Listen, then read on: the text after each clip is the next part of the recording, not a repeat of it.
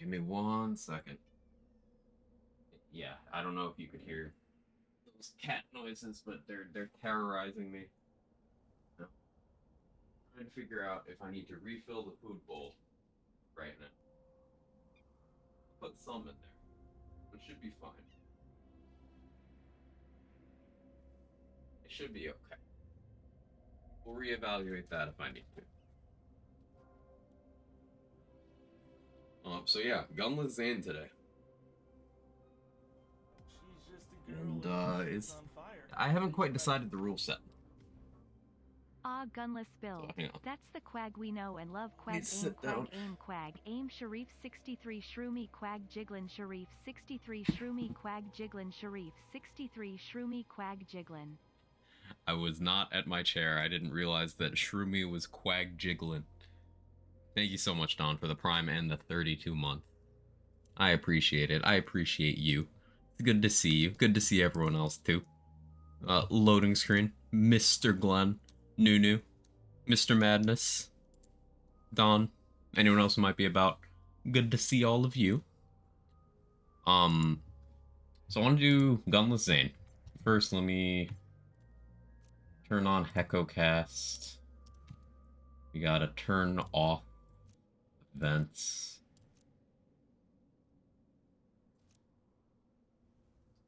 Um,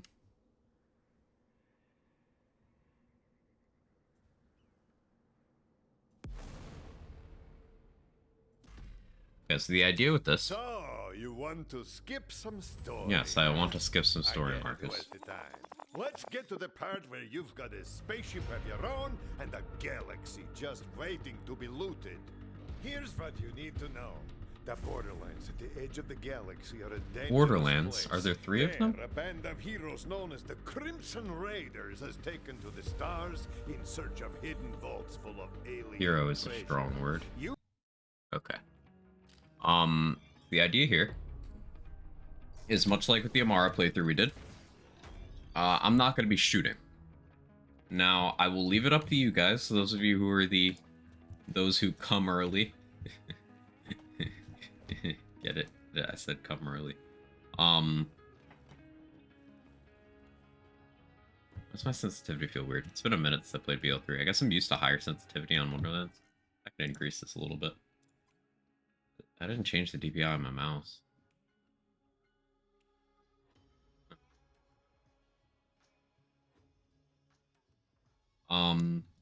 The thing I haven't decided yet, and that you guys are going to help me decide, is this going to be true gunless, as in none equipped, or is this going to be, just I can't shoot? Because this affects the playthrough a lot. You tell me. Grabbing some little blow my nose. Allergies suddenly kicking my butt.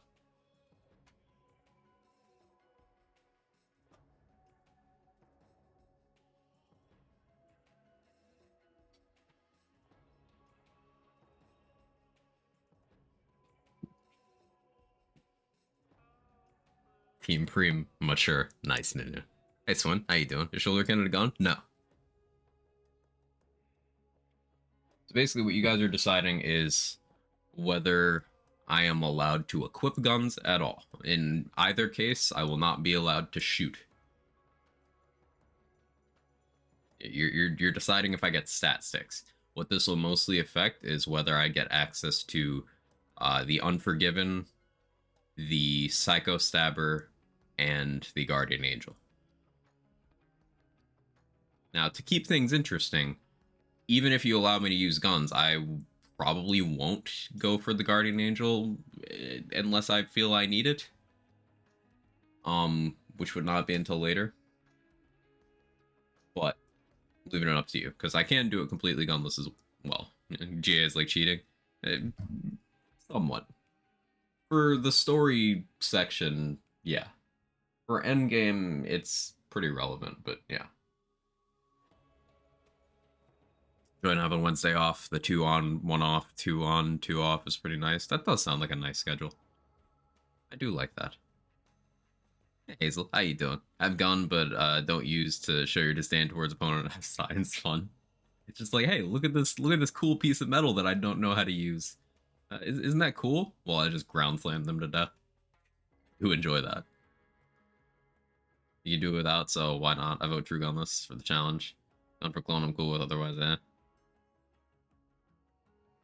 So like gun with clone, it just kind of stops being a challenge thing. That's something I'm getting at here. Because like if I can equip a gun, then that means not only can I equip Digiclone with whatever I want him to have, but I also get access to Guardian Angels.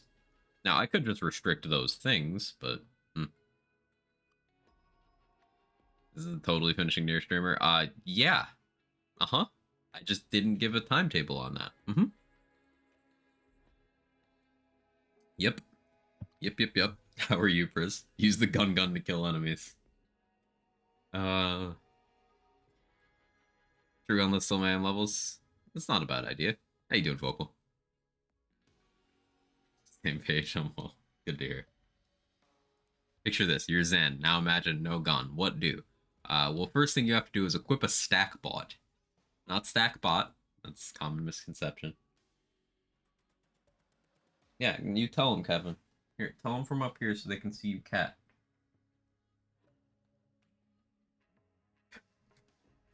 Mr. Sean, I hope you're well.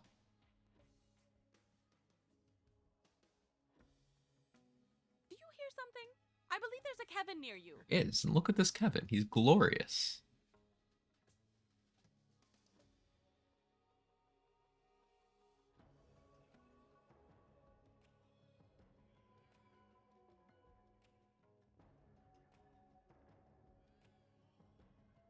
He's such a good boy. I was looking through old pictures from before Kevin got fat.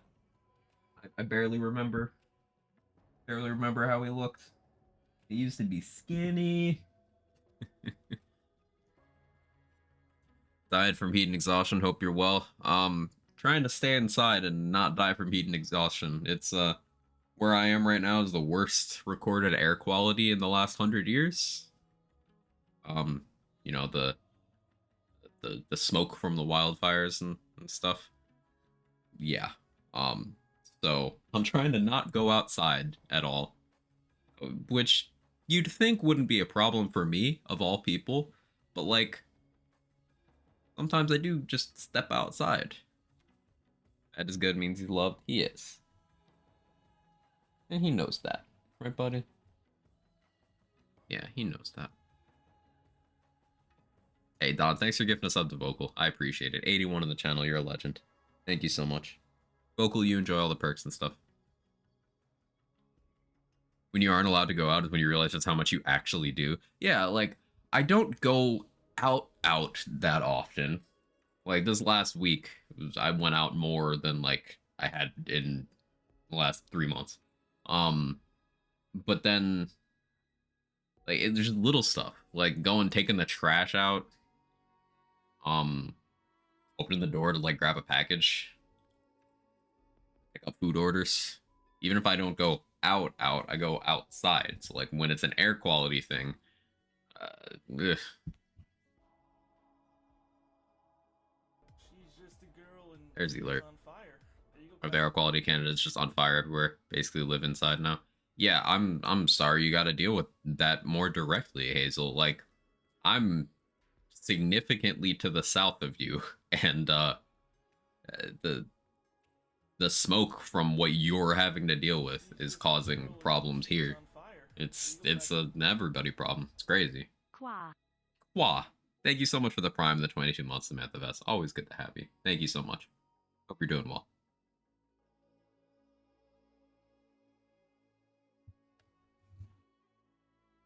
So I'll send our packages to Quag on Discord so we don't need to open the door. Speaking of, so I you know, the Discord name system thing, and Epsy. So I wasn't able to get Quag, predictably, but I was able to get my exact Twitch name. But this presents a problem. Now, no one looks at Discord names, so, like, it's fine. But, like, I was gonna, if I could get just Quag on Discord, I was gonna finally do the Twitch name change and just take Quag. Take that name. Because partners can just yoink names from inactive accounts with name changes. And that's an account that exists. So, like, it's something I put off for 2.5 years now. But, like, I was considering doing it. But now if I do that, then it's still fucked up. So, I don't know. I'll probably still do it, though. Like, at some point, if my name changes on Twitch, it's still me. It's just I might drop the TBJ for branding purposes before next big lands game comes out or something. We'll see. But that'll still be me, like, on Twitter and Discord and stuff. It just wouldn't be on Twitch. Honestly, sorry we're sharing toxins. Yeah, it's ugh. No more juicy. It'll still be juicy some places. Like, got Nepsy on Discord, so if using Nepsy on Twitch, I cry. Simply, here's how we get around this. Ready? Here's how we get around this.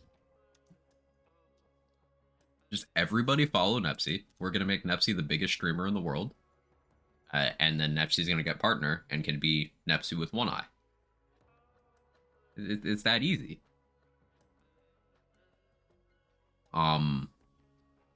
Whatever happened to vacuum tubes? Yeah, just ugh. It's crazy that the air quality thing is something like I'm a former smoker, right? So I try to take much better care of my lungs now and stuff. Um, but geographically where I live, that's never really been an issue before. Like uh this past couple years over on the West Coast US is more of a thing. Because the wildfires were more there. But East Coast, it's relevant now too. Um Got my preferred name on Discord, old account benefits, still hate that change though. It's still such a stupid change. What do you need your lungs for? That's a fair point. Okay, so chat seems to want true gunless. By the time Discord rolls around at me, New Mexican is going to be so taken. I have a 2016 account, and Quag was taken already. Now people who made accounts after me were able to get names before me, so like the rollout isn't working how they said it is. They said it was by date. It is not just by date. I have Nitro. I've had Nitro for 3 years. I've had a Discord account since August 2016. I still wasn't able to get my name.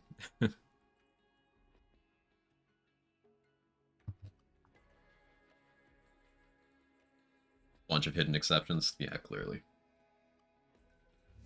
Okay, so you guys seem to have voted true gunless. Now, what this means is that we're going to have some scuffed levels to deal with. Now, getting C in red is just...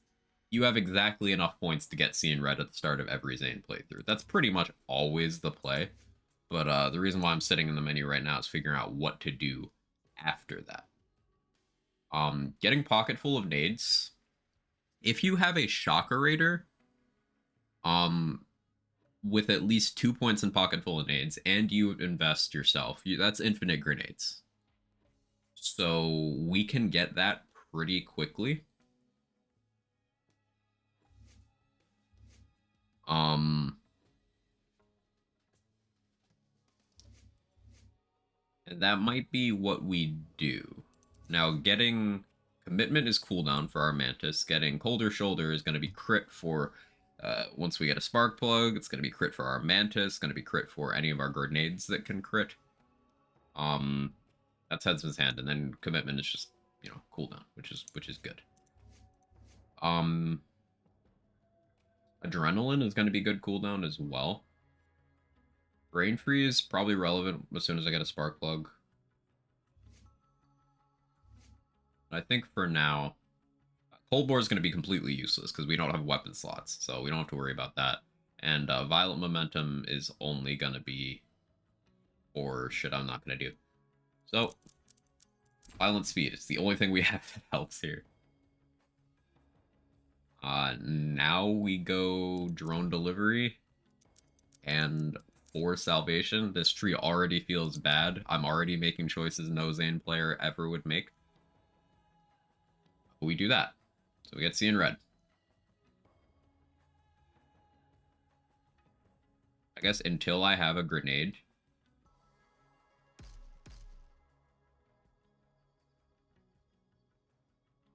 Put on Sentinel. Now we sell all our guns. Hey Blue, good to see you. Long time no see. Account's late 2016, I've not got Nitro, I wonder when it'll get to me. It's just a weird system. Random 2015 accounts don't have a name change yet. Like, ugh. It's strange. It's just strange. Oh yeah, hang on, I'm used to Wonderland's UI mechanics, playing around weird stuff in that. Now I have to relearn how to play around weird BL3 UI mechanics. Okay. So, content-wise. I plan on kind of treating this the same as the Amara playthrough, where I try to die as little as possible.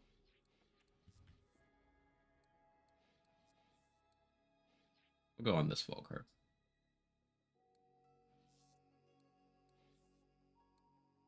on this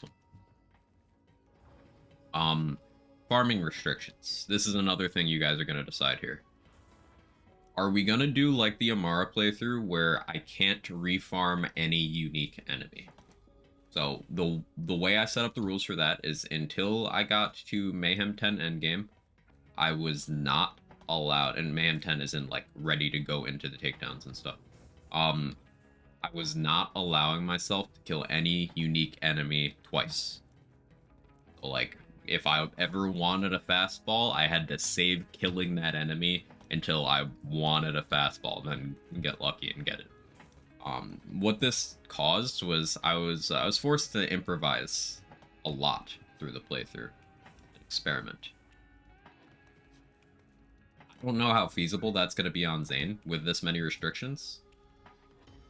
It's likely that under such circumstances we end up having to take cover in between every Mantis charge, but I will leave it up to you guys. I'm aware of these Discord changes apparently, but I rarely use it, so. Yeah, so basically, Discord's just changing how usernames are shown. It used to be whatever you want and then a 4-digit number. And that allowed people to have the name of their choosing. It's just if someone else was... Let's say there's another Quag somewhere. Well, we would just have a different string of 4 numbers after the name. But now you can't do that anymore. Now it has to be an entirely unique name. But the way they rolled out this system, some people got access to the name change thing first. Some Discord employees were making burner accounts to reserve names that they wanted, and then started selling those accounts. That's a whole thing. It's wild. And so there's names of some people that are just reserved before they ever had the opportunity to get them, even of some like notable content creators and stuff. It's just really weird. How you doing, Bendy? Good to see you. Good to see you too. Took quite a long tolerance break from everything Borderlands after burning myself out. Finally got motivation to play again. That's the healthiest way to do it, Blue. Good on you for doing that self-care. Good for you. What I walk into, just talking about the Discord name change stuff, Irish, filling people in on that situation.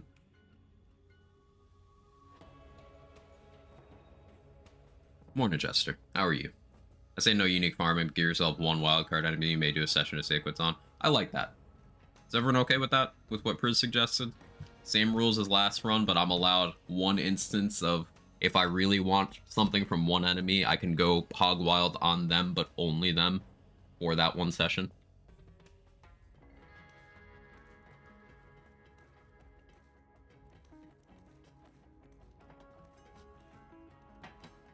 Here for it? Hi, Ken. Sure, sounds good. Sounds good. Cool. That's annoying, so they're forcing it. So, like, if I have loading screen 1, 2, 3, 4, someone takes loading screen, I'll have to change. Yeah, you're gonna have to change. There's some cutoff point where everyone's gonna have to change. You'll still be, like, referenced as your old ID as well for some sort of grace period, but, like, they're forcing everyone into this new system. So, for example, I couldn't get Quag because that was already taken. So, it suggested, hey, do you want period Quag, like a period before it, and then Quag. I was like, no, why the fuck would I want that? So I went with my name as it shows on Twitch, TPJ_Quag. But I discussed a bit earlier that I was, potentially gonna sync up a rebrand, but now that can has been kicked further down the road.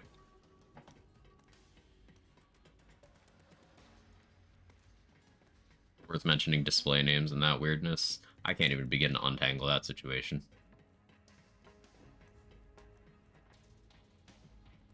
Yeah, Pericles, how are you? We lied if I said I understood most of Discord. It's one of those things that, like, I kind of view Discord similarly as I view Twitter, in that it inhabits this space where nothing does networking to the same degree, even if most of the space is a hellscape. Like, I don't really tweet anymore, but I still have the account because I need it for networking. CBJ stand for the Big Juicy. In actuality, it's just a reference to a nickname I had in high school. Like, actually, not the meme.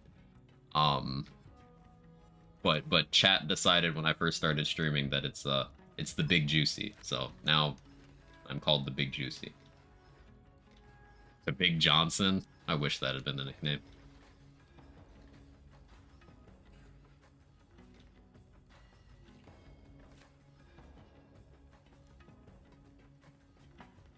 Total free choice means nothing for identification purposes. Oh, right. So it's, yeah, it's like Twitter checkmark situation.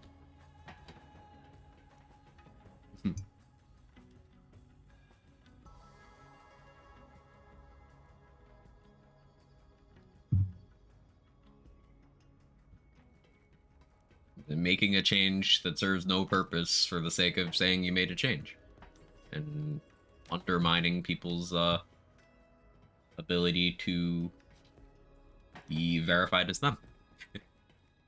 Be Jordan. Take the money and b-ball skills.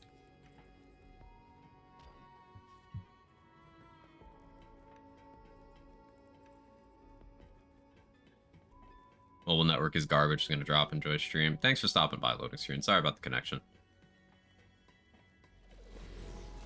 Oh, my ISP is also terrible. And constantly hiccups as well. It's just been this way for weeks now. Like, without letting up. Every few minutes I get a slight spike.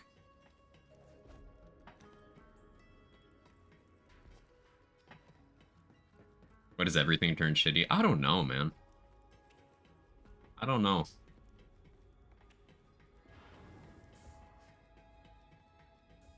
This is the way. I didn't restock on golden keys. I only have one. I should have maybe restocked on golden keys. Are there any golden key codes out right now, chat? Those are actually really useful for these playthroughs. I didn't think that through.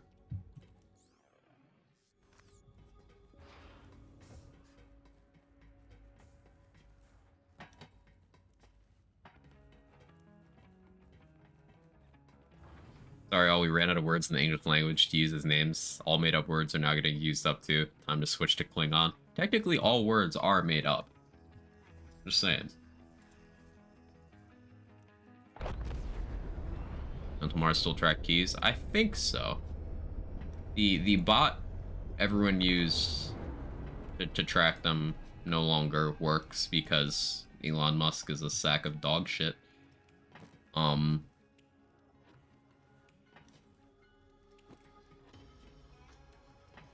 So I think Mental Mars would be the next most reliable source to keep track, yeah.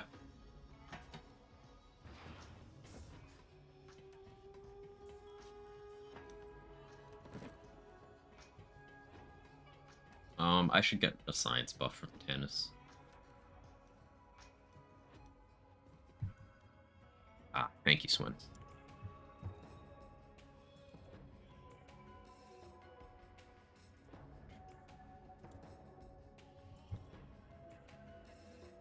Am I logged in on the website? I am.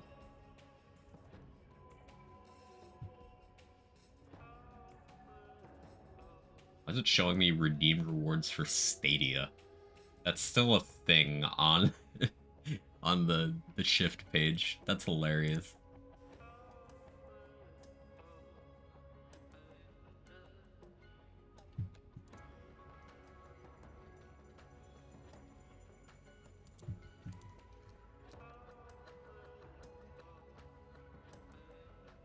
Okay.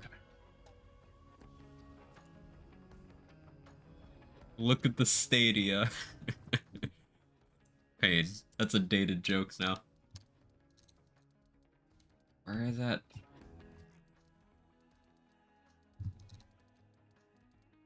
We'll see if it pops up at some point. Hey Pupsy, how are you? Hey Jackaboy, hope you're well.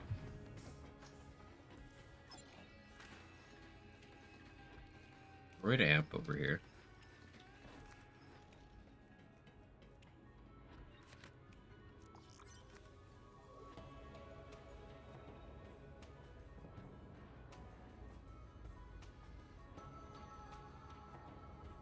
from Randy on 6-1. Why no pop-up? Let me make sure I redeemed it correct.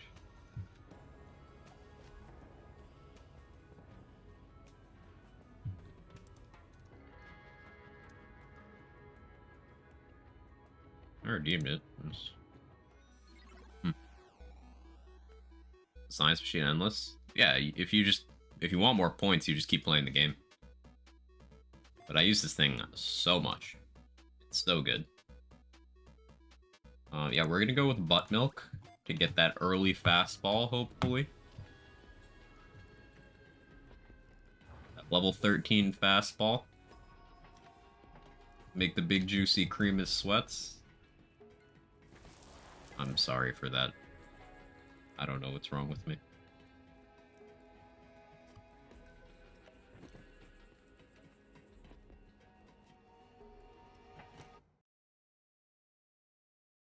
Time flies by too quickly. How are you? Old, because the time flies by too quickly. It's... Ugh. Time management is not one of the skills I've picked up.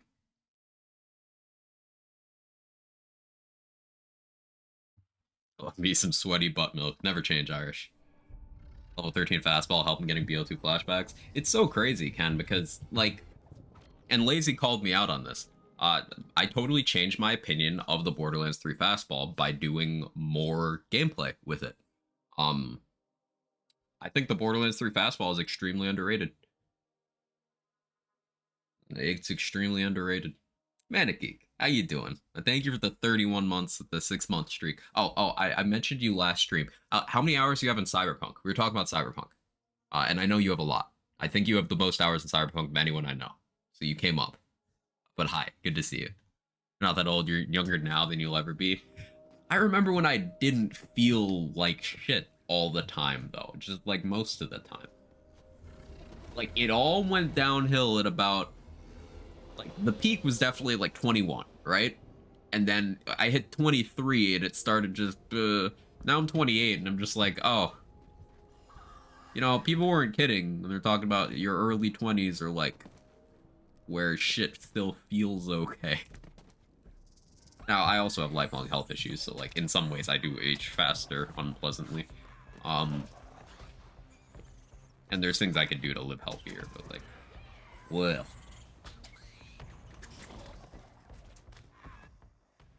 Make sure to take care of yourself physically. I don't do that, and it's not good.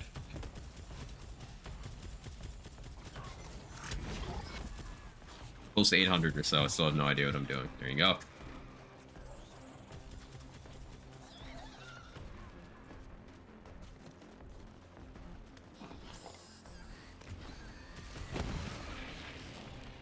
Yeah, we don't exactly have much in the way of Sentinel duration right now. It's able to kill. Mantis, as long as we hit a crit, can kill in one shot. Fortunately, it's going to require a lot of aiming from me. Does this strat just not work on these guys? Okay. Yeah, expect a full playthrough of that. I'm really gonna want a cooldown shield. Maybe we go DLC 1 super early to get an all-in for cooldown. No, that doesn't work on Mantis. I forgot. Shit. Yeah, Mantis and Gravity Snare do not benefit from all-in and Loop of Angel. Because those are cooldown boosts that they just never added in those items to the list of what they work on.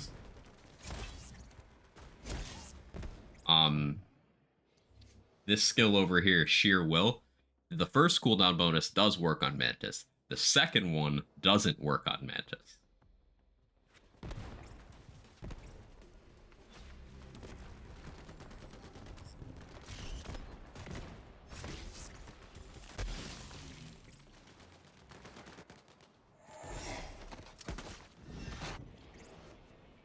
Remember, people didn't tell me I'm good buying alcohol because they see the one. Oof. Oof. A few judges Twitter are seeing K6 being the wholesome dad of the Borderlands community fighting the good fight against dickheads. K6 is a real one for that. K6 is a real one for that. Like, seriously, I've always admired the guy because K6 is the type of guy who has a huge following and doesn't let it make him into a worse human being. Like, he will still actively go call stupid shit out and, like, just behaves well. Love K6.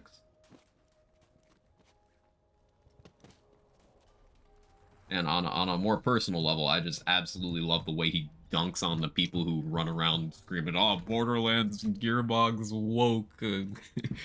One, you don't even know what that fucking means. Two, shut the fuck up.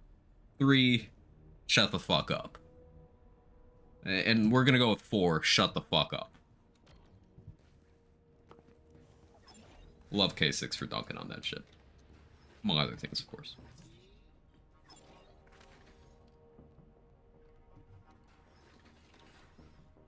Roided recurring frag grenade. Interesting rolls. This will probably kill me, though. That's a sticky. Take that. How you doing, Coffee? I'm gonna call you Coffee sometimes, because that's the old name. But yes.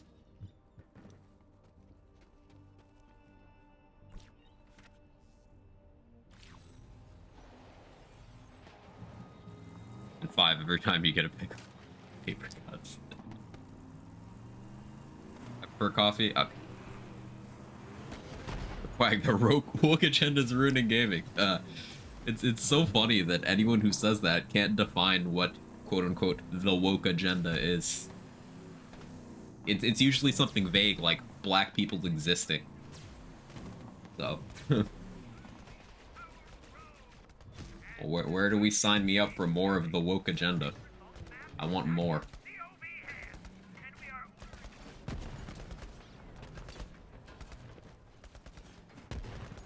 Hey Gage, how you doing?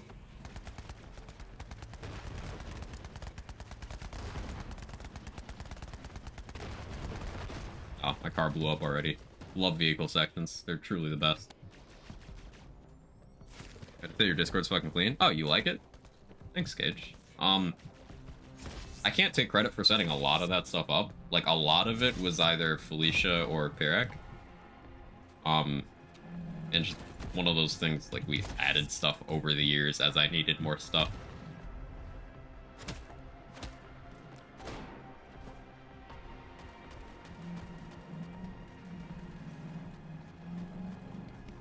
How come this car is half destroyed already? And I also say jiggling? We jiggling. We absolutely jiggling. Trying to get an underdesk treadmill since I can't really go outside to walk anymore. They're expensive. Some form of exercise as a form of body. As a form my body better fucking appreciate. Yeah, I used to be very fit. And I'd like to get back towards that. I'm never getting back in peak condition, because health, not stonks. But, like, I could be better. So I need to get active again, too.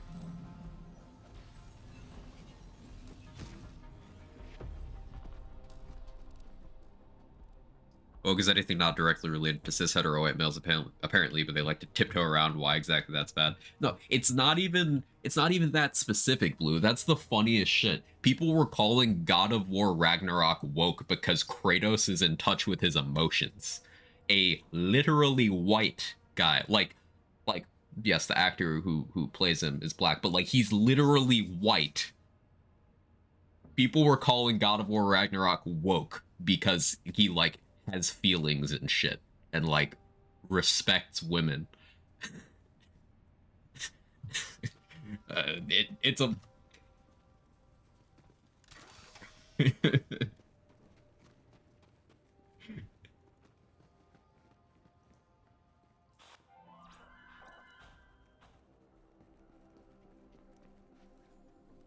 out of woke. Anyone who uses the word woke as a pejorative is a fucking idiot. There's no way around it. Some weirdo energy. Yeah. Same energy as you remember when Dead Space remake came out and people were calling it woke because there's anti-capitalist stuff on the wall and how that would never be in the original. It was literally in that same room in the original, but the people who say this shit are illiterate. So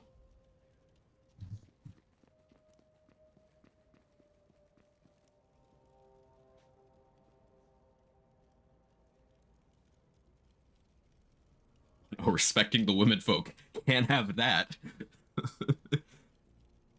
God forbid our main character has feelings. It's unacceptable. They've gone too far this time. Like workout stream? No. Sadly, nobody helped me get items. It's an all me or nothing kind of thing. Don't have a car to go pick stuff up. Want stuff from Facebook Marketplace or Craigslist, though, is way cheaper and better overall. Yeah, it's hard to get that stuff, you know, without being able to go load it up in a truck or something. Yeah. Like people who think Andrew Ryan's the hero of Bioshock. It's an unironic section of gamers who feel that way. Yeah, I know you're joking, Blue. I think in the context of the conversation, everyone knows you're joking too. But yeah. Wildly, you have to qualify that. Because there are some real people who have some real stupid opinions.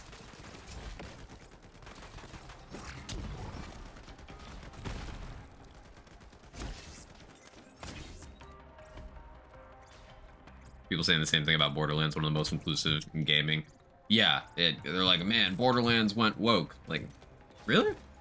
Literally the first human being you interact with in Borderlands 2 is a gay black space cowboy. So, like, did you just not pay attention? Or what's happening? And then usually the goalposts there move to, well, they made him gay later to pander. It's like, no, in that game, he just casually talks about a couple of his exes who were dudes. Like, there's a quest about it where one of them got eaten. Like, it's a whole thing. He simply exists.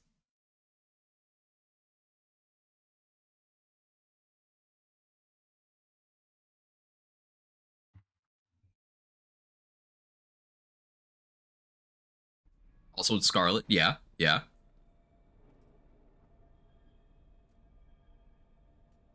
Axton, openly bi, Hammerlock, openly gay, Moxie, openly pan. Yeah. Always been the case for all of them. Torg, the most macho man of macho men, is intentionally a subversion of the toxic masculinity that people want to see in those games. Because, like, sure, he screams about explosions and stuff, but his second most common form of dialogue is talking about respecting people.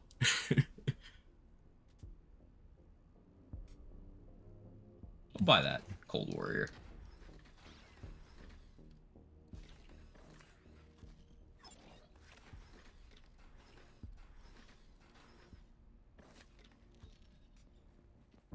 Gage also literally spells it out in the Beach Headhunter. Yeah, random gamer. Like, it's always been inclusive. Always. And Gearbox says that shit with their whole chest. In their games, on their socials, like, say what you will about, you know, corporate participation in shit like Pride Month. But Gearbox means it. They're real ones.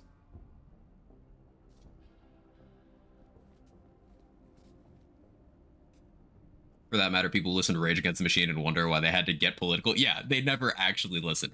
Every year, there's some weird time where Rage Against the Machine will trend on Twitter because some conservative figured out what their politics are. Like, did you not listen to the songs or watch the performances or listen to a word from any of the members ever or know the name of the band or, like... Say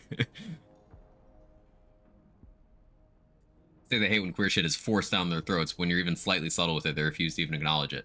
Oh yeah, you see that with all sorts of media. For example, that happened with The Last of Us. People are like, wow, they had to really shove it down our throats. Like, they didn't retcon any of that in. Like, all of those characters were in the source material, in the game, that made it into the show. There's two gay couples in The Last of Us in the show, and they're both in the game. It's just part of the world, but bigotry and stupidity go hand in hand. One feeds into the other. The more stupid you are, the more likely you are to be a bigot, and the more of a bigot you are, the more likely you are to have stupid opinions. So, like, it's this unpleasant feedback loop, and gamers are some of the most forceful people about sharing their opinions, so...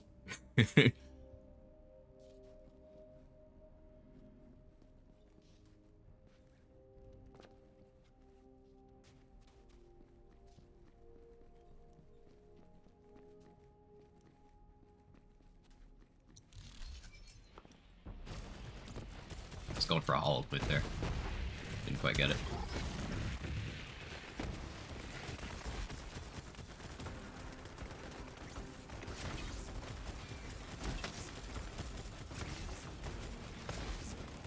Do what to a printer?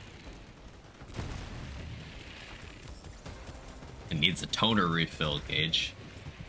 I grow my own. Natural tone.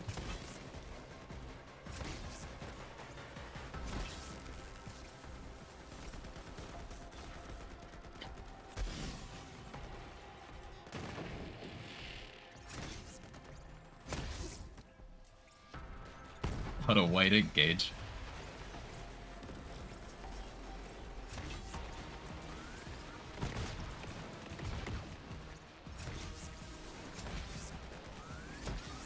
Since I got that grenade, I do actually want to equip Sentinel now.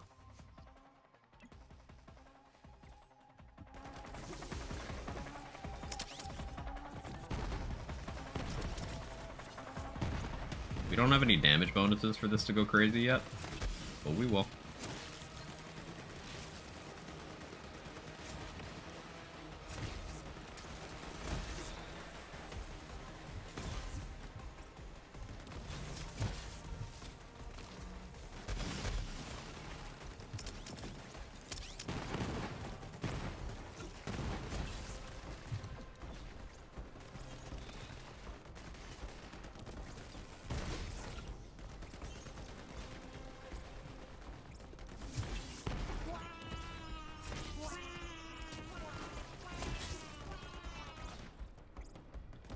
Something I might end up doing instead of using Mantis, once we get that red tree investment, is I might just use Clone with Doppelbanger.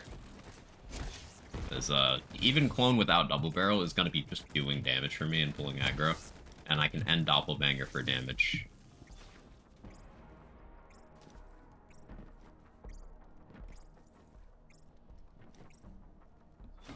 People are feeling all kinds of things for the Frigid Atomic Heart. Fair enough.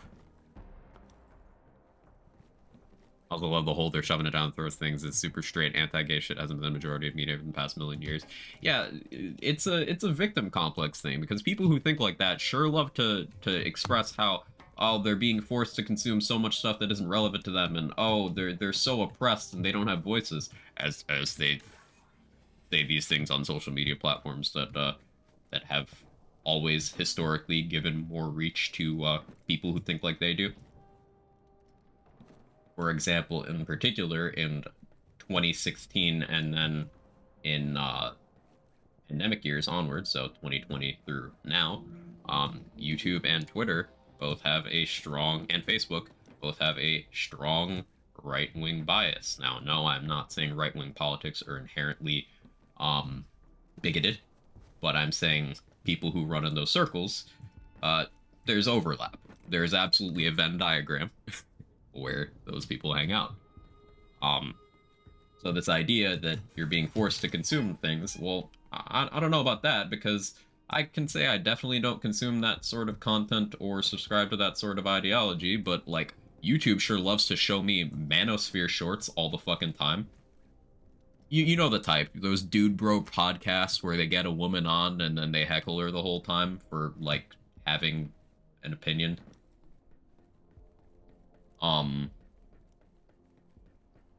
You know, the ones that talk about how you're not a real man if you don't do X, Y, Z and give me money.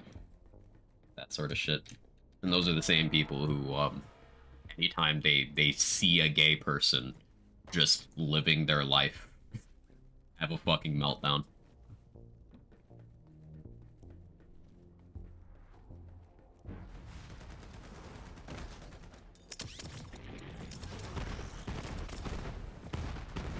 Like, it is endlessly amusing to me that the same people who appoint themselves the arbiters of masculinity start screaming, crying, and throwing up as soon as there's a background same-sex couple in a Buzz Lightyear movie.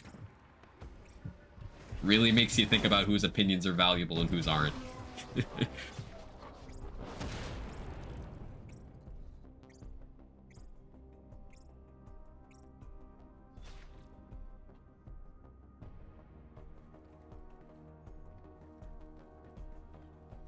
You know, praising ancient Greece. Oh yeah, where all the dudes fucked each other because, you know, fucking was fun and they were all horny. Yeah.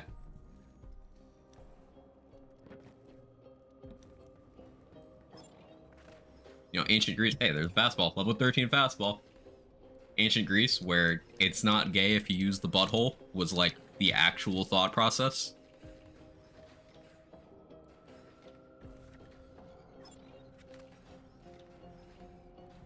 Little fleet stopgap.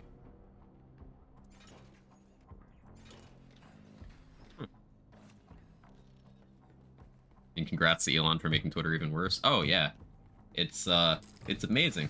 It somehow took one of the shittiest things, ruined anything good about it, and made all the shittier stuff more shitty.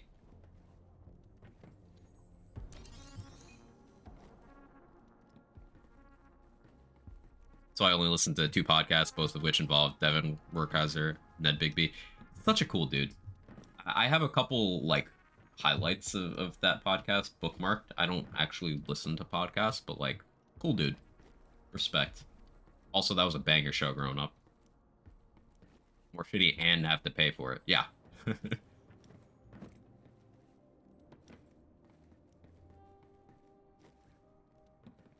Talked to my mom a lot about politics. We've talked a lot about how the political conservatives become so associated with being, like, socially conservative. Well, that's because we're getting into actual politics talk here, but I'll try to keep it somewhat vanilla. Conservatism in 2023 does not have any policy stances that benefit people, so they default to culture war. Because the only way they get votes is by making sure their voters are A, uneducated, or B, hate someone. That's it. There are no conservative policies, at least over here in the US, that are actually popular with people, at least not a majority of people. Even the culture war issues do not resonate with Republican voters. That's the funniest thing. All this shit that that fuckwad governor of Florida does, it doesn't even work for the actual greater Republican base. Like, he's gonna lose in the primary to the sex criminal with small hands because he's too forceful on culture war. And that's the reason.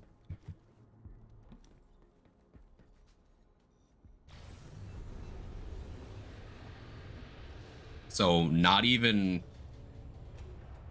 the party that is predisposed towards liking that shit thinks that the culture war shit actually helps them. So it's all just theater. It's performative.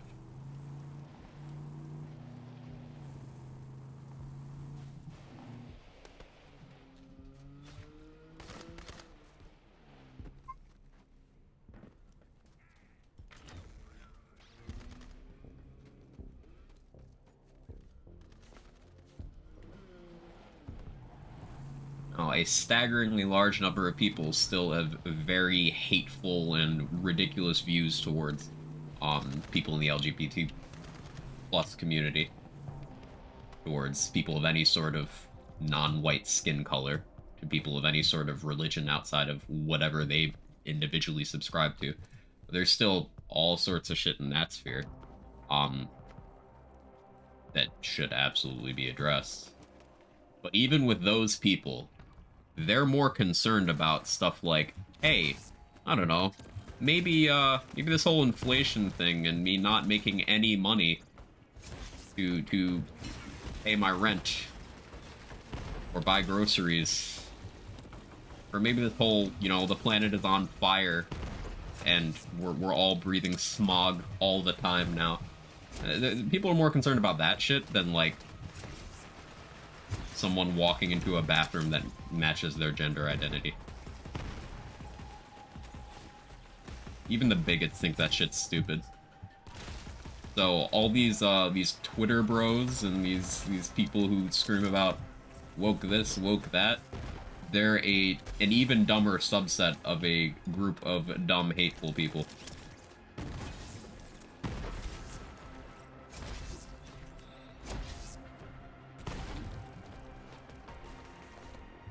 Even the bigots think they're fucking stupid.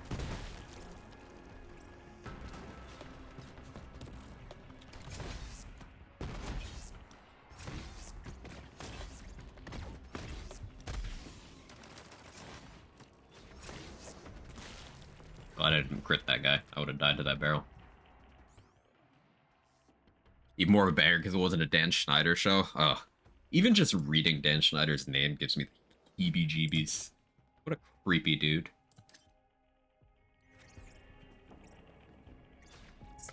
Use a pickaxe. It's weird how small government and less taxes somehow become associated with racism and homotransphobia and bigotry in general for so many people. Well, the whole small government thing is, it's never actually been a stance in conservative politics. It's something they say. But, like, they're always for government overreach. Think about it. The people who are all like, oh, small government, are the ones who want the government to pick you up if you say the word gay. That doesn't seem like small government.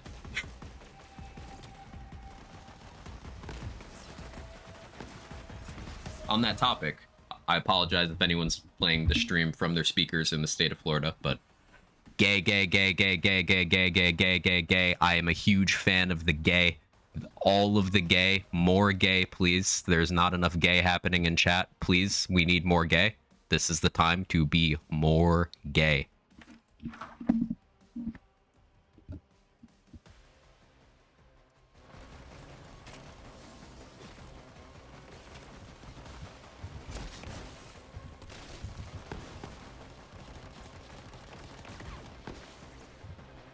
Impaler goes hard.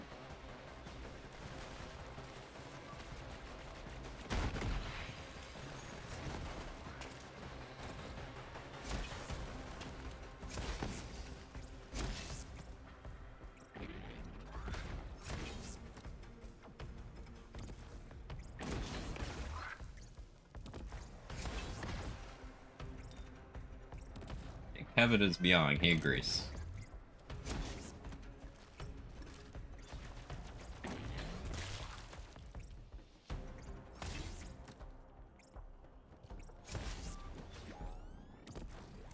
My aim is so shit, chat.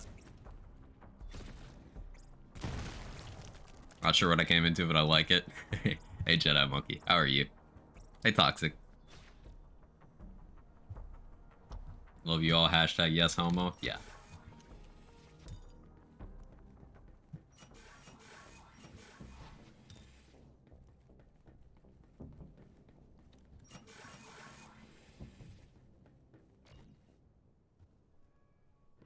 What's the setup for this run gonna look like for endgame? It'll most likely be Shield Nova spam as much as possible, with either a Stinger or a Void Rift, possibly a Frozen Heart. Maybe I allow myself Fish Slap, because nothing in Zane's skill tree helps Fish Slap. Funny enough, the only things you get that benefit it are Trick of the Light, potentially. And that's it. So, yeah. We'll see. Skip Zero's intro. I don't have dialogue, so it'd be weird anyway. Not sure what I came into, but I like it. That's how the gay gets you. Give in. Give in. It's excellent here. I guess it's something I should advertise, like, more forcefully, because it makes some people feel represented. But in terms of, like, where I sit on the spectrum, I'm somewhere in the sphere of pan. I don't think about it too much, because we don't need to fucking label everything, but yeah, that's me, somewhere in there.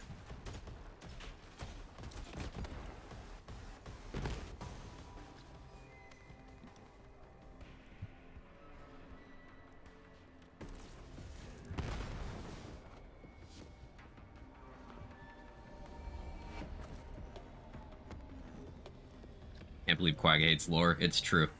I've always hated lore. Just the thought of someone putting effort into storytelling and just overarching plot makes me fucking sick.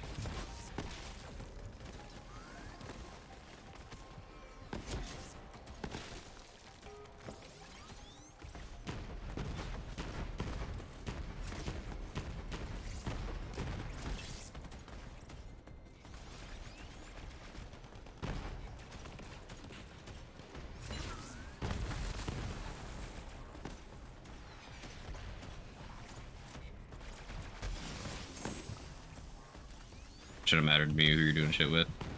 That's the thing. It shouldn't matter. But the existence of things like Pride Month is necessary because support for people who are attacked for existing is necessary and is good. Affirmation in the face of, you know, an overwhelming tendency in a lot of circles for people to decide you don't deserve to exist anymore because they care too much whose holes you like. Or they care too much how you feel about your own holes. Like, this is not a Shia LaBeouf movie. Not everything needs to be about holes.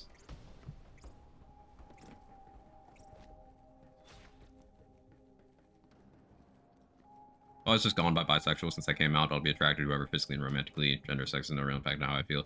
It's pretty much the out-of-the-box definition of pan, I feel. Like, it's hard to labeling this stuff's difficult. Some people have difficulty differentiating between whether they would identify as bi or pan because gender as a concept there's a lot of fluidity there. You know, like, if you're bi, then how do you feel in terms of attraction or romantic feelings towards anyone who's gender non-conforming entirely? Like, not someone who's just trans-masc or trans-femme, but, like, how about the NBs?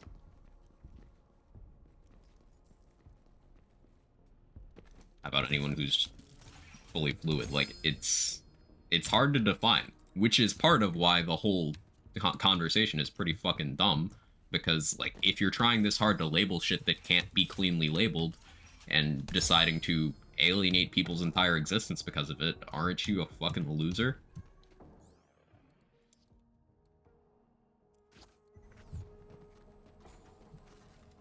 Arrow Ace, people expect you to be into holes. I don't care about holes. Base. Toxic, living the life of no distractions.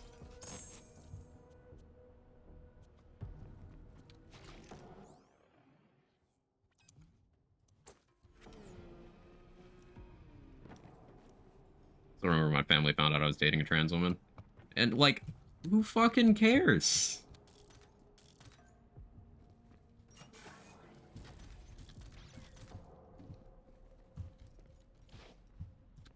It's just...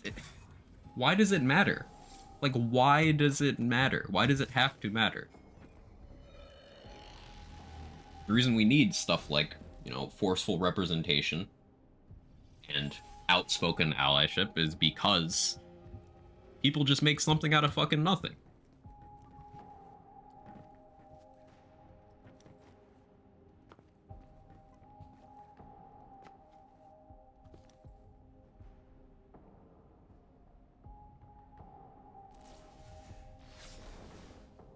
Very much gender non-conforming. I work in a field with a bunch of manly men.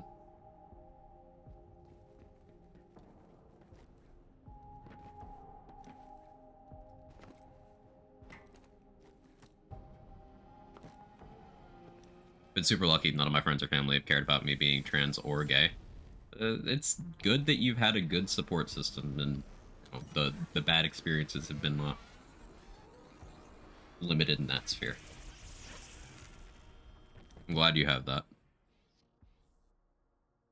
So remember mother screaming at me, "Don't date it," because people you think, wow. Is this the same person who said that shitty stuff in regards to addiction? Because I'm seeing a behavioral pattern here of just being a trash can of a human. Hope that doesn't overstep to say, but like, ooh. Yes. It's fucking awful, Ken. I'm glad you turned out a better person.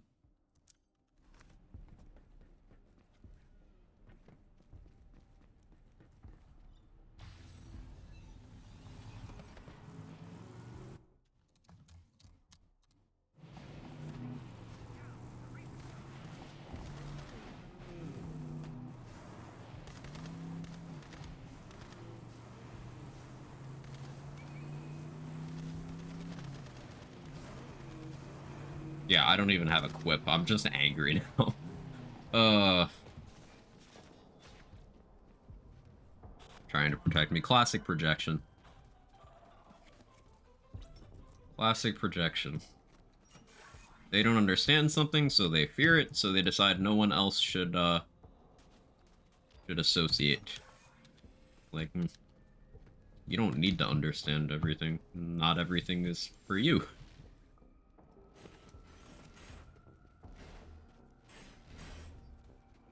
Still haven't come out to any of my grandparents or my dad after like 6 years because they're either religious or more conservative than I like to talk. And it's just fucking stupid that people, like, that's how some people want the human condition to be. Like anything unsightly to their values like that. No, keep it a secret. No, you can't live your fucking life. Just shut the fuck up. Imposing your stupid value system on people just trying to exist and do that very basic thing of living. It's so fucking frustrating.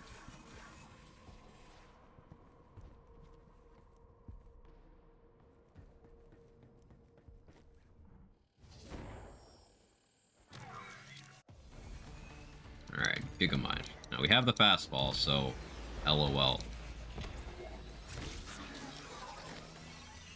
I don't have many grenade SDUs. I suppose that's the thing. I need to run around and get grenades.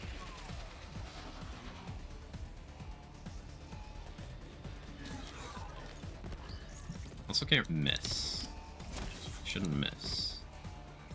Drop your shield. Bro. I don't. Whatever. Fuck you. Borderlands lore book have a release date yet? I don't know. I don't know. I actually don't know anything about that. Hippity Hopper, Blastmaster, and Infinity. Yo, getting a bounty hunter this early on a flak playthrough would actually be insane. It even has doll crit. Azor, like, we got some crazy drops here for everyone but Zane. That's cool.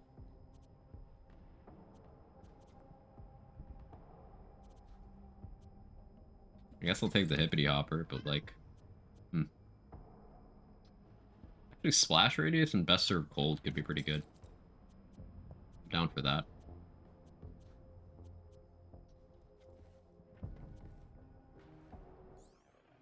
I think I'll equip that, honestly. Is the Borderlands movie? Remember why I used to hang out here so much, a real stand-up dude? I'm glad you think so, Blue. I just,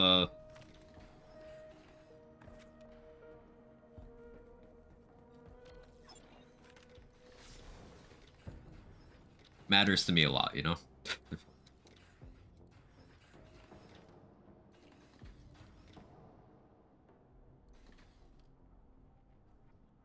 I have no reason not to get this Red Queen, other than inventory space, but we don't talk about that. Backhand could be good. So reflect shields are interesting on Zane because like a ghost works as a sort of reflect. So if you get enough reflect chance with like a ghost next to it, you can actually get projectile immunity. This is a 3-pointer. Get up to 10% per point. So you only need 70% reflect. Or you could run an infiltrator comm rolls like a ghost as well. So you could get 6 out of 3. That's 60%. So I guess you only need 5 out of 3 in a Rico. 3 out of 3 is still pretty good though. It's just you have holes. Oh no, we're back to holes again.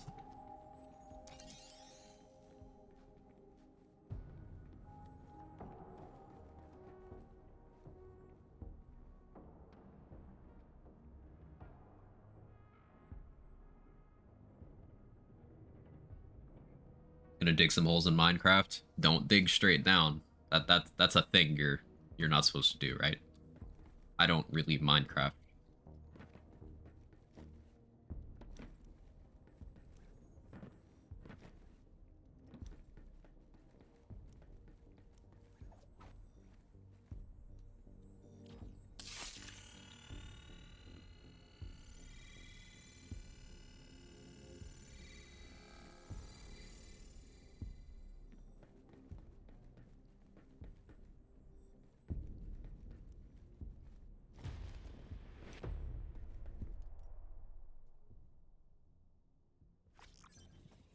Life's a garden. Dig it.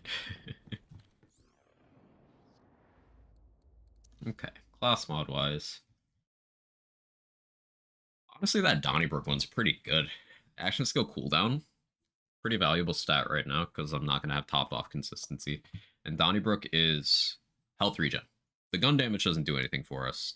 It does do something for Digiclone if we go that route. But the health regen's nothing.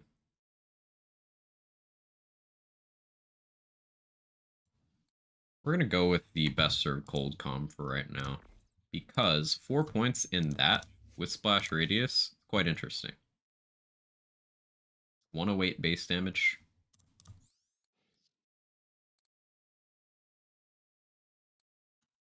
We'll see what we can do with that.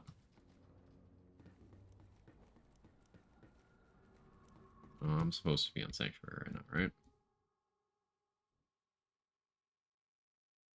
Borderlands Community 3 specifically is one of the only online communities I've been active in more than just sitting back and watching. It's one of the fondest parts of my life.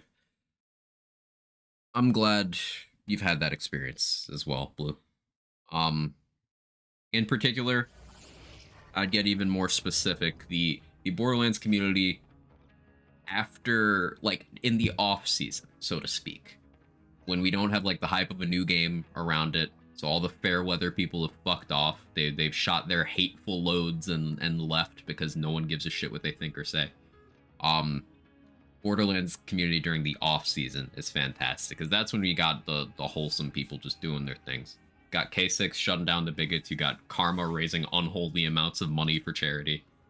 You got people like Past Garoni who just always has a kind thing to say about everyone. Got people like Moonbase Tom. You got a ton of great creators just running around doing cool shit in great communities.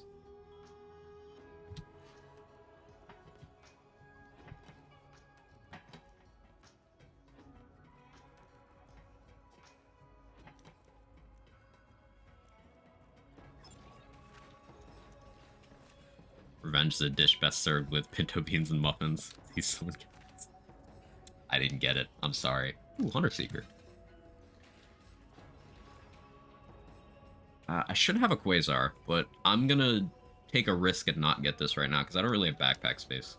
And I prefer an Atlas Quasar. Just a personal preference thing.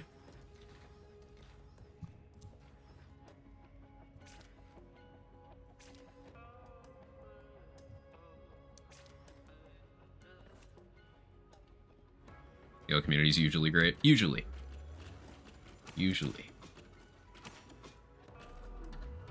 Hi, Sora. How are you? Lost in the shadows will cut you if you arm these people.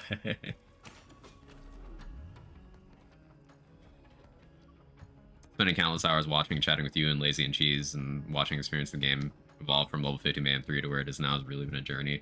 It's been such a formative time for me as well, yeah.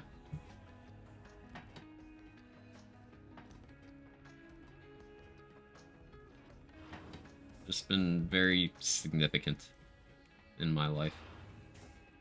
This cat is losing his mind. What do you want? Like, you have food. Do you want more food? Is it because you can see the bottom? Yeah, it's totally that.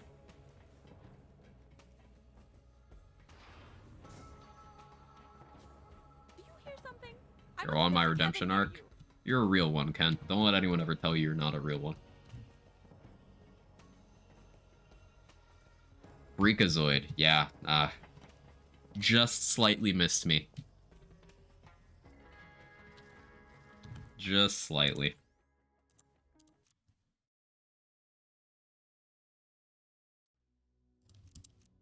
Oh yeah, I gotta save file manip. Hang on. For anyone who's not normally here when I make new playthrough characters, I have so many saves in my folder that it generates new saves as 0. So to actually load them properly, I need to go in my file folder and rename them. Otherwise, my game can't see them. Now, I don't know what number of saves it takes for that to happen, but I'm way over that number.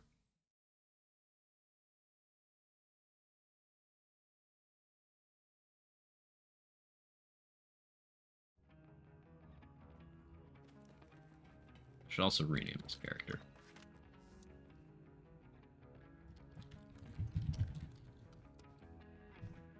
Let's hang on. We gotta look like Zaddy here. Hey Kirk, how you doing?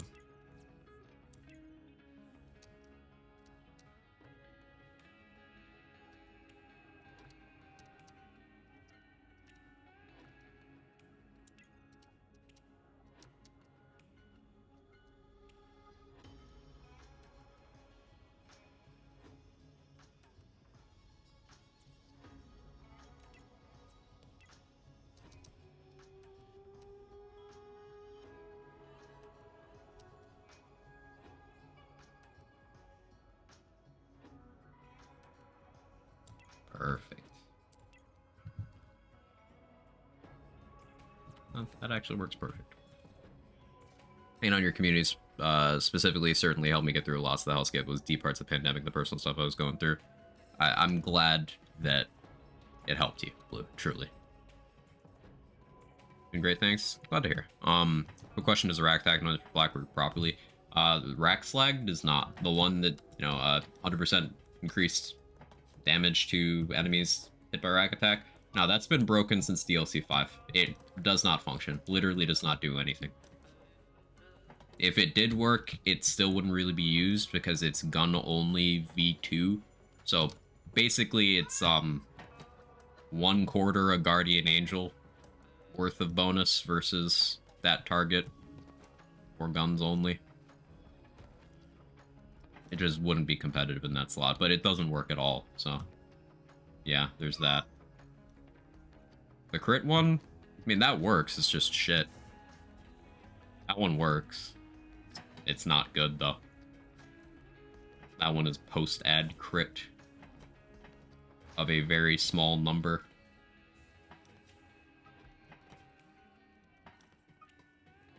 Specifically 1/8 of Fade Away.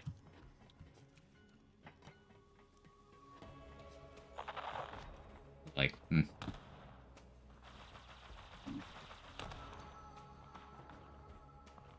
I'm kind of pouring my heart out here. Just felt like I never let you know how much community cultivating means to me and has helped me.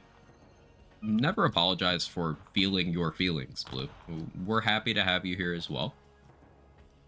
And you've been here from the early days. I wouldn't have had an opportunity to meet as many cool people if cool people like yourself hadn't been there from the start.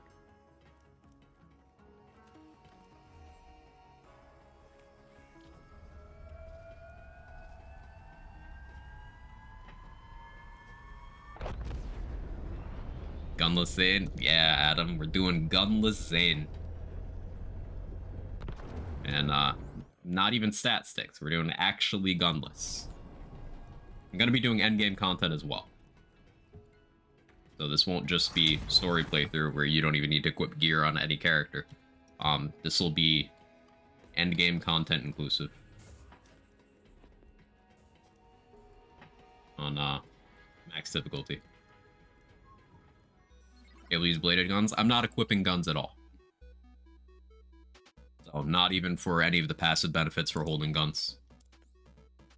No guns equipped.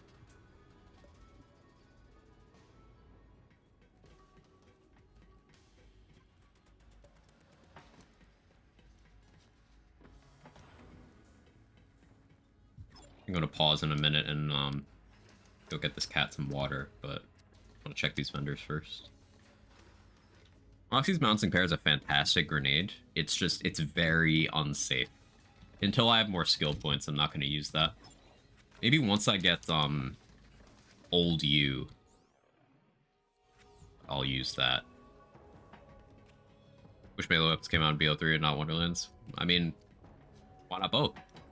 Wonderlands is a good game, and the melee systems in that game are great. Even if you don't like Wonderlands as a game, the melee system's really good there. I would just want it to be in more things, not fewer things. That's one of the things I do want them to bring over into the next mainline lands game. Just the melee system from Wonderlands. Give me that. Gimme. AC Corrosive. What shield am I using right now? Impaler? I don't have the Iridium for that. We'll hold off. At some point, I'm going to want to get an ASC 50. That's going to be particularly important here, because I can just always have it on.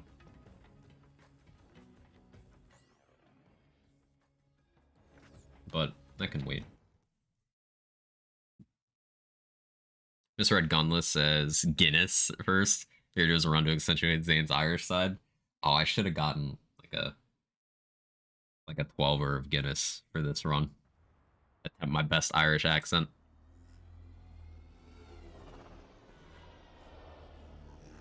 Give me all the melee. Yes, sir. Like Wonderlands, I wish melee was in BO3 because Wonderlands the only game that came with melee weapons. Yeah, I think that given how well the melee weapon system was received in Wonderlands, like, I do want Borderlands and Wonderlands to remain separate with their own separate creative decisions, but I think that is one of those core things that they could just implement into all of their games. Ooh, good money grenade. We want that.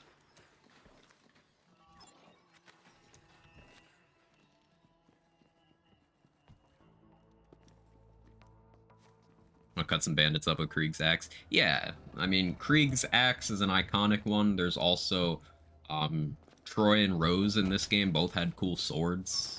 Zero's sword, of course. Zero's sword is so popular, it was a pre-order bonus for Godfall.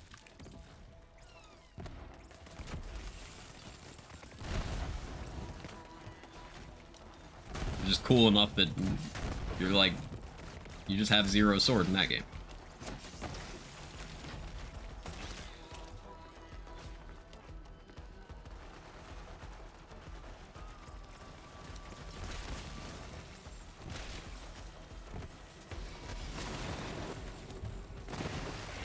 Black Hole Nova going crazy.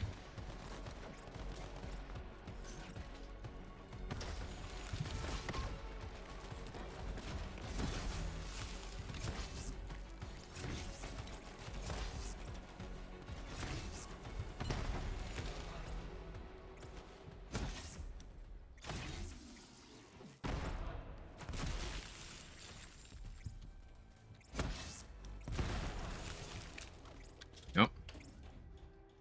I don't care for melee, I like it being an option. More options, more gameplay systems that people like building around. Means more options for more players, which is good. The thing I've been doing for the last 3 days is grinding God rolls of returning weapons. Not my jam, but I do wish you the best of luck with that.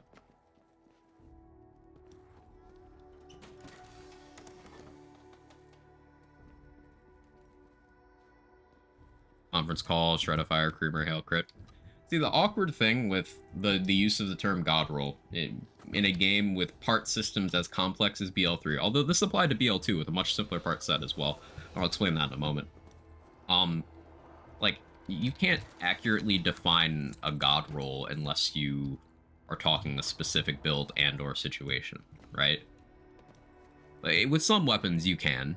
Just getting max damage is all that matters, sure.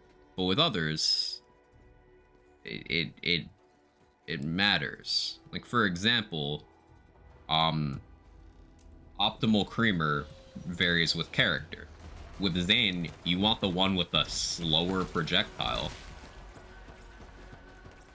so that it hits you. That's more optimal. So, like, if you were defining what's a god roll, well, which character?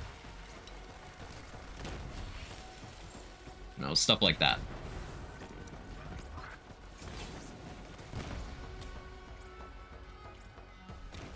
Prefixes. BL3 part set is complicated enough that prefixes don't really give you meaningful information a lot of the time. To the moon, I guess. Maya, are you going to be useful and save me? Thank you. Maya?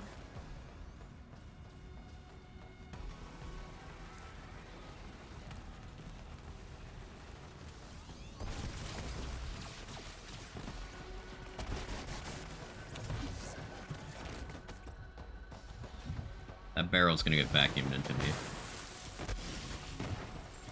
But it's fine. I positioned well.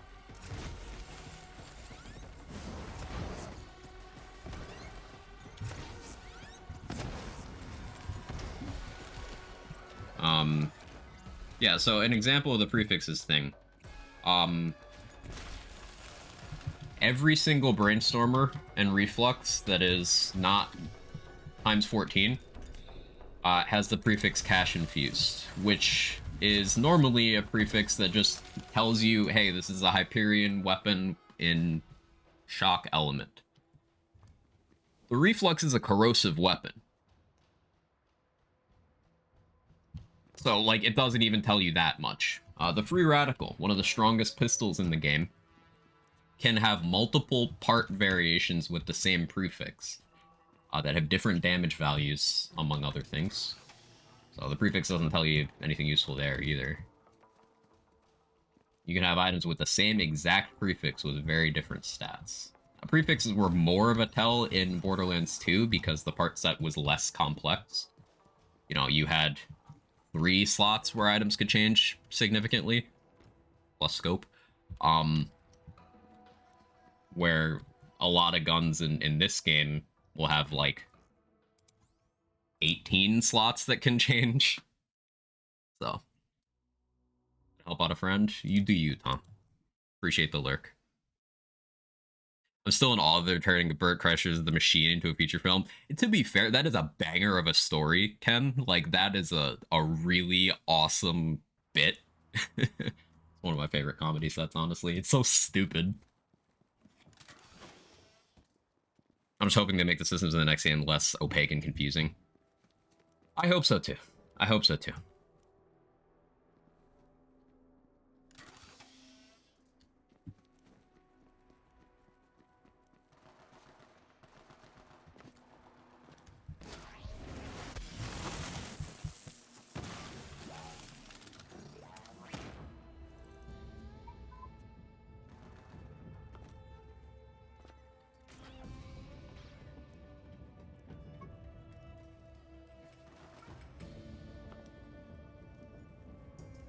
It'd be awesome if they deleted the item score mechanic. That's just confusing. Serves no purpose.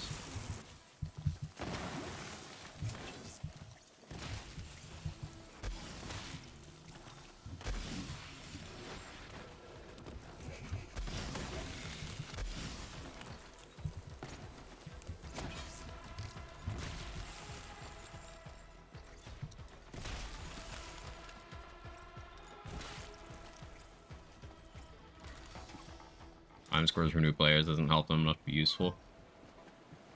It's just part count, and, like, that's not useful information. Proper class mod sorting, yeah. them not including junk stats on items would be really cool. Like, for example, the way this is phrased makes some people think that those bonuses would apply to things other than the grenade itself. Like, it says 20% grenade damage, 25% damage to stuck target. Well, people might look at the base damage of that 177 and be like, okay, I need to add 20%. And that is what people do with guns. They're like, oh, this one pump jump has like 1500% damage on it. It must be good. No, it's not. You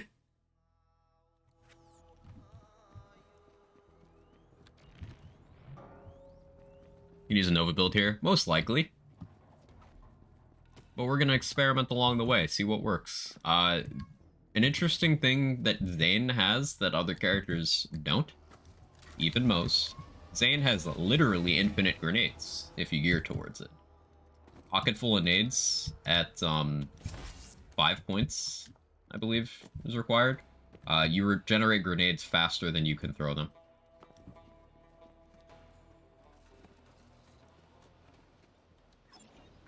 Wow. Okay.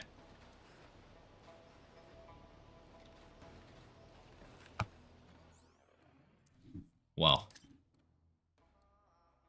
Okay. No notes.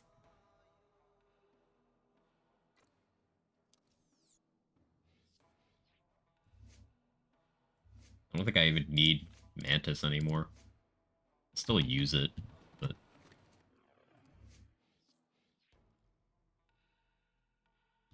Wow. Interesting dilemma, though, since we want systems to be complex enough to allow for significant variance in builds and stuff, but trying to achieve that almost always leads to confusion and problems.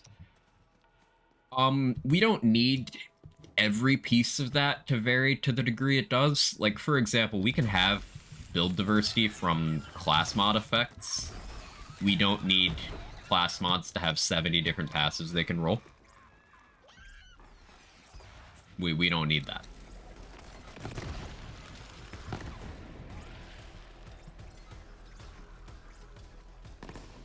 Like, the increase in impact of class mod effects going into this game from the others, that's enough for improved build diversity. It doesn't need to be what it is.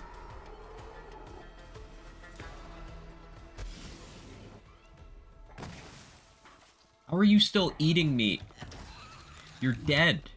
Chupacabrach's aura still goes after it's dead, by the way.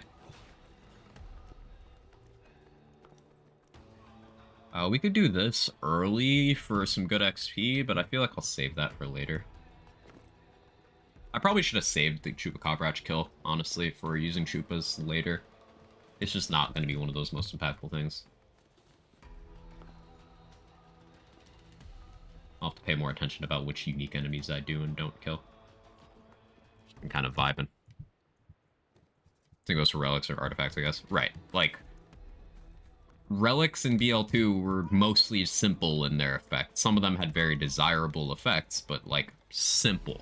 And then BL3 gave even more complex ones in many instances. But then they also gave massive, massive part variants. Like, BL2 had Allegiance relics, and BL3 has the Company Man, which is an Allegiance relic that has millions of part combinations. It doesn't need to be that way.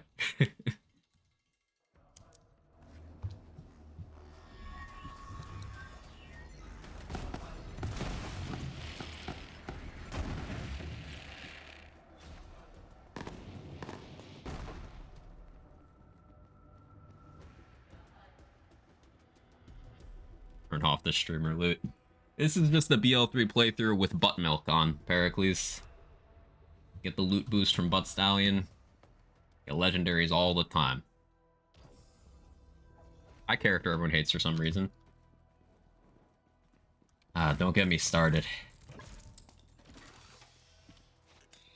Fine, you got me started. Ava's probably the most sane character in all of Borderlands. Like, literally the most well-adjusted individual you interact with. Considering her circumstances, her role models, and her experiences, she's downright relatable.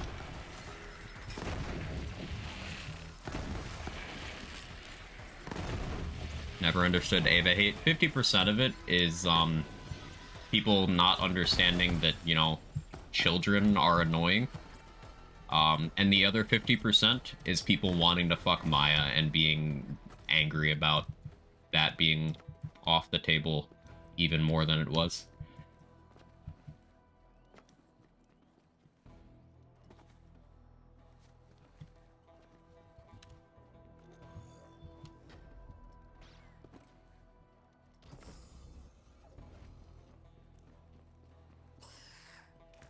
At least 15% of it was people thinking it was cool to hate Ava.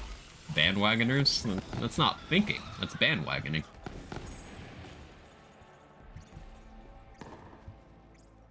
Careful, some of them like dust bunnies.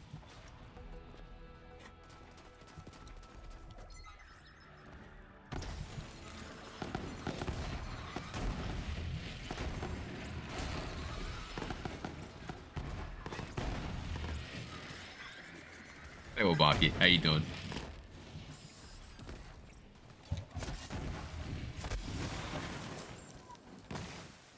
Oh, am I gonna go down here?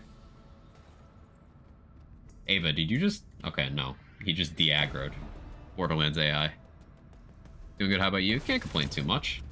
Enjoying the thonking this playthrough is gonna demand from me. I know, thonking on Zane? It's crazy. Downright silly. We're gonna thonk anyway. I should add Stare to this channel, huh? Wasn't she fun to play? Shit character. Oh yeah, she was my second most played character in that game. It's just she didn't have a personality. Like, nothing of value was lost. She certainly didn't have a personality in Borderlands 2, and then she didn't gain one in the 1 hour of screen time she has. Not even 1 hour screen time, the 1 hour of presence in the story overall in Borderlands 3. Like, you liked the character design, and that's cool. But she didn't provide anything. It's like, in the Star Wars sequels, Captain Phasma. They wasted Gwendolyn Christie on a super badass trooper that didn't do anything. She didn't do anything. She's cool, and I would let Gwendolyn Christie step on my throat until, you know, the movement stopped.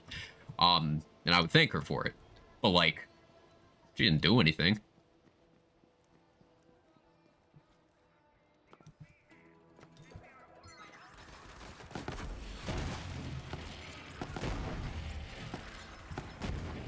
I just don't get Ava being the leader of Crimson Raiders. Neither does Ava, Pericles. In DLC 6, she's literally questioning why Lilith did that at all, and one of her reasons she wants to find Lilith is to give the job back. He doesn't want it either. It's Lilith's fault.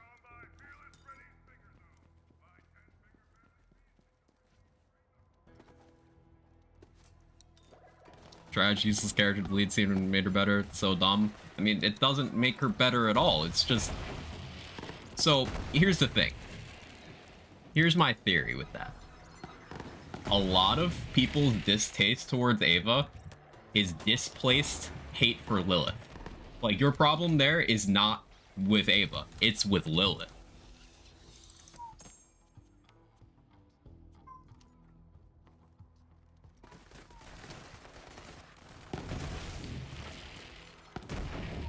Still hate both of them? Lilith sucks. I'm absolutely willing to hop on the Lilith hate train. Lilith is a trash can of a person.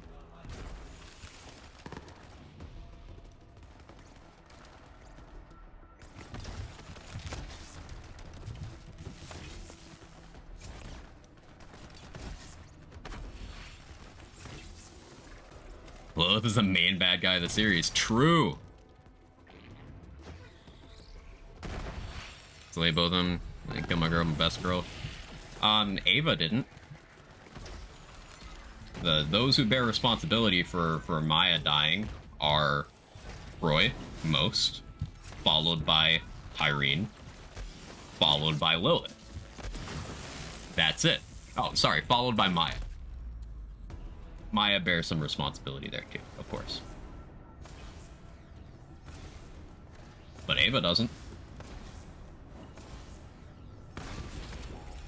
Ava was just in the room.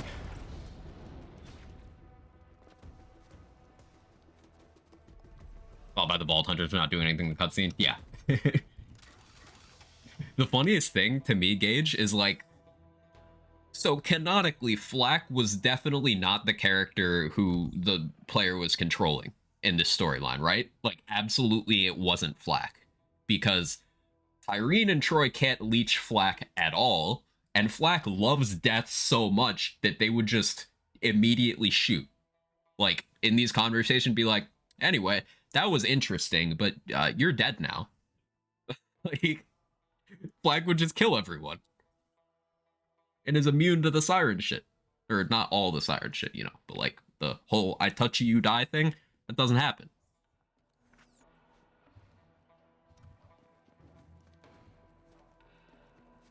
Lilith is legit the reason BL2 happens. There's an entire DLC in BL2 roasting Lilith's terrible ability as a commander accurately. And then, coming off the heels of that DLC, she makes 0 changes. And, you know, reality ensues.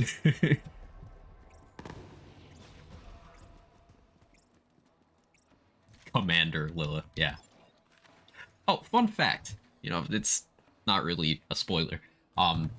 In Diablo 4, Lilith literally says, "Fight for Sanctuary," verbatim. I just found that funny. Anyway,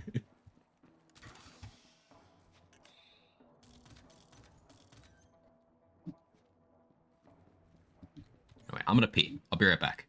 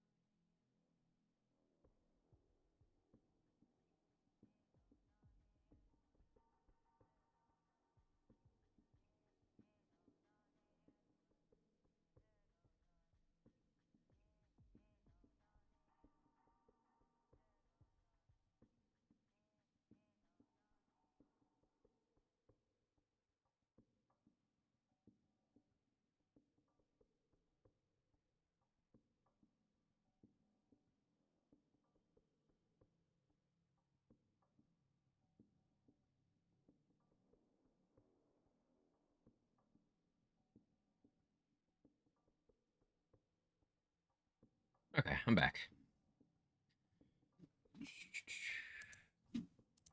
Right back to Star Rail. Hi, Sen. Bye, Sen. Moment where it looks like we come full circle and Diablo's borrowing for Borderlands. Yeah, that had to have been an affectionate reference, right? Sam said on Twitter the Vault Hunter is still in the vault. Cool.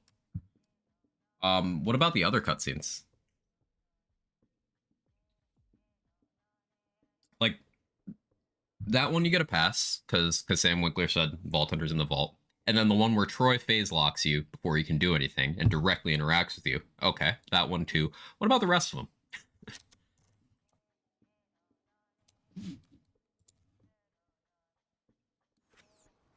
V4's been amazing so far. I'd call back to the older games as well, just been cool. I still don't know if I love the game, honestly. I'm very far in now. I'm level 60 something. I'd say it actually doesn't have that many callbacks to Diablo 3, which is interesting. It kind of seems like they sort of want to ignore that Diablo 3 happened.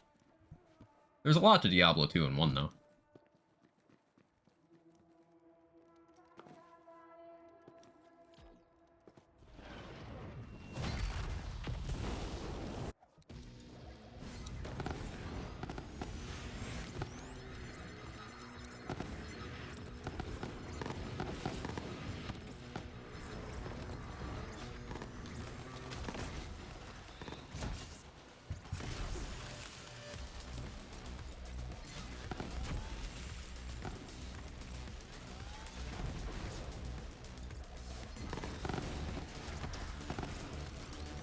Anyway. Troy's scene in the mansion is my favorite in the game. I really like that cutscene as well. Wow, that's a lot of legendaries. Okay. Okay, because, like, they're all trash. They somehow managed to all be trash. Well, not all trash, but, like, I can't use the jackhammer.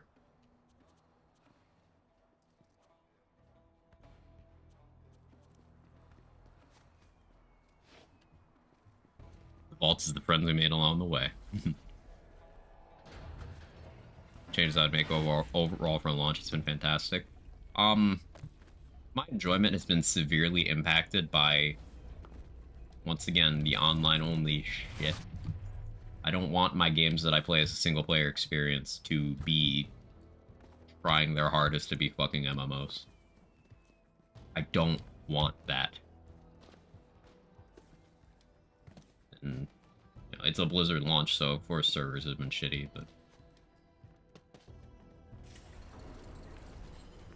Also, in terms of the content design... Hey, another level 13 fastball. You can roll on this one, chat. In terms of content design, I prefer D3 content. Like, the D4 dungeons are cool, but, like, where's the endgame? Where is it? Where is the repeatable endgame? Other than doing the same dungeons again.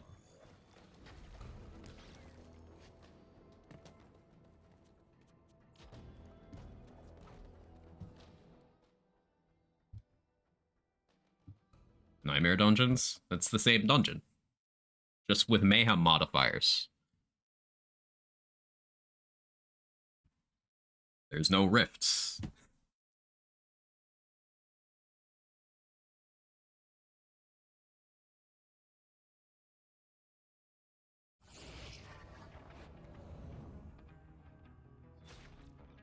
Adventures, Rifts, and Grifts were in, what, year 2 or 3? Yeah. Like, that was Reaper of Souls content. So, totally valid.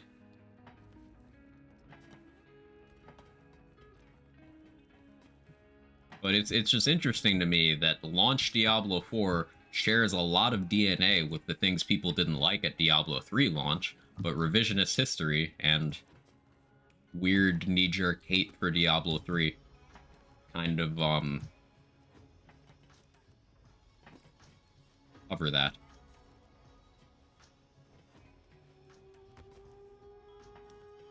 Always interesting to think about.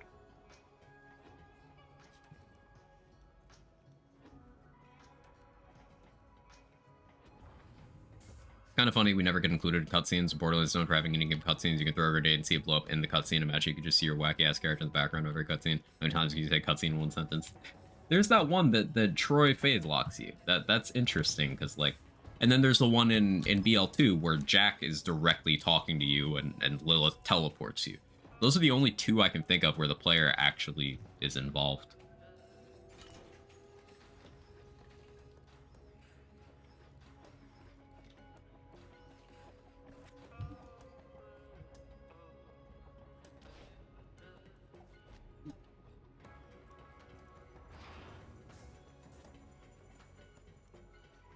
Phase lock out of nowhere.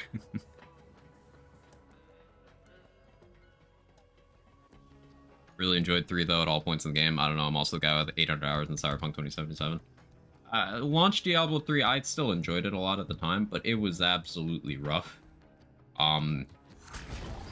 Diablo 3 post Reaper of Souls, I think, was just great. It was a good experience, other than some questionable item balancing.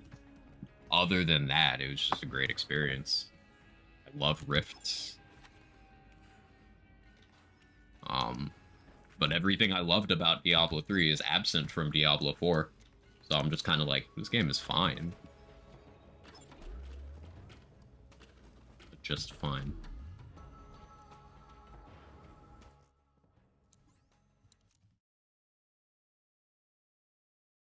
You can see Cub's burner in some cutscenes, not Cub. I don't think I've ever done a playthrough with Cub, so I didn't know that.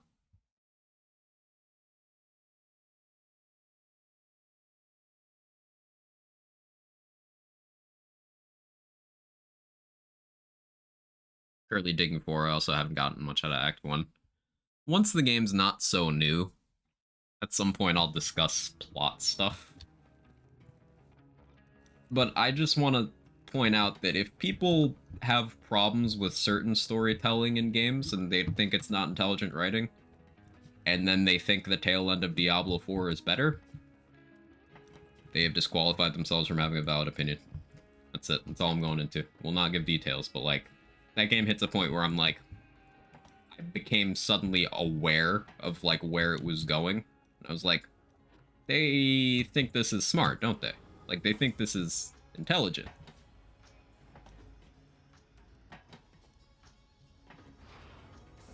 Being a writer ain't easy. We should appreciate the actually good ones.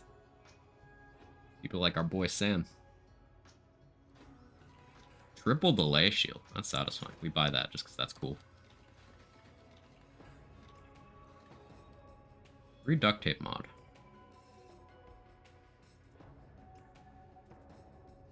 Now, I could duct tape mod and then just fastball myself all the time.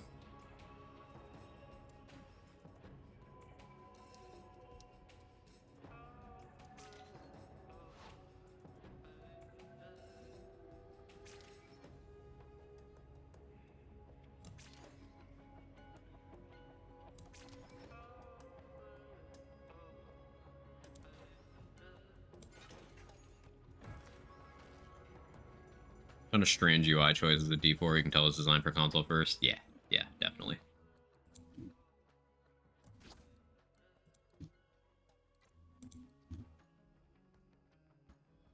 So the class mod we really want is a Shockerator. That's what I really am keeping an eye out for. Let me check Loot Lemon.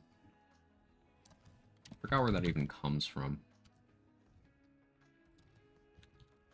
Now, it's a base game class mod, so we can just get it in any of these vending machines, but... Oh, Hag of Fervor. Okay. Yeah, that seems right.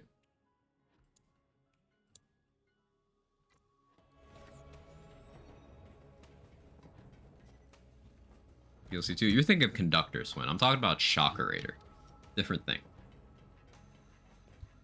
Seeing my Mara TMTD speedrun. It's a pretty cool and different one. I didn't. What'd you use? I'll check the boards in a bit. Already shown they're listening to feedback, which is great. They do seem to want to experiment with seasons, which will hopefully be promising. Yeah, it's currently one of those things where, much like Outriders and Wonderlands, it's content light, with a lot of the experience, with a lot of the longevity being placed on the leveling experience, like getting to level 100 and getting your paragons up. Like, what do you do after that? Like, what do you do? Yeah, all right, let me check. I'm curious enough.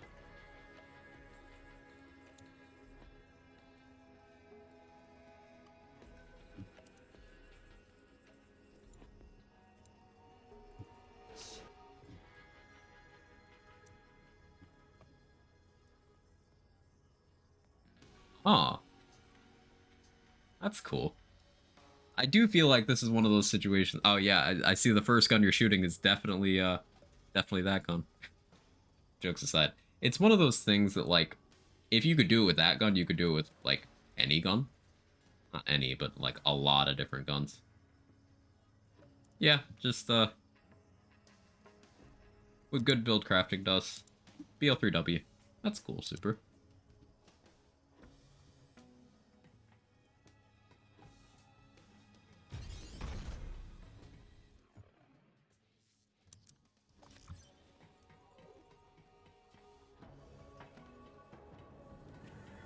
So I'm thinking we do this mission ASAP, because having a low-level Revolter is just gonna be good, if we can get it. I may as well full send and try to get that now. For anyone who was not around when I did this, there was a period of time where I held every Proving Ground and Circle of Slaughter speedrun record on Zane at the same time with a non-gun build. That was a thing.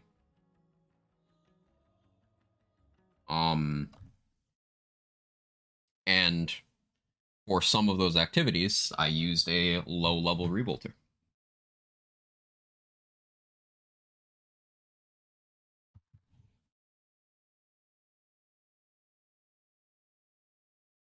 What the Revolter does: 200% shock bonus element on all of your damage and 50% fire rate. For 10 seconds after your shield breaks. I forget how many seconds. 10, 15, something like that. So just good? Yeah. Recharger. That could be good. It's one of those things that's very good, but people go too far in rating it. They call it the best, when, you know, best is situational, it's subjective. But also, there are many cases where if your goal is damage, Revolter isn't the play. Depends on what kind of build you're doing. So it's one of those items that, is it stronger than it needs to be? Yes. Is it oppressive? No. Omnom best, your denial. Omnom is goated. On maps where it works, it's hard to compete with. I'm a big red suit stan myself. I'm a huge fan of the red suit.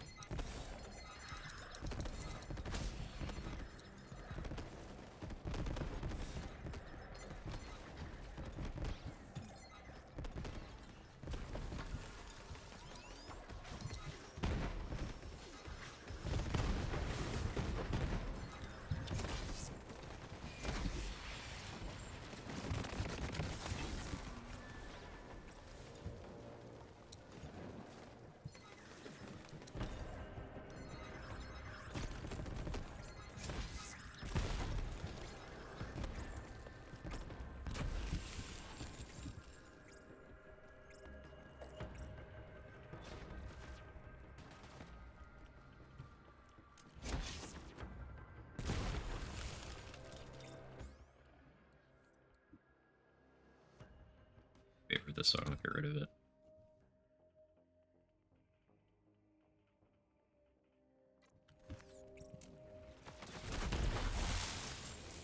Huh, that hollow pointed a barrel. I might die. Am I dead? An old trick for you. If you get a dot on you like that, equip a stopgap before it breaks.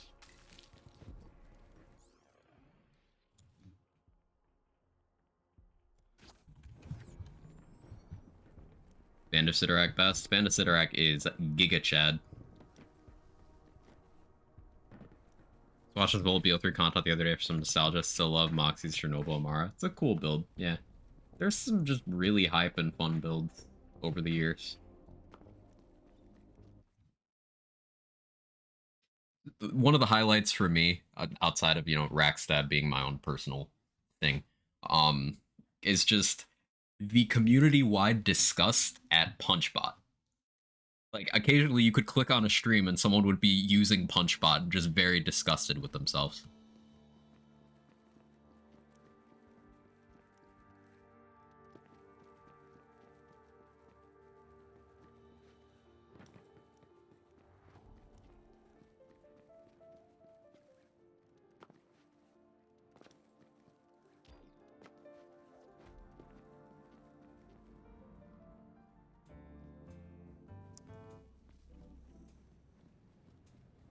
Remember the Punchbot creation talks, peak theorycraft, gaslighting. It's that build is most representative of what BL3 was for a theory crafter.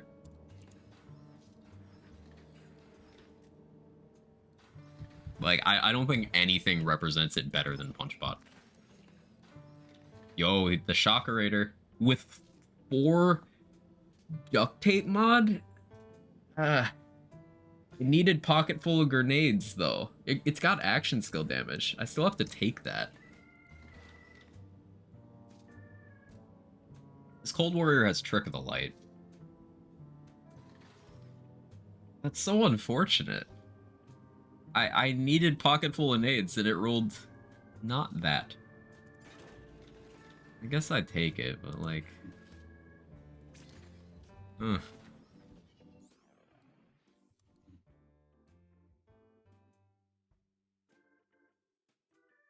The action skill damage will help my Mantis pretty significantly.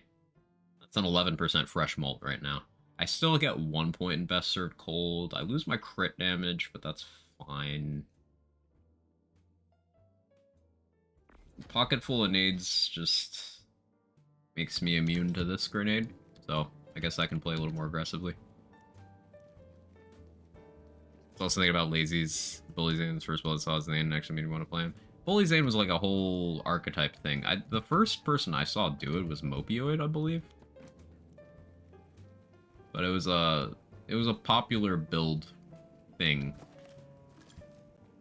for the character at the time. I know Lazy did it, Mopey did it, Kai did it, Cheese did it. But I think it originated with Mopey. Lazy video was the first one I saw. Lazy mentions, yeah, Lazy always credits people. Yeah. And it's a relic of an interesting BL3 time where Zane was the character you had to think while playing, and it wasn't as true for the others. Borrowed time class mod, I want that. For anyone who's not around at the time, for the first couple months of BL3, Violent Momentum had not yet been buffed. Zane's kill skills couldn't stack twice. It was just a once thing. And Seeing Dead and Purple Tree did not exist. So, like, getting kill skills on Zane meant you had to actually kill something. So the gameplay loop kind of, unless you were doing digiclone stuff, which worked just as it does now, the gameplay loop was get one kill and then keep as much momentum as you can. Like, kill as many things as possible and keep chaining those kills. A popular approach was Bully Zane, which revolved around hitting crits with your gun to trigger Brain Freeze, to trigger Calm Cool Collected, which would keep your barrier active. Is a very cool playstyle.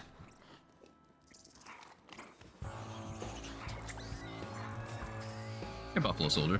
Got back to this game literally a few weeks ago after nearly 3 years off. Glad to see people still playing this game. This game's still got a huge following for, you know, asterisk, for LANs games. It's still one of the more popular. Just because this game offers so much. It's got a wealth of content. The build crafting is really where this game shines for me. Build crafting has caused me to put in over 7,000 hours to this game.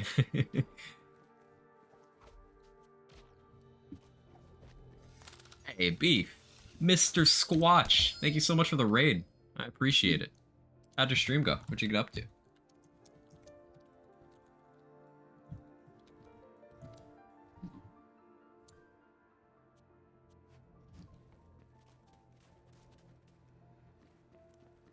Like how aggressive and in your face you had to be with that build is usually how I like to play. Yeah, me too.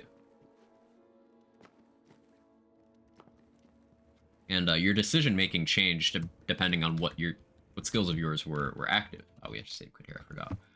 Like, if you didn't have Salvation active and your barrier was over, you had to play more defensively. There was decision-making. It was cool. The cannon gave Zane ASEs. Well, you could get ASEs on Zane before that. It's just you had to do specific things. You had to either throw your barrier off a cliff, which was kind of an exploit. Or you had to use Doppelbanger, Clone Augment, and strategically blow up Clone for ASCs and then capitalize during that window. So it was done in an interactive way. Very viable, by the way. Even just using Doppelbanger to kill is very viable.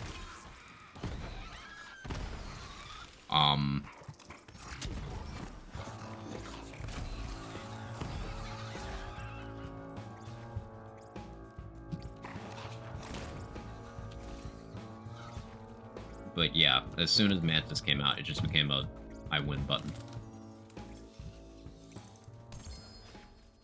Hey, legendary from this chest on both save quits. Love it.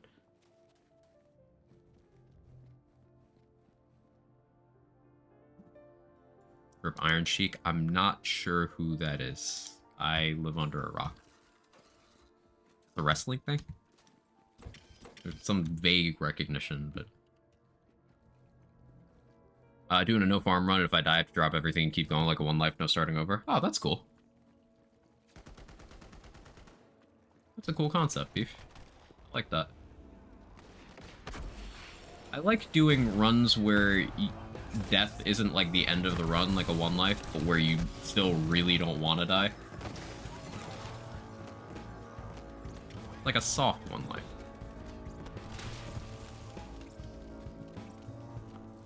Yeah, a soft one life. That's what I'm gonna call it. Unfortunately, Gage is never soft. Testing to see if Gage is here.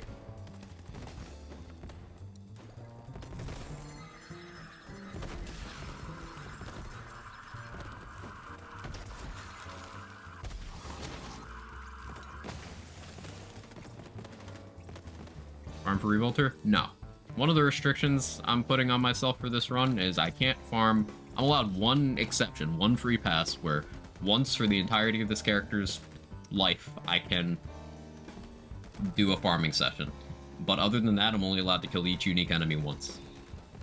So, if I don't get a Revolter to drop from Sumo, I'm not getting a Revolter from Sumo at all. That simple. And just wasn't even the breaking point, just stabilize all the posts in dead direction. Right. It's the third layer of Band-Aid on the pad of Band-Aids that they gave Zane instead of doing anything else.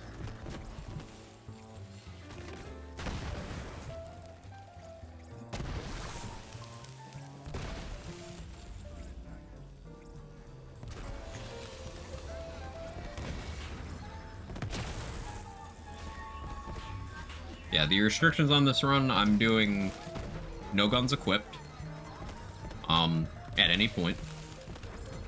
If I equip a gun, it's because I'm taking it to a vendor. Or because the game auto-equipped one on me.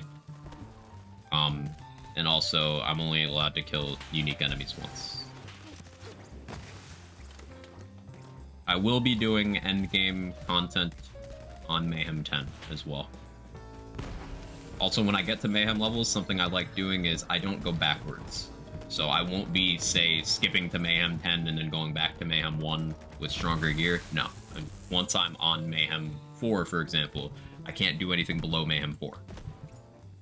So those are the rules I like to play with.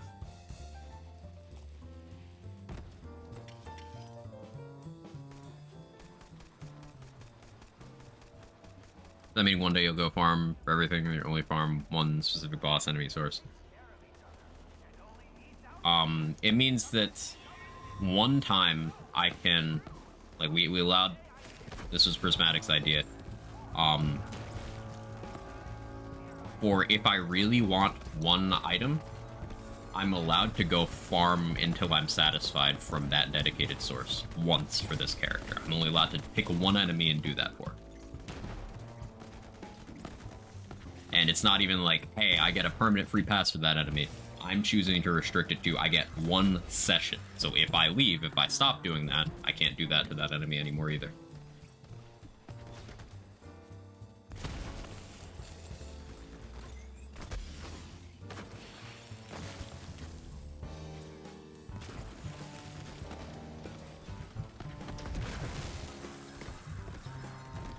Zane's comms being interesting just makes me hate the skill tree more. Zane's skill tree is... It's Gauge syndrome. It's It's very good at one thing, and then it provides almost no support to anything else.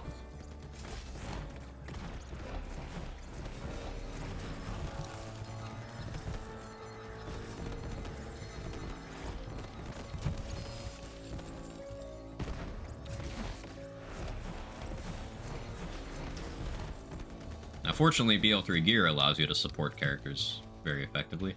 Hey, carrier. I have to talk to Control in a minute. I hope he's okay.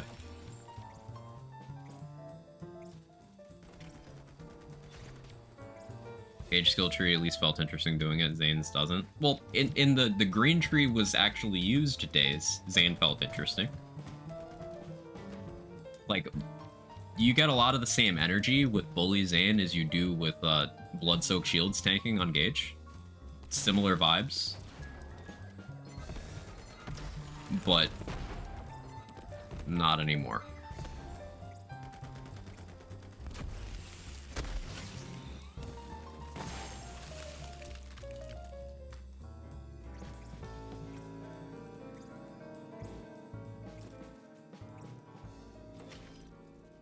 Not well versed in this kind of setup, so I'm interested to see what you'll find most important to farm. It'll most likely be either a shield or a grenade, but there's always a chance of it being an artifact.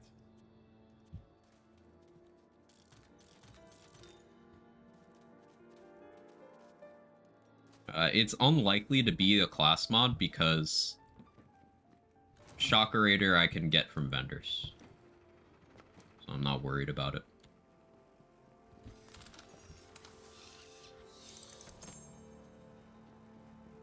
You're not salty, Briz. Got him. Slowly cheated at the start of man for a crib, then I died, lost, and never looked back. It was on main 4, now I'm on 10. Small Conductor build comment that makes me kind of happy. Oh yeah, Conductor is very underrated. Conductor could be really good here as well. We actually have reasons to do DLC 2 on this character, whereas we didn't on the last one. The comms I expect to be using the most are Conductor, Shockerator, and Infiltrator.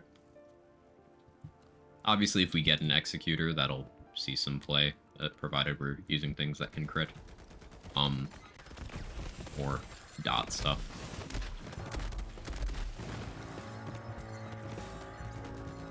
Infiltrator in particular will be very good. In fact, we might go to Scrack to get it so we can do Shield Break Nova stuff. I'm allowed 1 Scrack kill.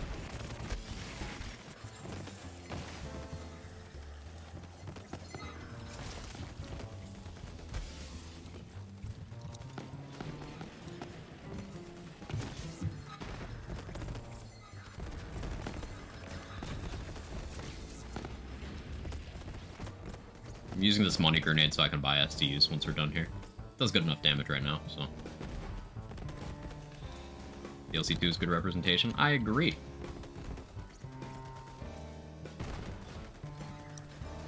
Hammerlock and Wainwright just happen to be very cool characters. And they are also weird icons. More so Wainwright. Wainwright's the GOAT. Hammerlock's okay. He's a good character, but like, Wainwright is him, you know?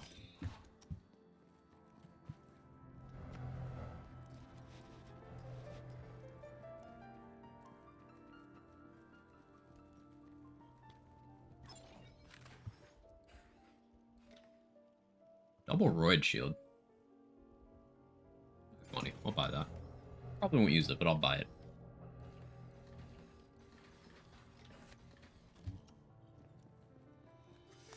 People might not like Eden 6 and BL3, but boy, they give it some awesome characters. For sure, for sure. They introduced a bunch of cool new side characters on Wainwright. Like, we got... on Wainwright. On Eden 6. On Eden 6, we got Clay, Wainwright, and Balix. And Genevieve. All new characters. Now, Balix was a hit or miss. But Wainwright's generally very well liked. Clay is generally very well liked. And Genevieve was well received enough that they brought her back in Wonderlands.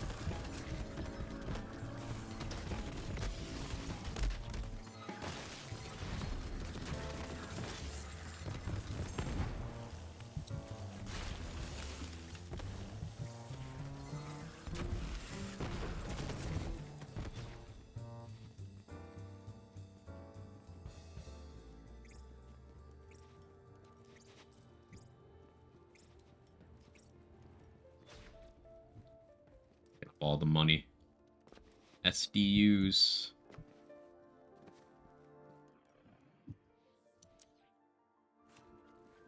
I'm gonna want some purple tree investment eventually to get augments for Mantis, but red tree is more important for now. I want to get pocket full of nades. And I want to get digiclone augments.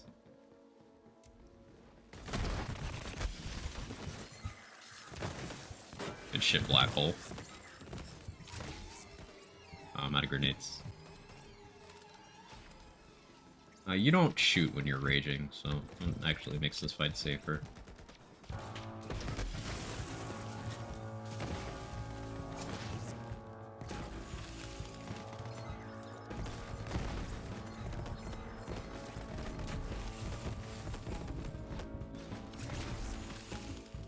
Oh, we got a drop. Easy. Easy. That's a double Nova. I want that too.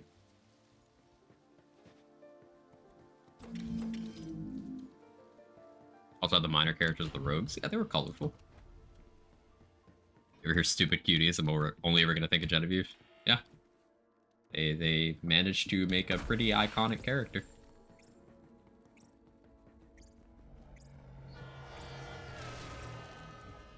Has anyone ever died to that train?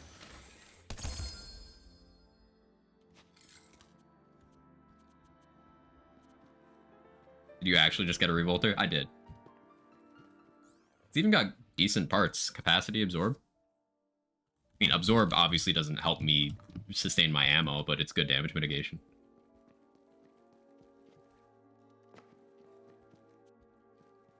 Streamer luck, real. It's okay. The number of farms we'll be hitting is like, I'm gonna get screwed at some point. Like, we're gonna go to Scrack. I'm just trying to figure out when I want to go to Scrack, because Infiltrator's another comm I can just get at any point through a vendor. I need to make sure I don't kill Sumo a second time, because he respawns if you just walk back into the room. But like, I also want my Infiltrator that I get from Scrack to see Sumo's just there, to have decent passives.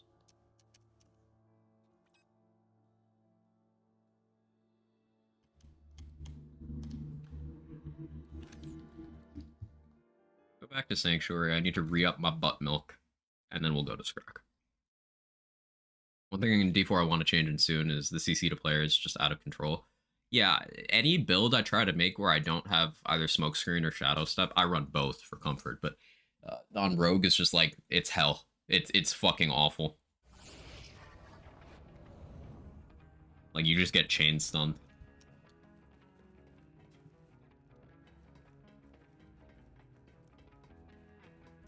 Sumo respawns, you walk back in the room, store bots still require you to return to Sanctuary for the respawn.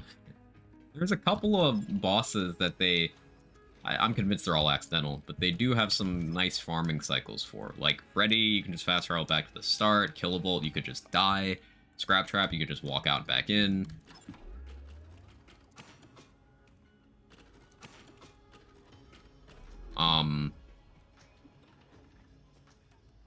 But yeah, then you have the other ones.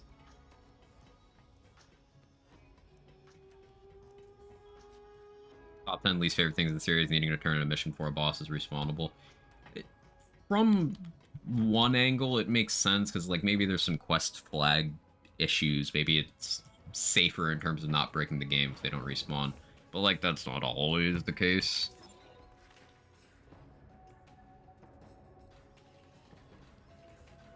Really? Another Shocker Raider, still no pocket full of nades.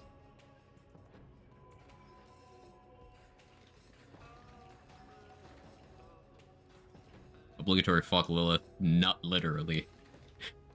That is one of the most unfortunate typos you could have made.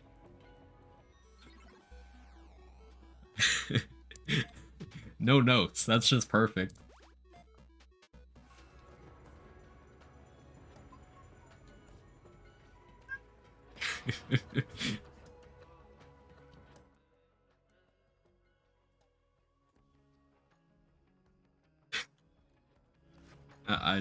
That's... Yep. Where's Chadley's not even. Got you. Got you.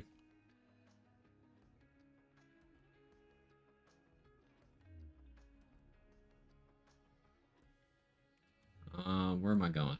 Oh yeah. Pandora, Ascension Bluff. Where on Ascension Bluff? Scrack's like over here, right? Yeah.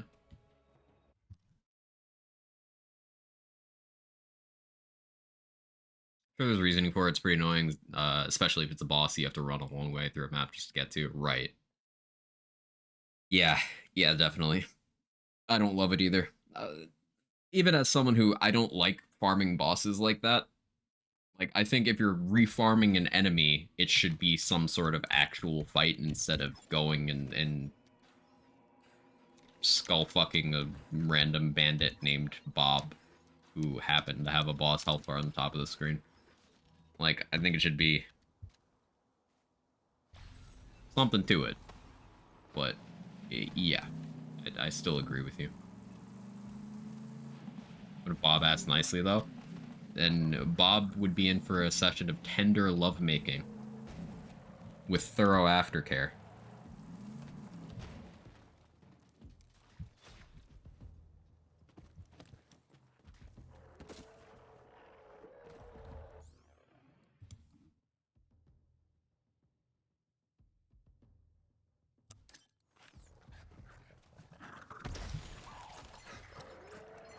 Okay, we're gonna get the Infiltrator. First run, right?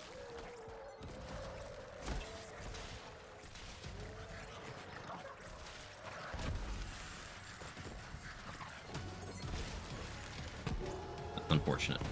See? Already screwed. Sell that, though.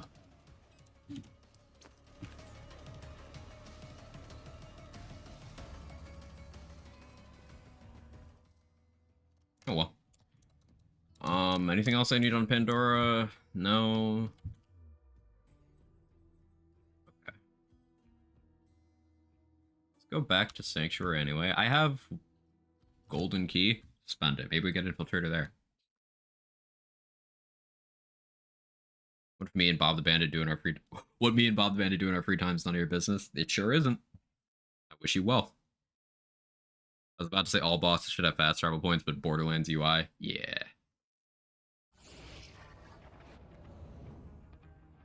Only allowing yourself one boss kill? I'm only allowing myself one kill of every unique enemy.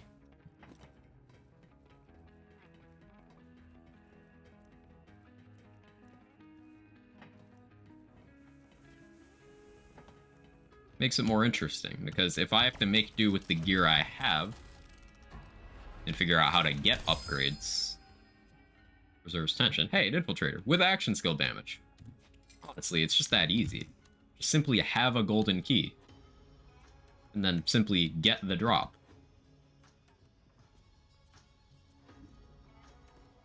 That includes Grave Ward? Yes.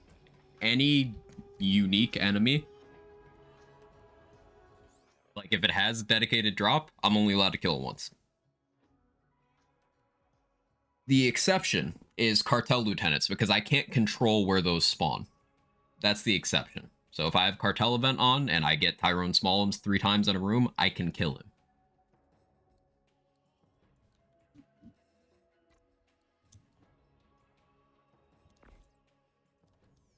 So the points in Supersonic Man are not going to be relevant yet, but those might be good later.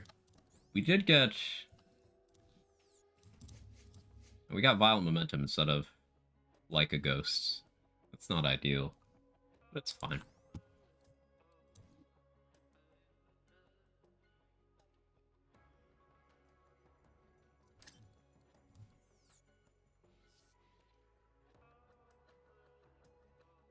Evan is a cat.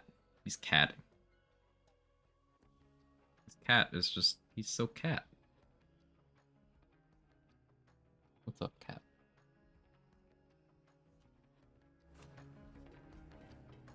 Okay. What do we need now?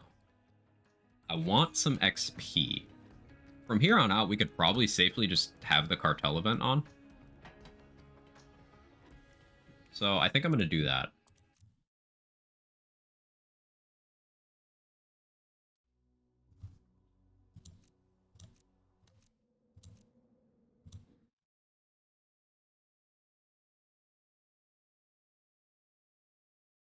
Now, there's some risk reward to this. Obviously, much more risk of death, but more loot, more XP.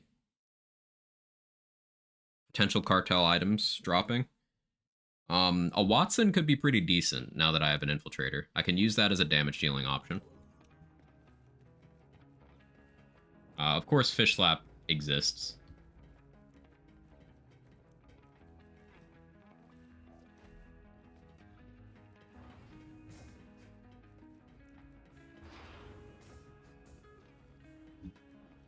Let me just grab this one here. We're gonna go there at some point. The torch is in DLC 2, the conductor is in DLC 2. Those are both items that will be very nice to have access to. Old God as well.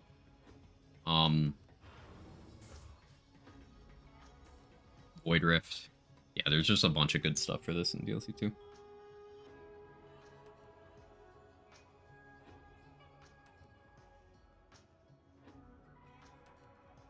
Kevin's a good boy.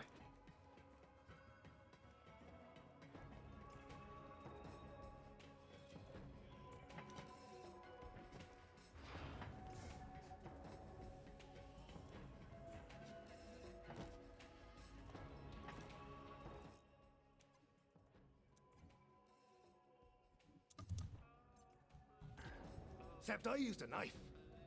Teeth. The knives of the face. Sorry, what were we talking about? The leader of the Galactic Iridium Cartel now seeks vengeance. Some stuff has voice lines still. Lackeys have broken Maurice's arm and threatened worse. I have dialogue off for speedrunning purposes. It skips intro dialogue on Proving Grounds. Maurice requires the coordinates in order to send you there. Begin with his hand. Even on your first run. How do you suppose we find the cowards then? Maurice Otherwise, you have to do, on subsequent runs, you have to do a double input opening your inventory. And in an endgame rush setting, that's minus 1 second for Proving Ground. So, like, it matters.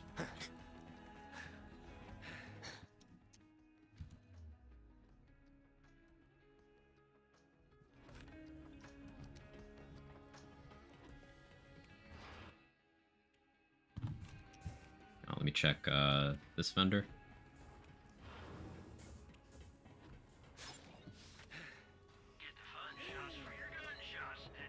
Plain dirty hardy stock ready for action. Hardy stock would make me bulky, but meh.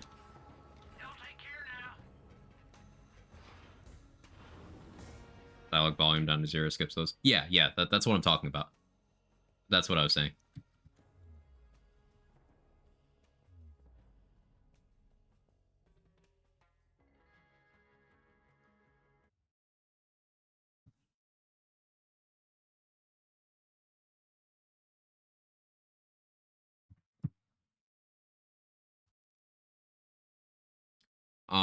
So we progress the story here. Trying to think of, at some point we're gonna do some XP stuff, and I'm thinking maybe we save the DLCs for after I have my artifact slot, just so in case I get a decent artifact drop, I can use it. Cloning Hunter Seeker. Under-leveled, because this vendor's still level 13. An Executor. You know, the elemental resistances aren't bad to have here. Only one good misfortune, but... I should probably warn you, that don't come with a warranty. The Executor's cracked.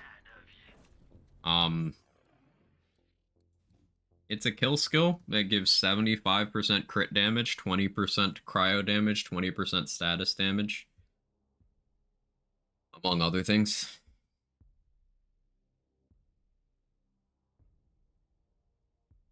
I'm currently using Infiltrator to get, you know, action skill start Revolter effectively, but Executor will be good.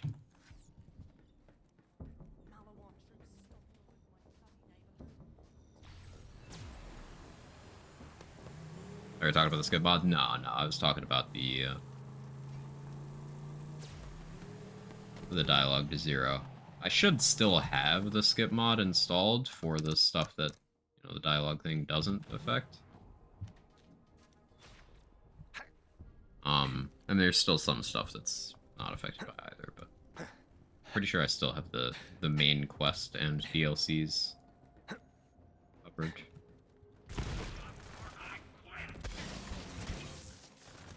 Take that, you ganky knob! Your parents should be ashamed of you! Speed. I don't have any health regen, which is kind of annoying right now, because like I don't have Donnybrook or Rise to the Occasion. Yeah, Rise to the Occasion or Renegade, all of which I would eventually want. If I switch to using Digiclone, then Digiclone's bullets will trigger Salvation as long as it's active. Like that's a good way of staying alive. But for now, I think a Mantis Grenade. We might even end up doing Mantis Grenade the whole time. We'll see.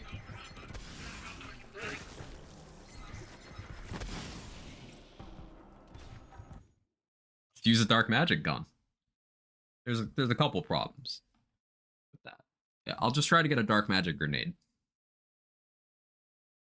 Man, that would be so good in this. That would be so good. I mean, Dark Magic spells don't really do the thing, but like, in this, we have a grenade that shoots bullets, so that would be good. Dark Magic Hunter Seeker would be so crazy in this game. Nobody does bullets better than Marcus Munitions.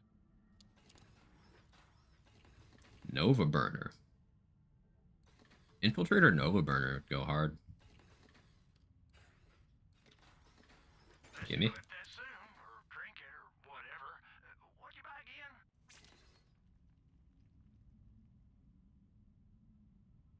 Sure you don't want store credit instead? Y'all take care now. Hey, Stump.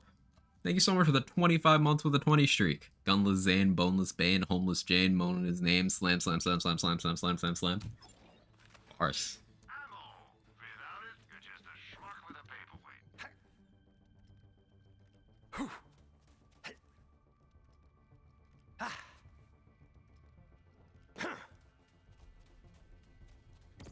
Keep forgetting I can just do that.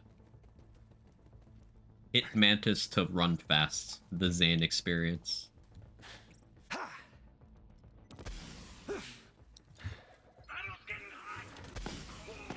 new chapter in the saga. Well, this is embarrassing. Oh, I'm dotted. You gonna kill me? She's just Surely I'm fine. She's on fire. There you go, Quack. Gunless Zane, Boneless Bane, Homeless Jane moaning his name. Slam, slam, slam, slam, slam, slam, slam. I said it better. Thank you so much, Stump. Hope you're doing well, too. Hey, Lizzie. How are you? Killed an informant, got the coordinates. This'll be just for the crack.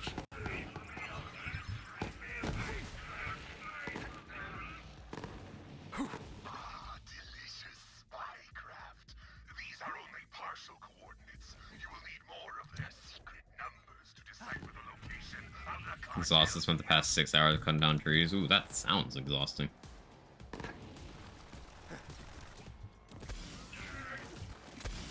Make sure you take that day of rest after all that physical activity.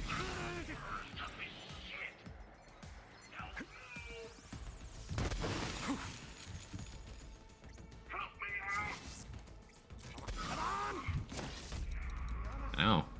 That did way more damage than I thought it would.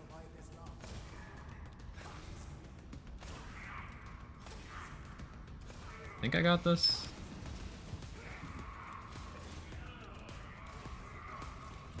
I shouldn't have divided my attention.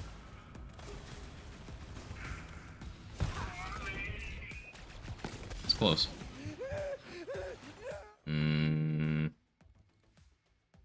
gonna die to a dot here.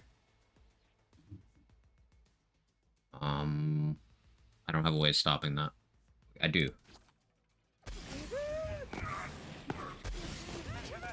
Stopgap. Clutch stopgap. Guardian rank shield reboot triggered, which refilled my stopgap by just a tiny bit.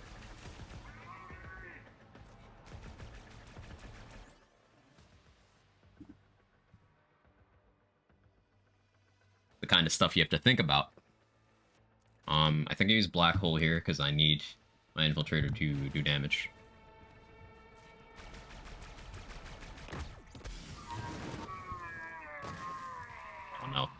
good gravity. Okay. Yeah, this might be a black hole level more than it's a Revolter level. Gamer, how you doing, Snow? This build do 3 million? No, it's even better. It can do 2. They'll be singing songs about that one.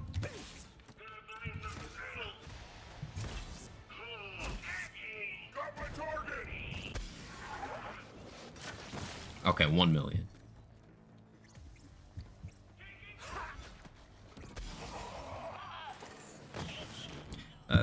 That whole interaction still is just crazy to me. Like, that's not some random troll. That's like a multi-year follower who just broke. Weird, man. Never know what to expect from people. Oh no, that's a barrel, that's a barrel, that's a barrel!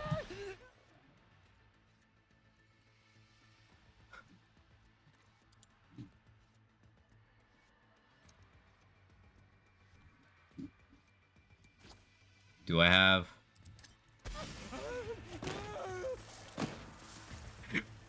The amount of times I'm gonna have to switch shields to stop a quick death. Gotta think outside the box. Holy shit, I'm actually proud of that one.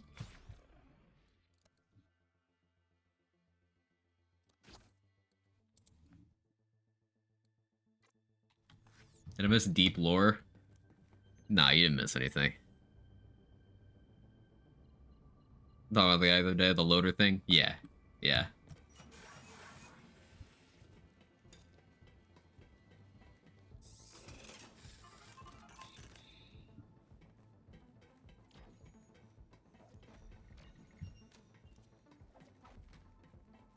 Not familiar with this event. It will live on forever through a copy pasta. That's all the context we need.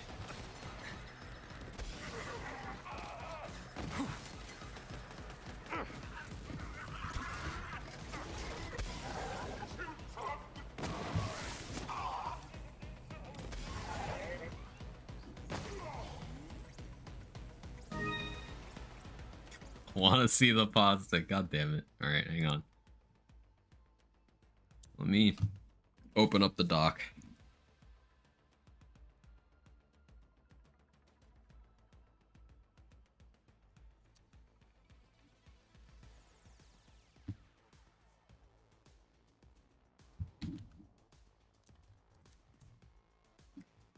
So, that pasta is a collection of actual chat messages by the same person. Yes, with flat bill warloader, you ready? Then the highest number 3 mil. Okay, 10 million. With blue tree and only purple tree with ghost call. I'm talking about a bus fight. More damage than when you frog grenades. Stack bot is overpowerful more than green tree. This is in one conversation from one person. So that is why the context will only be given through copy pasta. Actual messages verbatim. Yeah, not edited, just copy pasted.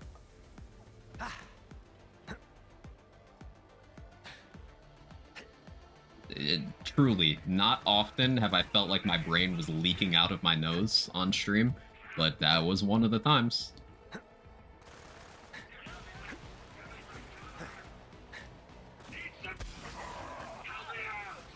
I was made for this!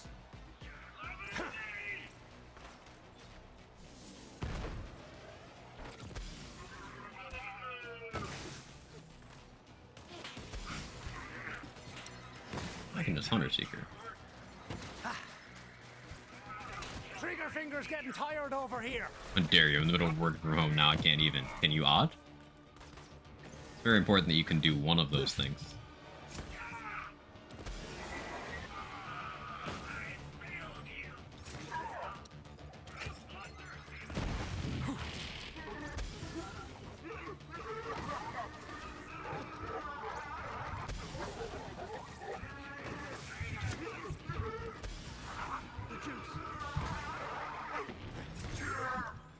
Infiltrator's so good.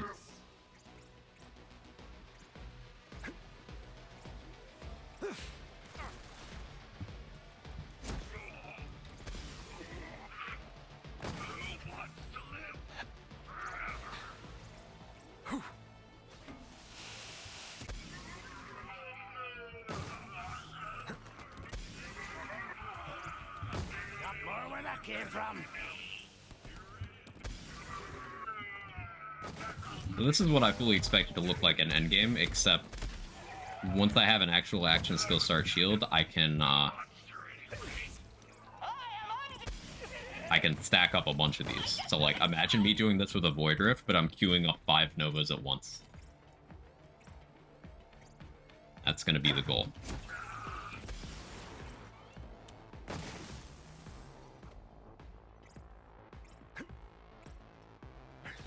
Jesse, we have to cock meat. Yes.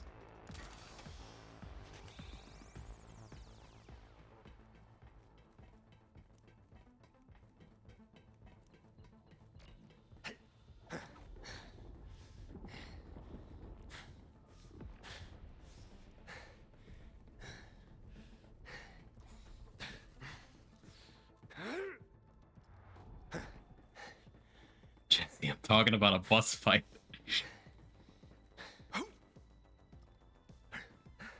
Jesse, it's a boss fight, Jesse. Jesse!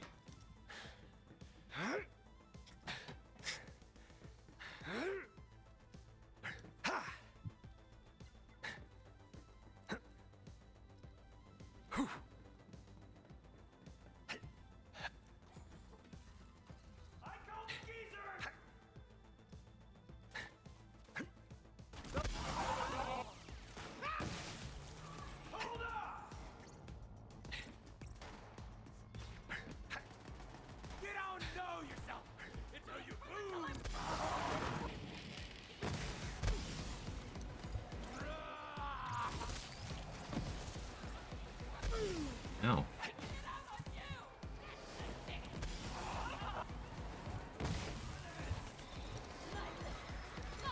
Carnivore could be thought of as a bus as well. You get off a bus at the start of the game, so is the first fight after that a bus fight?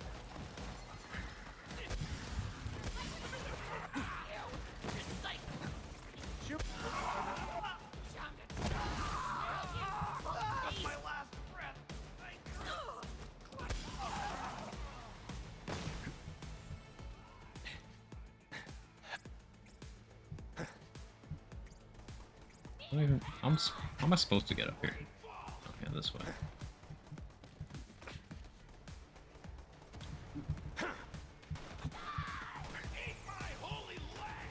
Okay, the mantle spot. I'm so used to Redux double jumping. Oh no.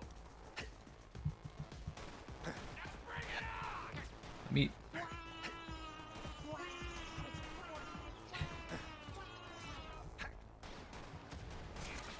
Just tried to air dash. Hey newbie, how are you? Apparently Paradox has some buddies for playing one of his first time. Apparently they also played BO3, one of them flags. Purple is the best and coolest because of the Warlooter. Coolest? That is something that you can't argue against, because, you know, cool is a subjective personal preference. That's a double sticky nade. Holy shit. But best? No. Best is entering into cold hard facts territory, and no. No. Like, in all fairness, the Warlooter does look really fucking metal, and on paper, it's really good. But the more you know about the game, the more shit it becomes. The more you try to use it, the more shit it becomes. Absolutely nothing wrong with personal preference.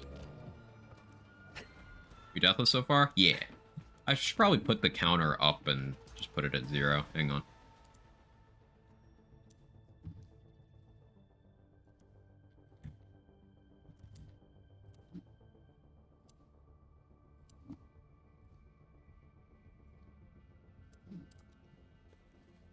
We had one close call in Skywell. That was the only close call we've had so far.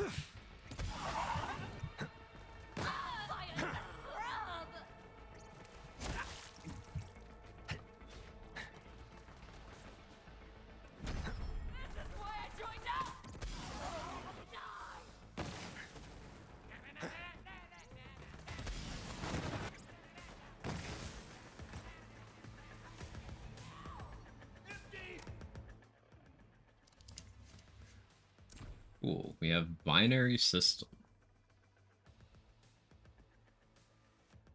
think we take duct tape mod. No, we're using elemental grenades mostly. We ever use a non-elemental though? No, we take Donnybrook first. Health regen. What is the best game ever, and why is it Tears of the Kingdom? I'm in full agreement with Irish.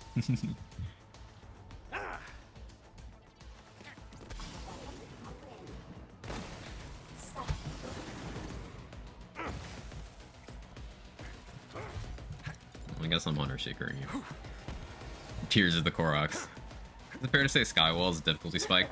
Same with some areas of Eden 6. I don't know if Skywall is a difficulty spike. Like, it depends on your build, kind. Like, this room is real difficult if you don't have a way of dealing with the Death Spheres, for sure. But, like, I don't know if it's a difficulty spike outside of that.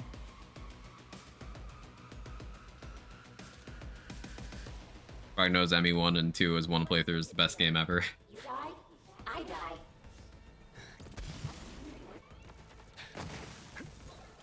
See, like, my answer varies moment to moment. If I had to pick, like, one game as a comprehensive experience, including all aspects of it, as, like, the best game ever made, it's Hades. But, like, it's subjective, the criteria is very specific.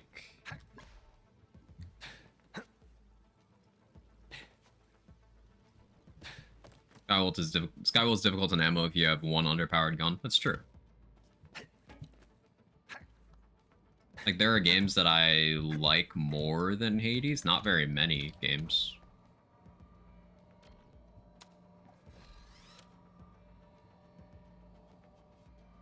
But, is this the one where you freeze? I think after so many playthroughs I would remember this. Yeah, I think I have to save quick here. 3 games, you can play them the rest of your life, but you can't play any others ever. Ooh, Hades, Borderlands 3. Not that Borderlands 3 is in, like, my top few games, it's just, it's one that I do want to be able to play. I guess maybe that makes it in the top. I don't know. I'm trying to think for a third one. That's a tough one. That's real tough. I don't know. Here's the Kingdom, Diablo 2, BL3. Those are good picks. Those are good picks. Let's make a deal. You die, I die.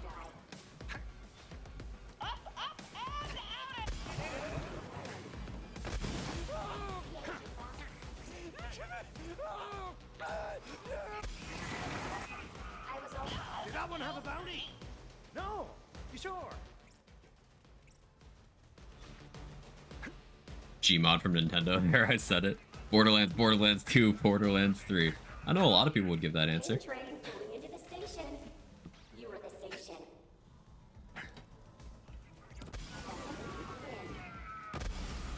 Oh, there was a barrel here. Apparently. Sir. Don't run. Sir. He's running. Well.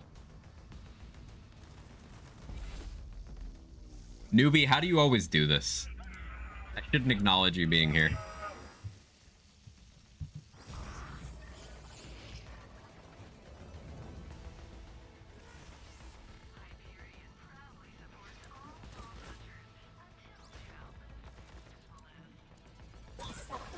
It's the risk I run with using Black Hole. That is the trade-off for its power level.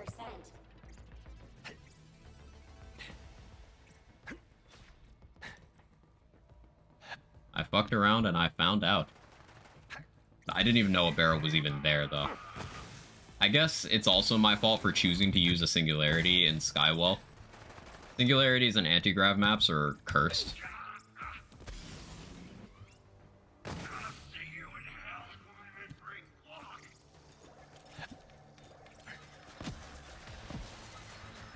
Hit the fucking...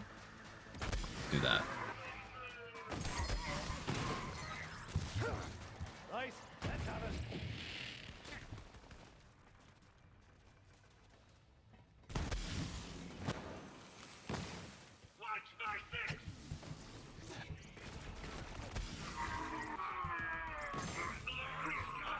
Yeah, I think next to the death thing, I'll just put my most recent death cause, so people know.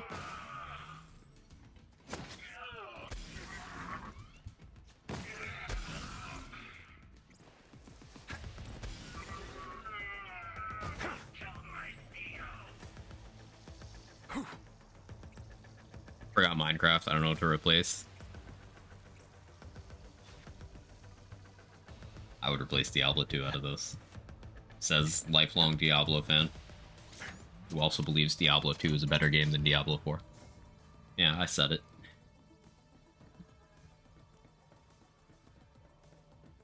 But the part where I lose the Diablo fans is that I believe Diablo 3 is a better game than Diablo 2. That's where I really lose people.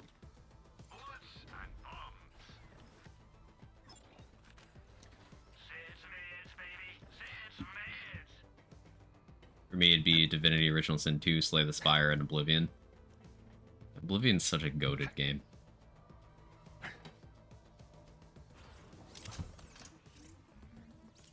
Yeah, I can't think of a third, because, like, too many things competing for that. Like, there's some games that I really love, but, like, I've technically gotten all I can out of them. Like, KOTOR 2 is one of my favorite stories, narratively. Asterisk, with the restored content mod. And also, in terms of gameplay, it's not something I need to go back to often. Oh no, I might die. That's the problem with doing the Infiltrator thing. Let's do Executor.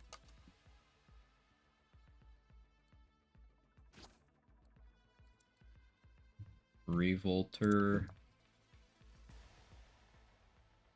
Hex. Need a charge!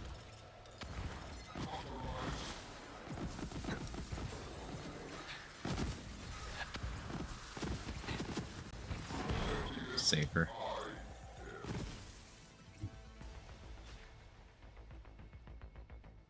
D1, D2 feels so slow to play now. Yeah. D3 is pretty great. It's pretty great. It's forever a game without seasonal updates to change the meta.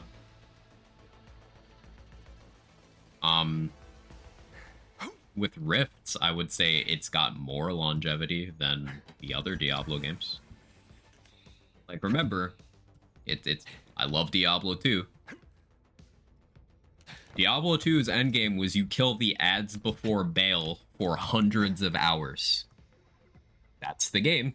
You don't even particularly care much about the boss. You kill the ads before the final boss. To farm levels. That's it. Sure, you have build crafting is an enjoyable experience, and the PvP is fun for a lot of people. Yeah, I'm there for the build crafting for sure. But in terms of actual playable content to do with those builds, it's like you have Ubers, and then you have Baal runs. D3 had more content. You know, you still had Ubers, but you have Rifts as well. And then you have greater Rifts. And then you have Screams.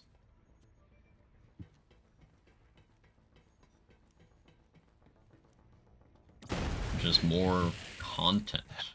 Diablo 4 content model is more like Diablo 2, where, you know, there's a huge wealth of build crafting and interactions, and getting the items themselves is fun and all that, but, like, there's less replayable content. Like Chaos Chamber versus other lands content, you know? Same comparison. Would you rather have a more narrow scope of game with one infinitely replayable and randomizable slice of stuff? Or would you rather have a wealth of other things that are very surface level that you stop giving a shit about pretty quickly? For me, the builds were for playthroughs, and D2 totally different mindset for endgame, right? Yeah, like, going through a full D2 playthrough, like doing normal Nightmare Hell, you needed to, like, be on your shit if you wanted to be even remotely efficient. Like, you needed good build crafting to just get into Nightmare, and then more so for Hell. once I reached mid-80s, character was done. Most people didn't bother to go past, like, the 70s, honestly. I don't think I ever hit 99. I hit, like, 97 on a druid once, I believe. But, like, understand, for anyone who hasn't played that game, grinding to level 99 was, like, you didn't do it. You had no reason to do it, and it took so much XP that it would be weeks of grinding. And you lose XP on death. So, like, dying in that farm would set you back days of progress.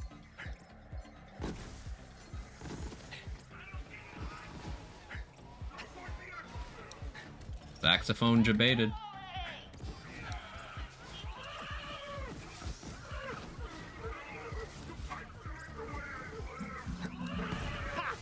Thought I was gonna throw a grenade, didn't you?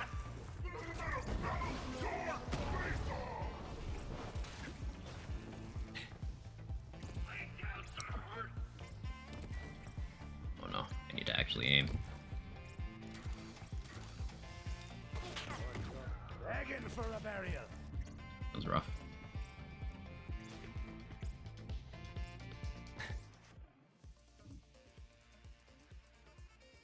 I think I'll go Infiltrator or Cataball. Hunter Seeker.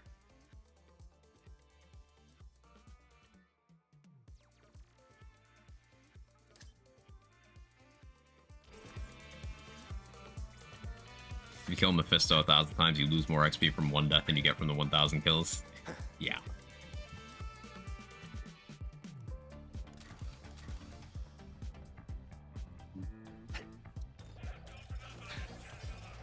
The level cap for a lot of characters, like a lot. I had a problem. His name's ADHD.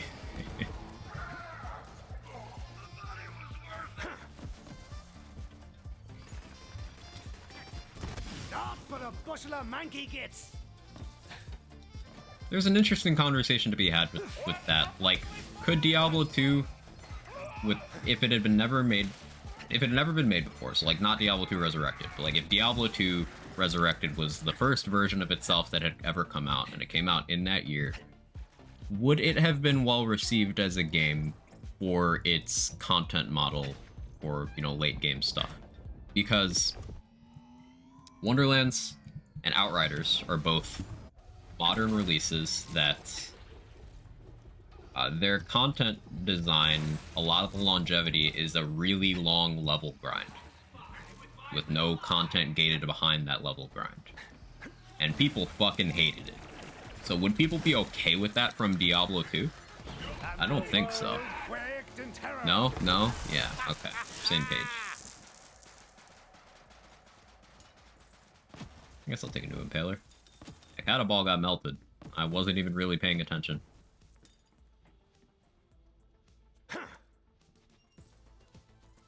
D2R only did well because of D2. And D2 was a revolutionary game 20 years ago with very dated design choices that would not hold up to modern gamers. I think we can agree on that.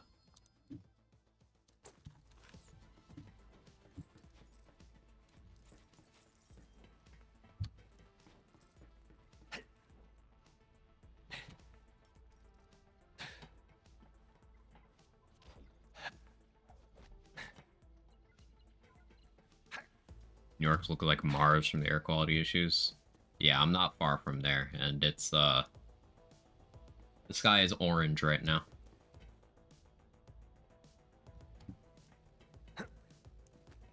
Like, I just glanced out my window. I can't even directly see it, but the lighting, it's orange out there.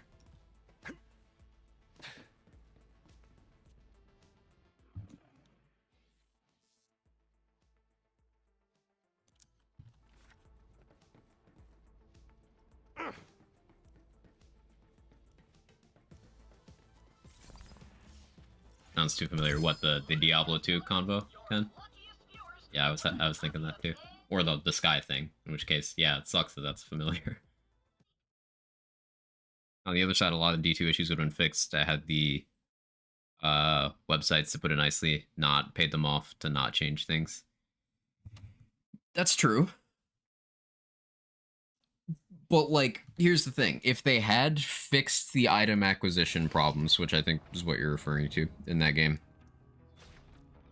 it still goes to, like, what do you do with those items once you have them? Like, that goes into Outriders territory of it's, like, mildly annoying to get some items, but not all that bad. But, like, once you have them, what do you do with them? And the answer is just the same shit. This guy thing more sort of reminds me of home. Ask about our one-click buying plan. When your trigger goes click, it's time to buy. You know where to find me.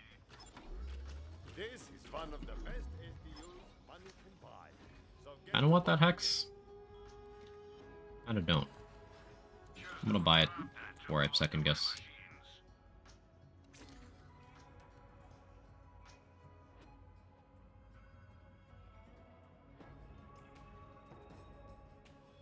I used to have one just like Hello from France. Hello, J-Bridge. You on vacay? Let's plan for fight for your life save. Reason clone eventually. Probably, but currently we don't have any reasonable way of getting out of fight for your life. Currently, it's just like, hope we don't. Or, like, throw a grenade before I go down. There's no counterplay in the build at the moment.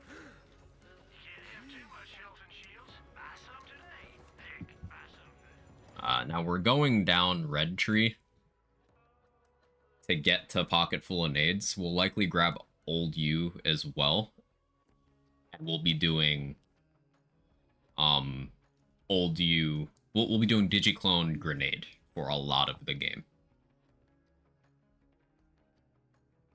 Because I can still have access to ASEs by ending clone with Doppelbanger or with Old U.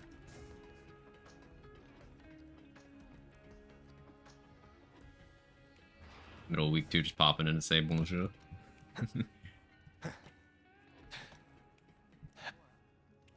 Hello, J-Bridge.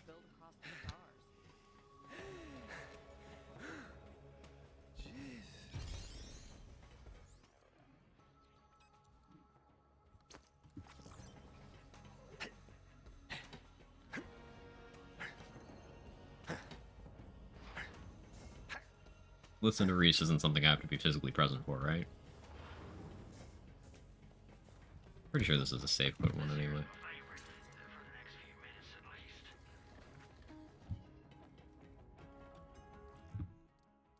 Never got that key I redeemed. Maybe I got a closed game or something. It's weird, it just doesn't pop up in my mail. I made sure to redeem it. A good stream, behave, chat. Jiggling, chat's behaving. We're having a great time today. Anyone here ever play Outer Wilds? No. My only knowledge of Outer Wilds is that it has a banger soundtrack, and that it came out around the same time as The Outer Worlds, and that people often get the two confused. That's all I know.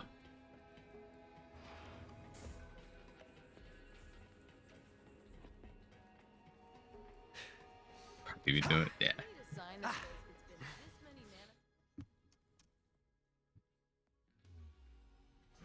What am I doing on my butt milk buff? I'll just re-up it. I have no reason not to just keep re-upping that shit.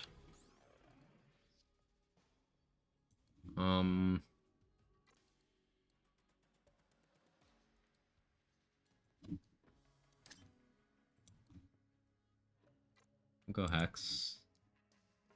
Where of Hex is more...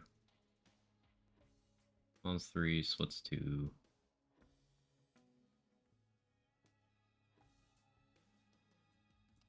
That's more. Kind of. It's more with an asterisk.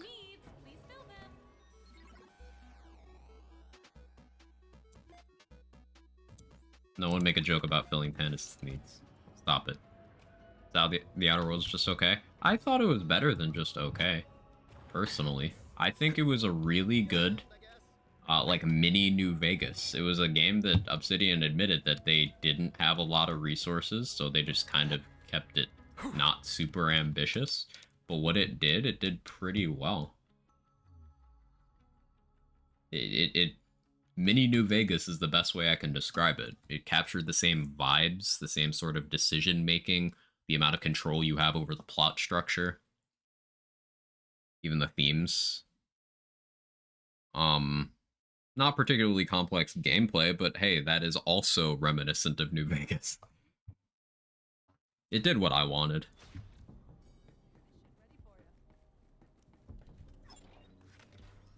Really excited for the sequel. Next title should try to be more ambitious. They pretty much said they're going to be more ambitious, right? Like, now that the IP has some positive expectations attached to it. Beyond is Obsidian game. Low Intelligence Big Hammer. Oh yeah. The hammer from the Groundbreaker Low Intelligence Science playthrough. Yes, Low Intelligence Science. Low Intelligence nerfs your science, but like, it's too funny. I did a genocide playthrough where I killed everyone I met.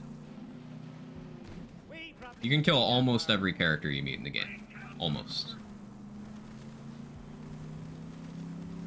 To stop you from completely killing everyone, they do...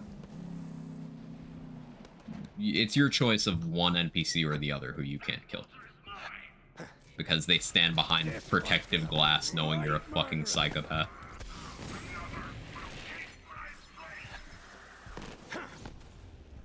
Shock, you can kill everyone. Everyone except one, yeah.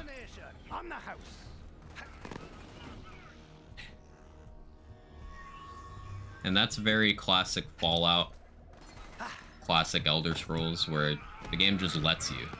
Like with Morrowind, you can just break the plot by killing essential characters, and it'll be like, oh yeah, you just can't complete the story anymore. And with the Fallout games, you can change plot lines a lot by doing things you know are supposed to happen before you know to do them.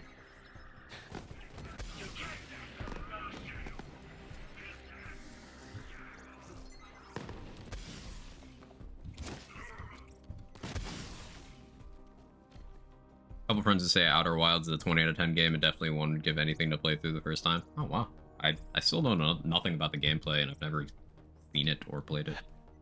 Is there a yes man? Kind of. I'm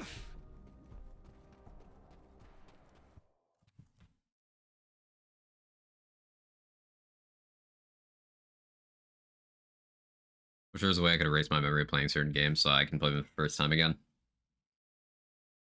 I think the novelty of that would be interesting. I think that technology existing would be scary, like Black Mirror shit.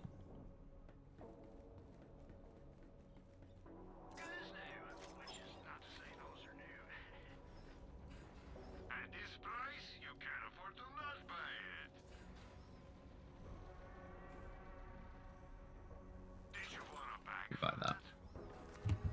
It's sticky, it's cryo. We can execute her with that shit. That'll be good. Probably do that against Rampager, most likely.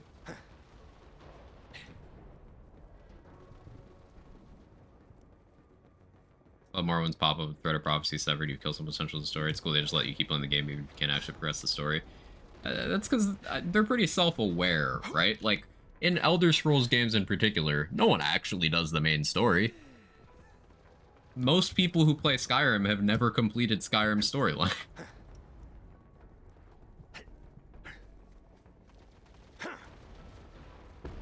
Oblivion, the main quest is like the worst quest line.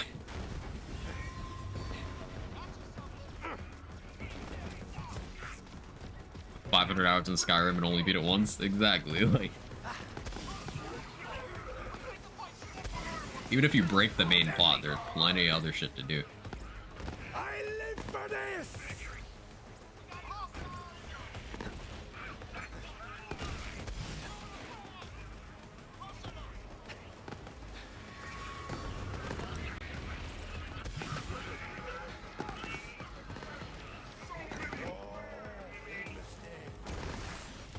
Yeah, once we get pocket full of nades, have that grenade regen. Once we get story completed, we'll be able to get more than okay boomer, or more grenade regen and more damage. That'd be real good. If you like to truly enjoy some of the games I love again for the first time, I'd have to erase the memories of other games with like mechanics, so I just wanted to be like those. That's a good point to bring up, Swin.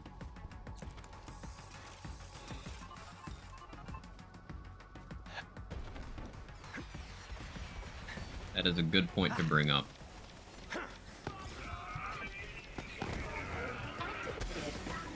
For a bushel of pancakes.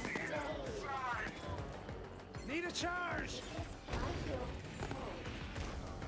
Over 1,000 hours, and I've beaten Skyrim many, many times, like doing new builds and characters. I'm glad you're finding that enjoyment. How much time do I have in Skyrim? Let me look, actually. I'm not sure.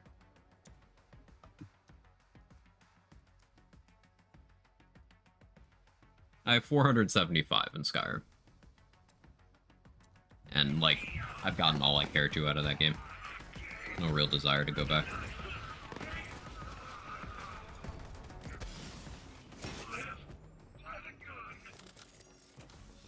Or scratch the itch like Oblivion did.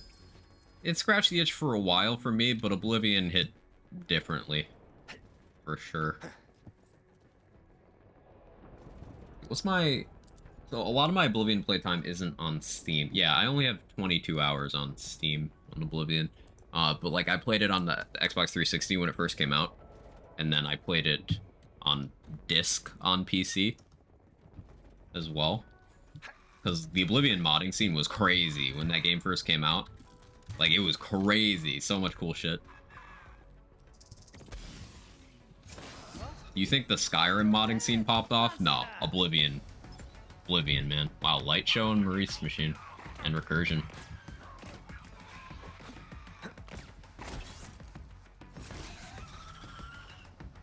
Skyrim's easily my most played game. Over 1,000 hours, tons of hours modding it too. Yeah, no need to return to it now. Yeah, at a certain point, you just get what you came for out of some games. Like, a game doesn't need to be infinitely replayable. Which is why I would say, for example, that my current criticisms of Diablo 4 don't make it a bad game or anything. It's just, in terms of what I want from it, it's not really providing compared to what other entries in the series. At least at this point in time. But like Sifu is a game that I have like 20 or 30 hours in that I probably will never play again, but I absolutely love it, and I think it's a fantastic game that I got what I wanted out of.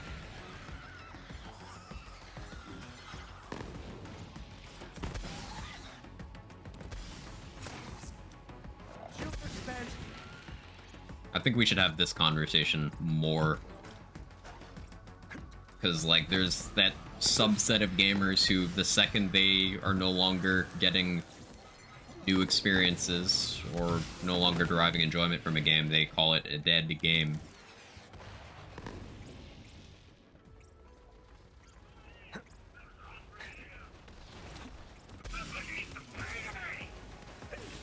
You got a death wish?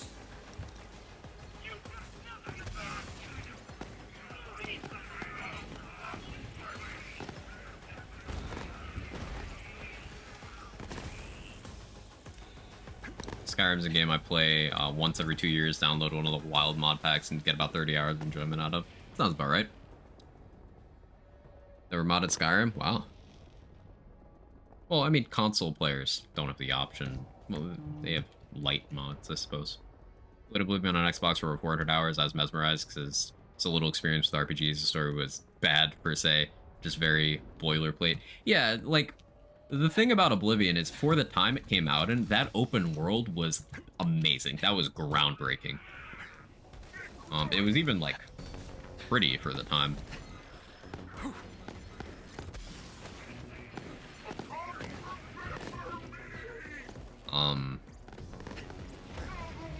Oblivion in its time was a juggernaut. Hey Felicia, how are you?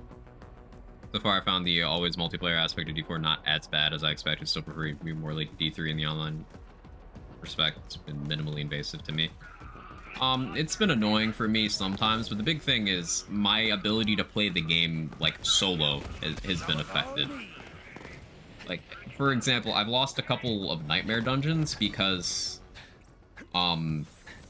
would get rubber banded in place. Like, you can get lag and stuck in place in Diablo 4, and only save quitting fixes it. Because like you can't use your town portal, any of your abilities or anything. You have to save quit. And if you save quit, your current nightmare portals close. Your nightmare dungeon portals.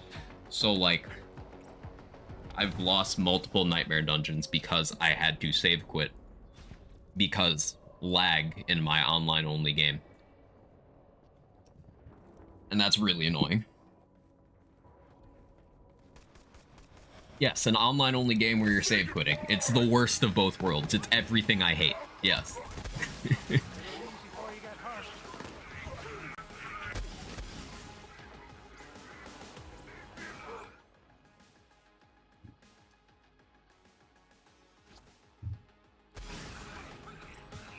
Another day? Inspiration. Going black hole here, so when I go down, I have that.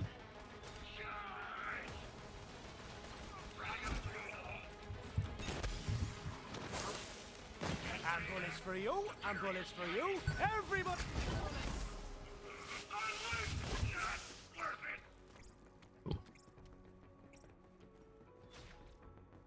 Talk to me, played Kirby's Dream Course. I've only played like 3 Kirby games. Kirby terrified me as a kid. Super Smash Bros. Melee, I was playing as Pikachu, mind my own business. I had no idea who Kirby was at the time. And Kirby ate me. I started crying immediately. My dad had to finish the level for me. I was just inconsolable. To this day, I don't quite trust Kirby. I think it left some scars.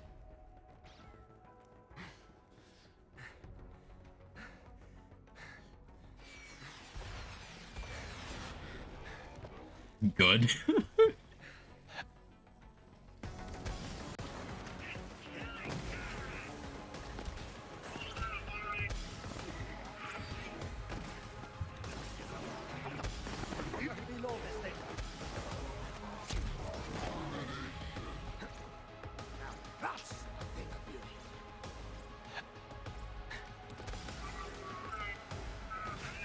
Kirby fans are into vor, and you cannot persuade me otherwise. Oh, someone took that one personally.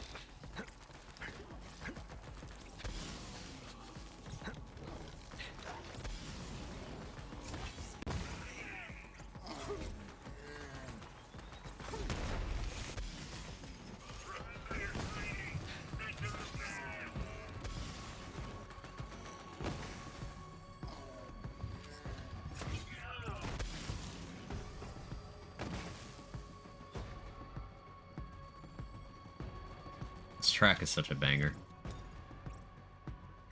Kirby, the baby of his species, just to remind people that's terrifying.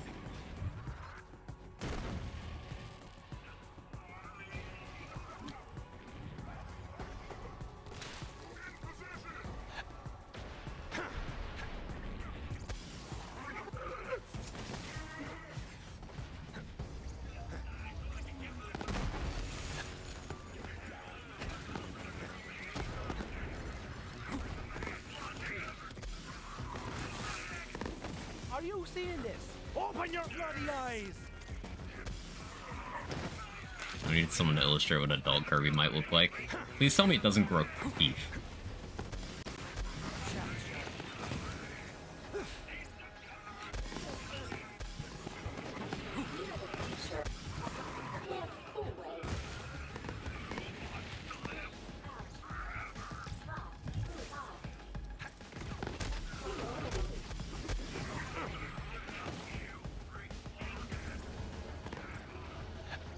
Yeah, Darth Plagueis. Plan on including Sentinel in the build at some point, so you can remember doing respectable damage with Boomstay. So like at some point, maybe. The problem is, without having a stat stick, Sentinel's damage is, like, the amount of damage I'm gonna get during its limited window of activation currently, is questionable compared to the other action skills. Grenades without a stat stick and Novas without a stat stick will peak higher than Sentinel without one. Now, Sentinel might remain preferable to Digiclone for damage dealing in this run, but the problem is that Digiclone still gives me the utility of letting me revive. Sentinel doesn't do that. However, Sentinel stays out while I'm down. There's a lot of factors to consider. The only action skill I don't see myself using in this run at all is Barrier. Barrel death, why is that not surprising? Yeah, Vocal. I vacuumed a barrel into my own face with the Singularity and was just like, oh, shit.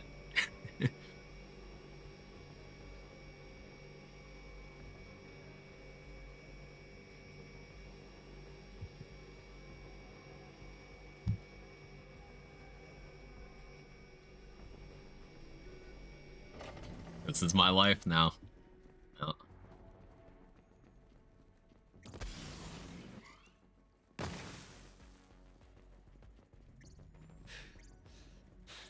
I wonder if we can get Katagawa Jr. with the Novas ASAP. I'm gonna... You think I pre-throw hexes for the cutscene and then try to skip? They probably don't hang out long enough. Hunter Seekers might.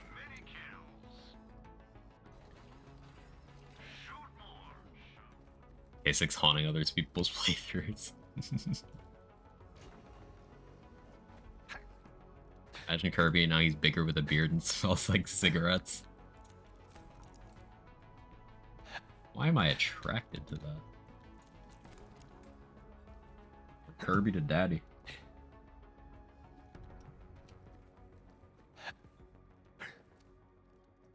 Huh? What?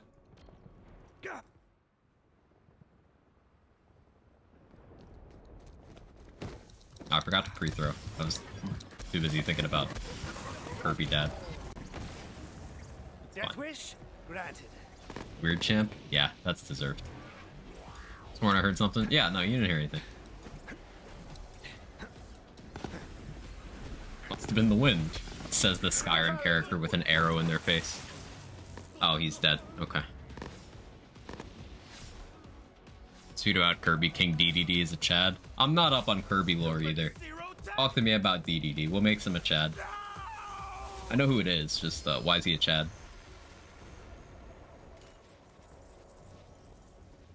Hornet, love that gun. Rocketeer, if we were Moe's, we'd be eaten right now. Let's take an up-to-date Transformer.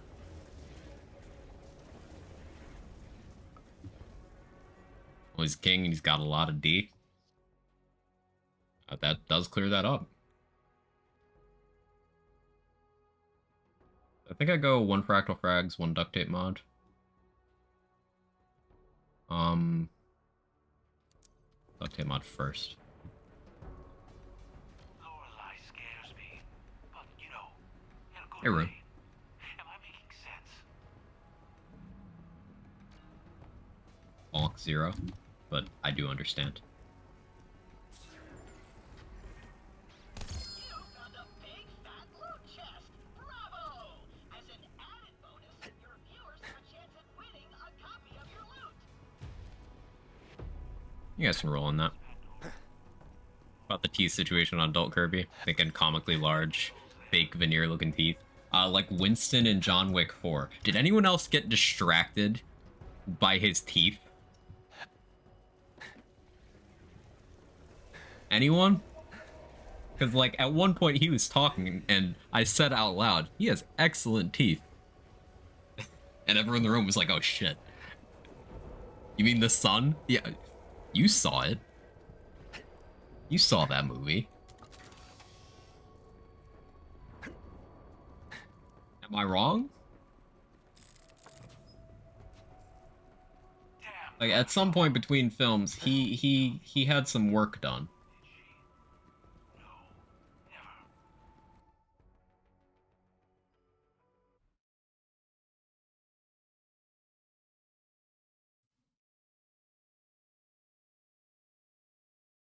And Fly uses his body to do so. He's a penguin that can't fly normally. Oh, so he's the Rock Lee of penguins. Just doing impossible shit through the power of hard work.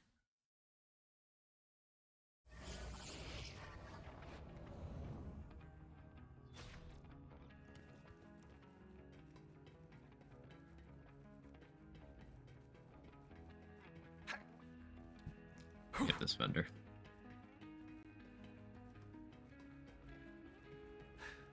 Someone's cosplayed as Rock Lee. That's so cool. You've got enemies, and I've got ammo. Firearms in every flavor, and Marcus munitions. Better buy up the rest, quick. Need to get backpack STs next. Once I have pocket full of nades, I can just spam a money grenade at something, and we'll solve that problem real quick.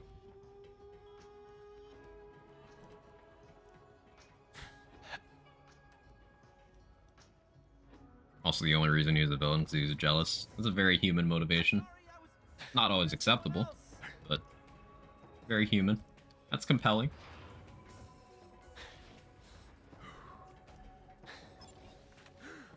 Dr. Zed here, selling shields, mods, and peace of mind. Pieces of brain, too. So Deceiver comm is actually kind of interesting here. Praemunitus isn't useful to me, but Donnybrook and Trick of the Light in one place. Donnybrook is gun damage for clone, health regen for me, and then Trick of the Light is bonus element for me. That's a pretty interesting combination of skills.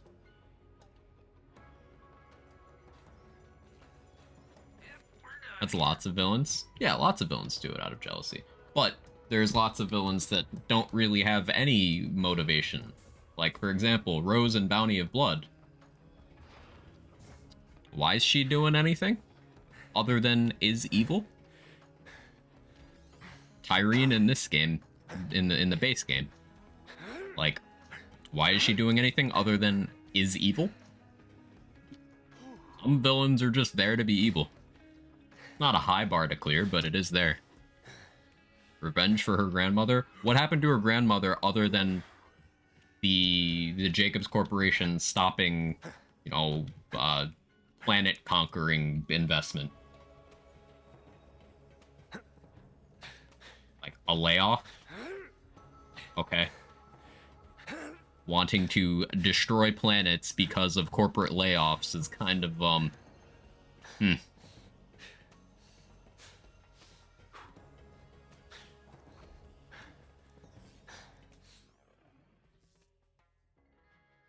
So she was right. Fair enough.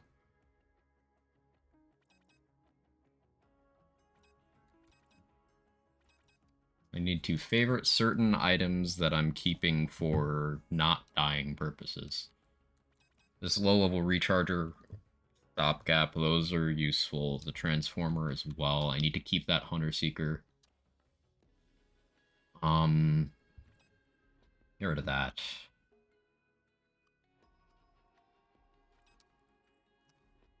These cosmetics, that's what's taking up so much.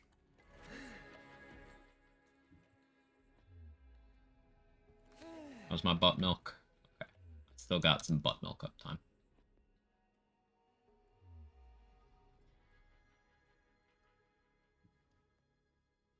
Kind of unhinged. Yeah. Like, say what you will about Bounty of Blood, enjoying the atmosphere, the gameplay. That's all good. The farming's pretty okay. Like, never say it has a good villain or good music. They might look small, but they're actually just far away. Tell your friends. You've got enemies, and How dare you insult mommy? I'm hoping she hits me for it. you're at the right place. You think she will? Think I got a shot? It's paying for a new you.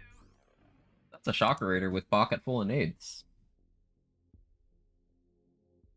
No beneficial passives. What?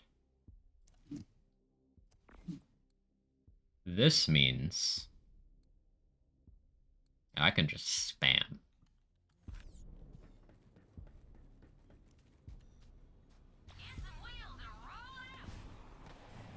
What's this about getting hit? Is there a queue for it? Yes. Please form an orderly line. I can get you a load of butt milk if you need some. Just give me like 7 minutes. Oh no. I can now say I know a butt milk guy. I got a hookup. You ever need butt milk? I know a guy. the house.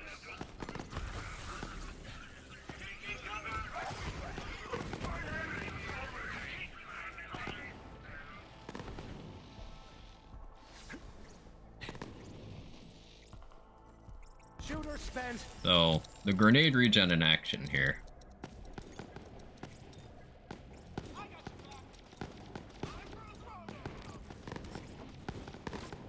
You throw for a while. Now that'll go up as my grenade capacity goes up.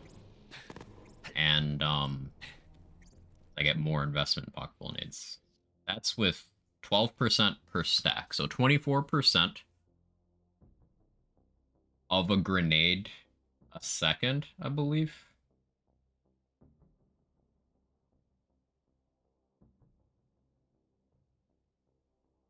Yeah.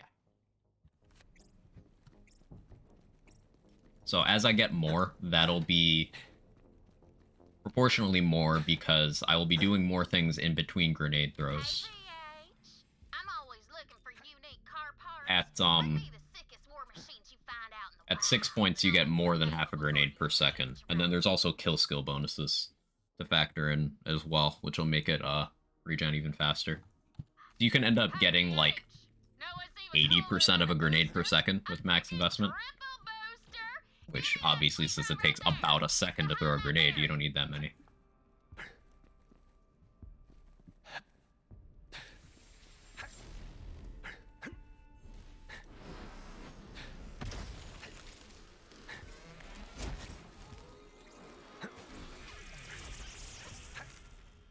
Now, given we are Zane, there's also, instead of doing the shock raider thing, we could just have action skill start grenade regen on our grenade once we get to that point and have Mantis. So, like, it's an option.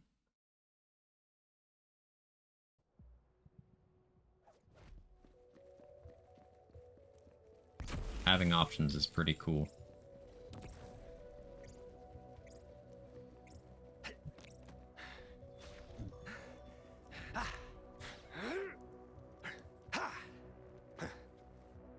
Everyone's favorite section. I need buttermilk to Taco Bell. Understandable.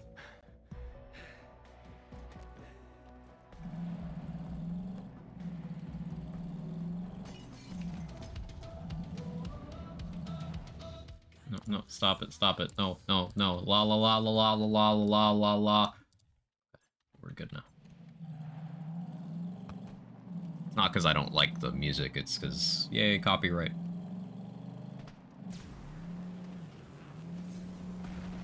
Satisfying.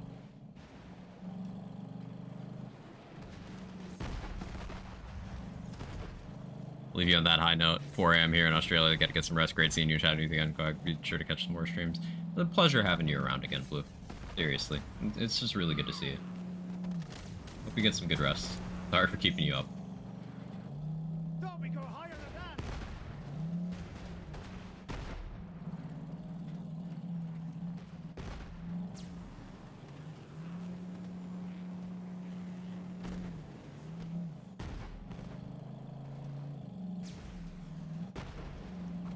Blow him down.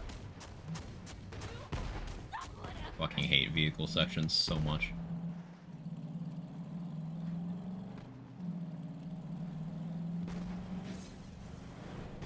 Okay, what are the bottom 3, like, situations for fun you've had in landscapes? So, like, for me, bottom 3 is fighting a Melda, every vehicle section, and save quit farming non-boss enemies. Those are my least favorite 3 things. Melda being the most hated thing for sure, followed by vehicles. Why would a song in a game being copyright strikeable on Twitch? You might as well strike the game itself. Well, but I don't make the rules, Irish, but I also don't want to get claimed. Lots of games use copyrighted music in them. So, like, if you stream them, you cannot stream that section of the audio. Bad guys ahead.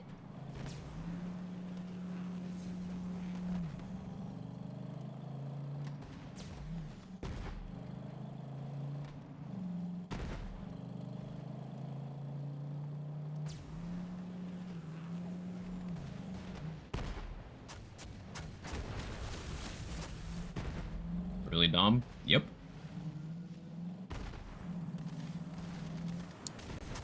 There's a lot of, wait. Excuse me, claimable music in this game in particular. Like, on my VODs channel, which isn't monetized, so I don't care, but, I've been claimed for the main menu music, I've been claimed for the sanctuary music, I've been claimed for this vehicle section, I've been claimed for the end credits. Well, actually, I haven't been claimed for the end credits, because that's the one I already knew, because, you know, it's an Alicia Keys song.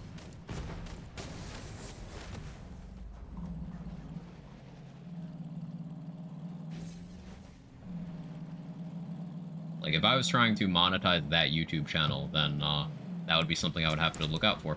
Do we exchange information now, or...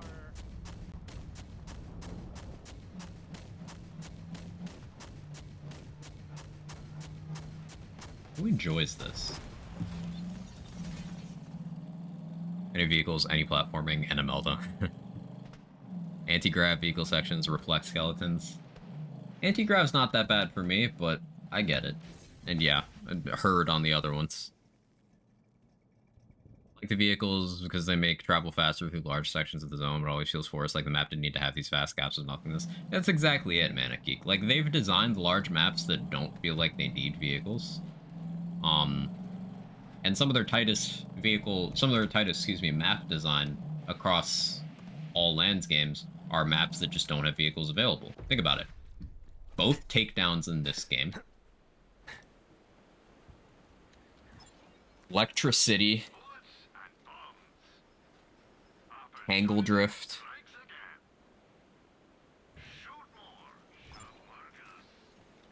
Bloodshot Stronghold, Opportunity. Heroes Pass. These are all maps where vehicles aren't even an option. And some of those maps aren't small. Anti-grav in like GTD is fine, but the entirety of TPS. I suppose I didn't form strong enough an opinion on it in TPS. And I do like it in GTD, I do like it in the areas of Handsome Jackpot, and I do like it in Skywall. I guess I just don't feel that strongly about it in TPS, but I understand.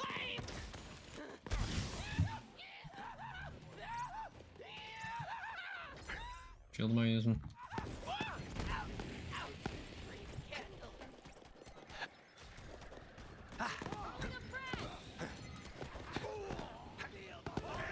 Lucas' word for nades? Huh? I'm confused.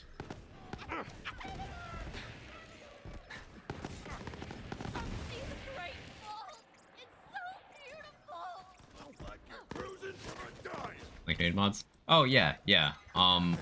Consumes extra grenades for additional base damage. Where that came from? It doesn't roll on any unique grenades, so that's why it's kind of not really known.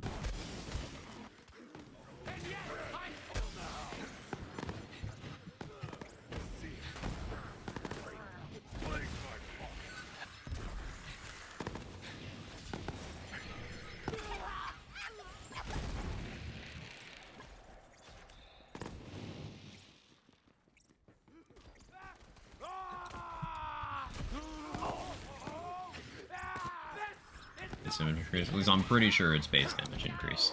That's how Link and Reuter handle it.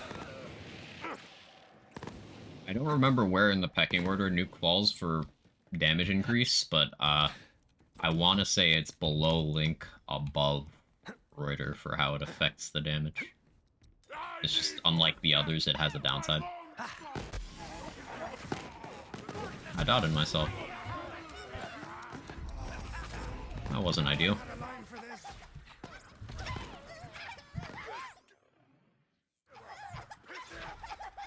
Yeah, that's what the black hole is good for. Black hole without action skill start means it will activate when I really need something to die.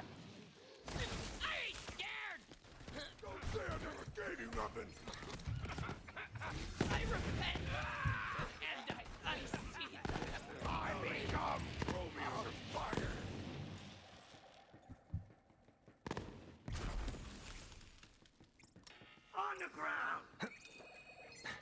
Stop the cold weapon fire! When the police here? Good cop! Sad cop!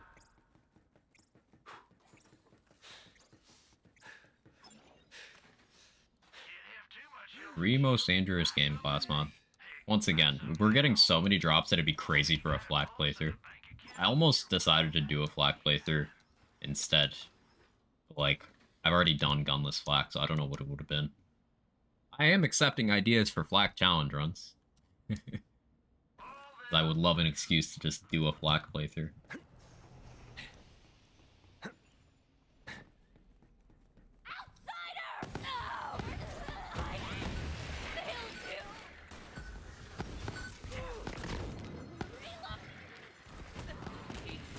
Trigger finger's getting tired over here. Need a charge.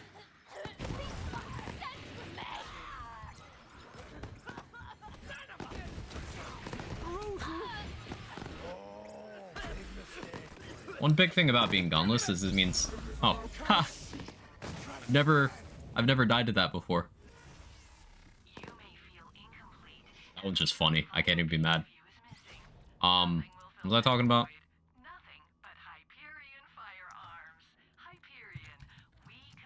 That's just great. Oh yeah, I can't arm in Flint. Because I can't ADS. Because I don't have a gun. That's what I was talking about. Jacob's flag, that was about right. Nothing about that is interesting, though. Like, that's just something people commonly do. It's not a challenge, but it's also not, like, peak of Flak's power either. It's like, eh. Meh. Not interesting to me.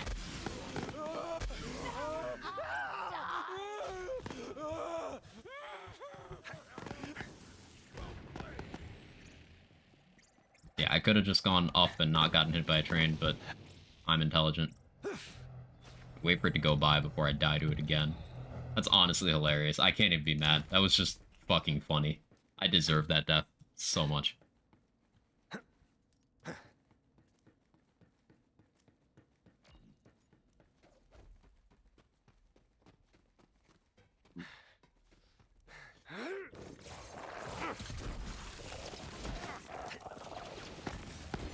Oh yeah, Guardians have no HP in base game. I don't know why I was like mentally prepared for Guardian takedown Guardians, but no, lol.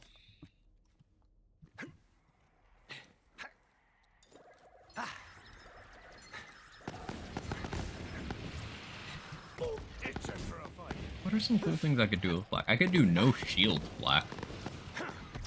People expect me to do shield shenanigans on Black so much. Bloody 86 those pricks! Be mildly entertaining. Did I hit all the Typhon things? I don't think I did. Wait, no, this is the third one. Oh, we're good. Yeah, we're good. Hyperion Flak for all gear slots. That's just how I play the game, though. You couldn't hit a It's just normal gameplay.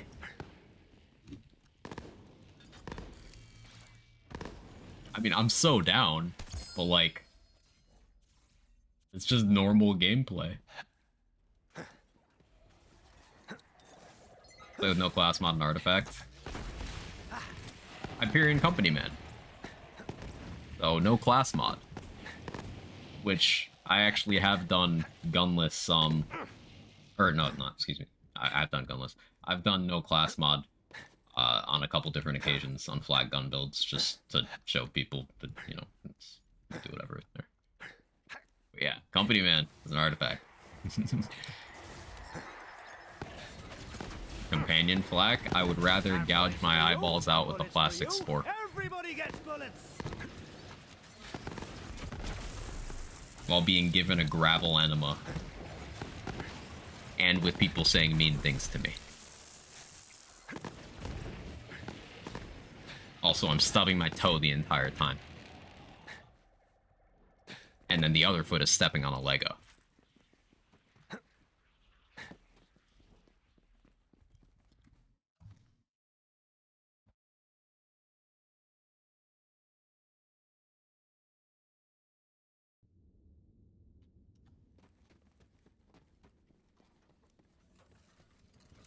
Hands Quag a spork, prepares out of one, calls him ugly while stubbing the toe and shoving a Lego into the other foot. I see you really want content.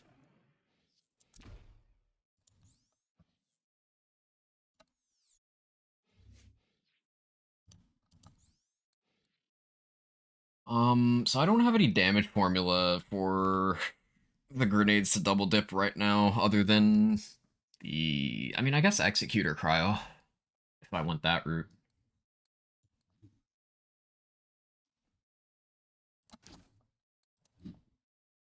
But I could Infiltrator... I guess I could Infiltrator to break my Revolter and then switch to Executor.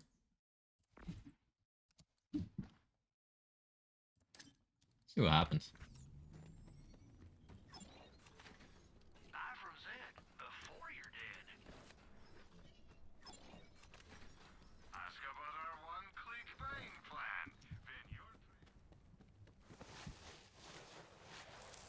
Grab snare, no shield.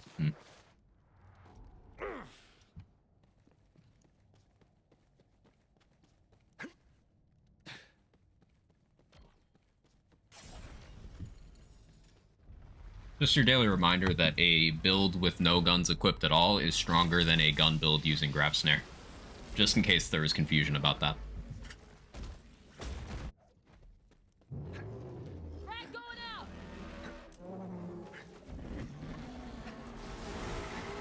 I'm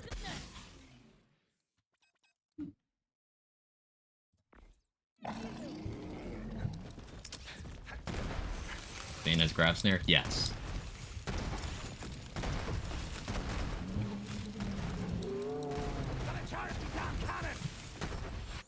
I don't know the...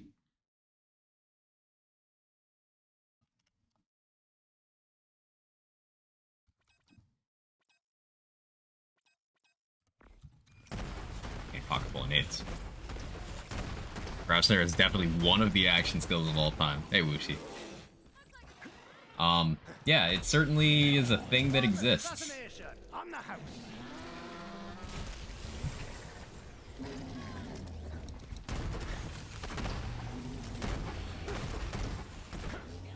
I don't like how aggressively it's following me. You don't change to shock. I'll use the shock hex. Certainly snares gravity. Now that's debatable. It doesn't actually do that very well at all.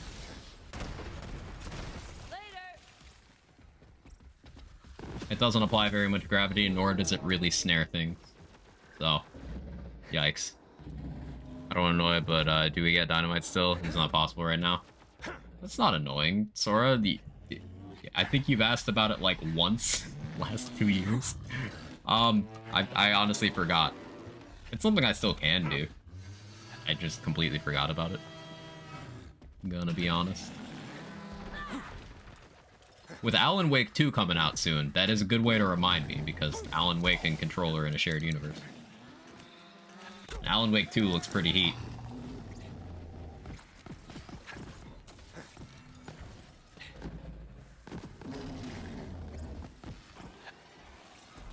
Yeah, Hex is just the play here.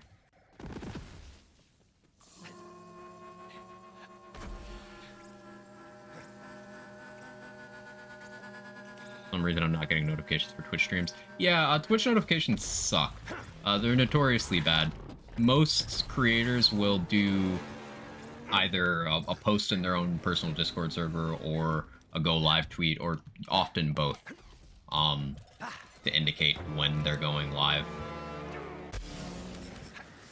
Because Twitch itself is not reliable with actually notifying followers.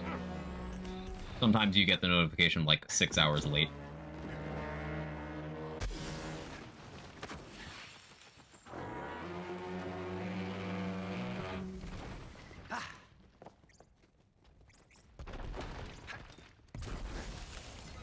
I can turn music back on, I forgot about that. How the bloody hell do you reload this thing?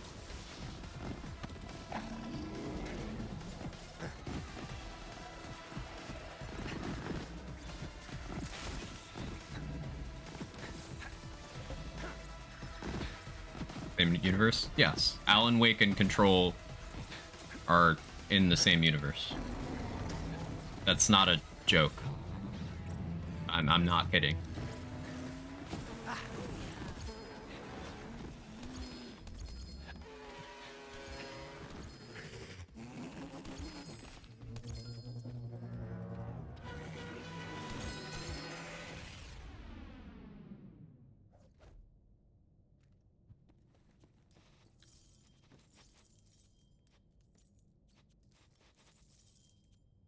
Expert with splash radius.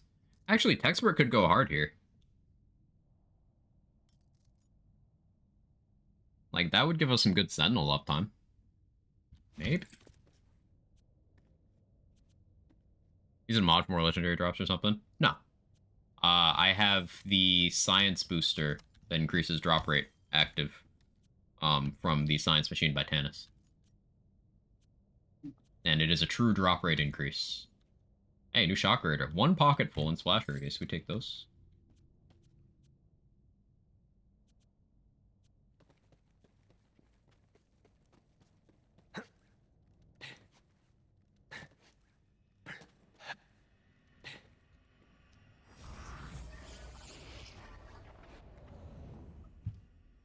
Yeah, the boosts from the science machine are significant.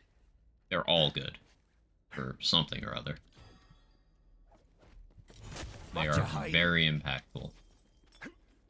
That one on the way out.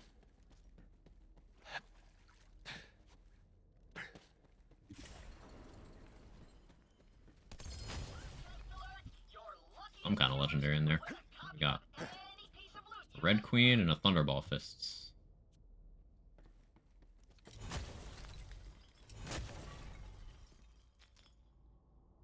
I should be popping Revolter before I hit these. Hang on. Completely forgot about that. The nose, Hornet. Thinking I can crack it now.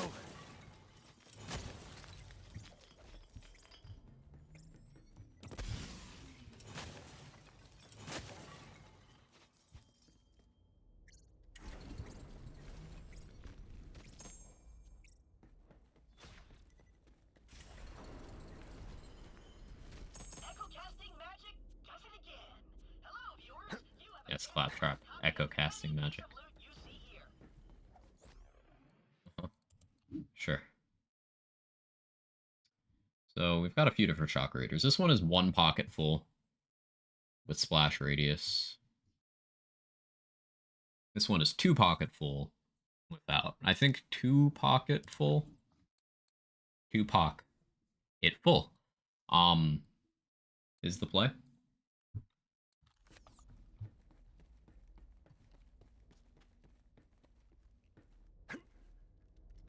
Well, this is gonna be easy. Which part, Coda? How you doing? Guess I'll give it a whack.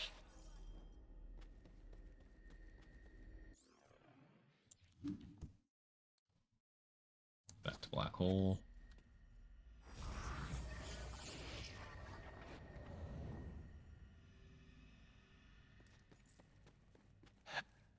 Raid. Ah. Ava, I'm trying to keep you safe. You guys are coming at the best part. Me on the ship? You said I could be a vault hunter like you. You promised. You will. Hey, you're just in time. Raid in the dust train. What's up, bitches? Ow, Troy, look what they left for This is my favorite part. How'd the stream go, K6? Thank you so much for the raid. I appreciate you bringing the people over. Keep this up and I'll be a god for real. Will be gods. For those of you who don't know me, I'm Quag. I do build stuff. And we're doing a challenge run. We're doing Gunless Zane. So I don't equip guns at all. And we're gonna do Mayhem 10 endgame and everything. I'm tracking my deaths. The first one I vacuumed a barrel into my face, and the second one I was running my mouth and got hit by a train. So yeah, that's fun. Streamer's great, Melted Seer and Hag of Fervor. Love to hear it. Love to hear it. Save any for the parasite?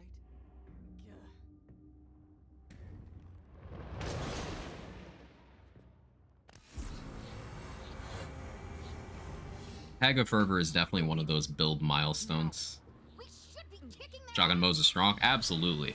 It's weird that, like, there's a lot of shotgun downplay for BL3. Like, there's so many good ones. Have you messed around with the red line?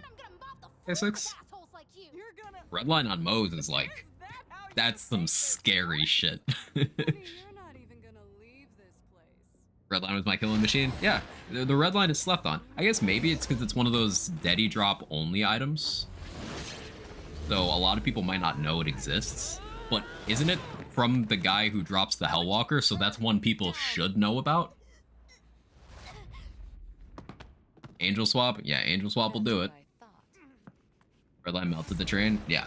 Yeah, red line's goated. Hey Don, thanks for taking care of K6. I appreciate it. Ava, don't.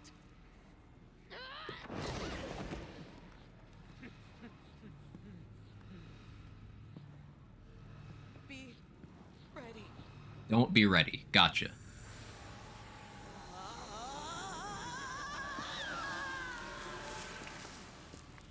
I believe Redline is Ken's favorite shoddy. Yeah. Look at Ava literally killing Maya right here. All her fault for sure. We talked about this earlier in this stream. It's like, of all the people you could assign responsibility to, it's like Troy, then Tyrene, then Lilith, then Maya, and Ava doesn't even enter the list.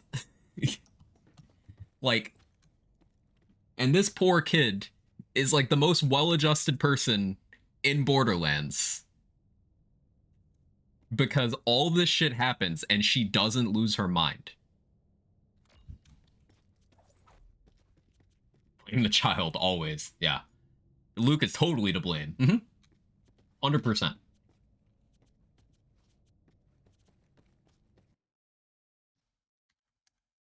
100%. Like I said, she's the only one in Sanctuary with a logical reaction. Like, she just kind of consistently is the logical one. Like, even to the whole her becoming commander thing, like, she doesn't want it either. She legit says, hey, I don't know why she gave me the job. I'd like to find her and give it back. Like, every problem people have with Ava is actually a problem with Lilith, who had an entire DLC roasting her being a bad commander. Roland, her boyfriend, deemed her unreliable by the events of Borderlands 2 because of not only the shit she did in TPS, but the shit she did in between TPS and 2. And then in Borderlands 3, she learned lessons from none of that, and then pawns responsibility off on the nearest child after getting her subordinate killed. How is this not a Lilith problem?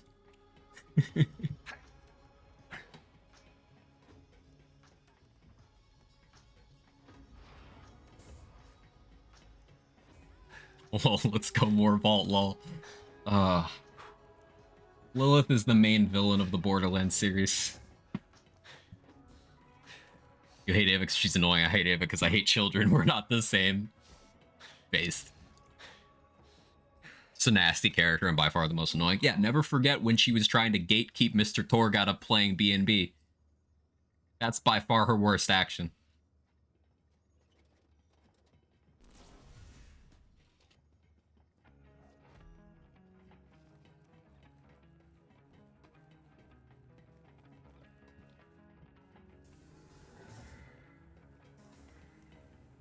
Should not be well adjusted in a world run by psychos.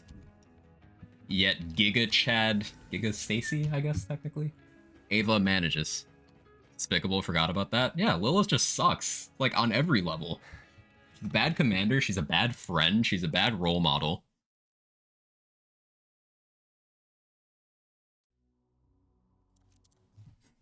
What I do without Lilith in the warrior fight? Yeah, she's a bad shoutcaster, too.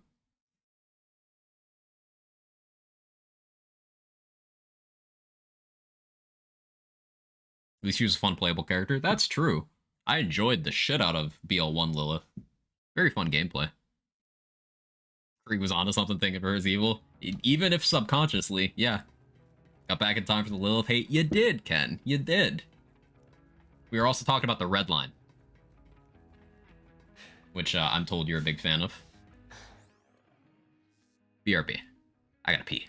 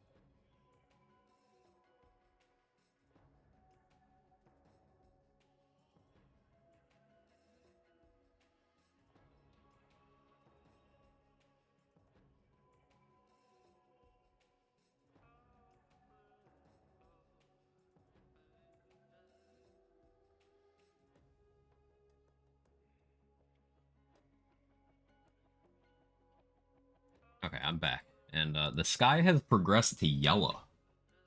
It's no longer, you know, that could be overcast gray or that hellscape orange. It's just a very bright yellow. Kind of weird looking. Smoke? Yeah. Don't forget that my ass, if there's anything else, and Lilith just goes, nah. Of course. Of course. You in Canada? No, I'm in Connecticut. So like even that far away, it's oof.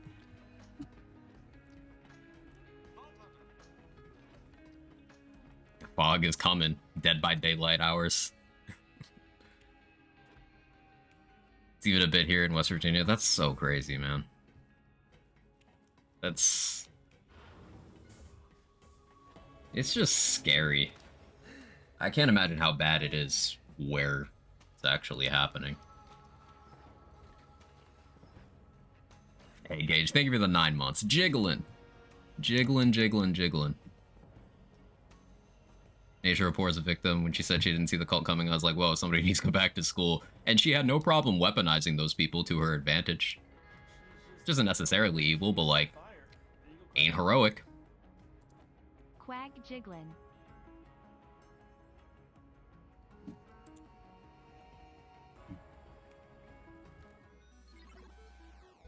I'm in New Jersey and it's yellow here the past couple days. Yeah, this is just, I've never seen anything like this.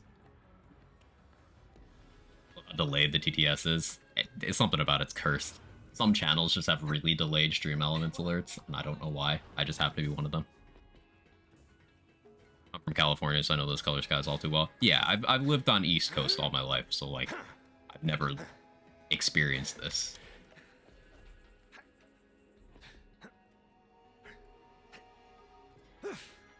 Must be some massive forest fires. It's really scary.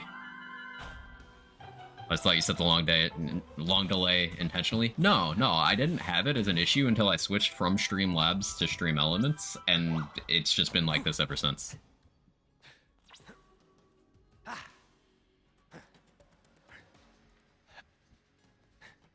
Switch my computer, it's acting like I never watched it before, which is weird. I guess if your cookies were cleared or anything, like if your cache was cleared, then it acts like you're a first-time chatter for like, it makes you read the chat rules and stuff again. Maybe it's that. Save quit spot. Just gotta wait for that to play out. There we go. Oh boy, a cloud kill. Oh no, I can't immediately unequip it because Maya's stupid book.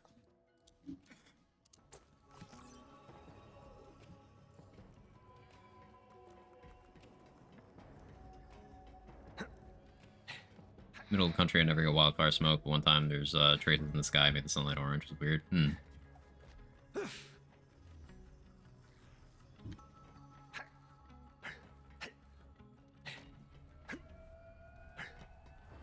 Misery.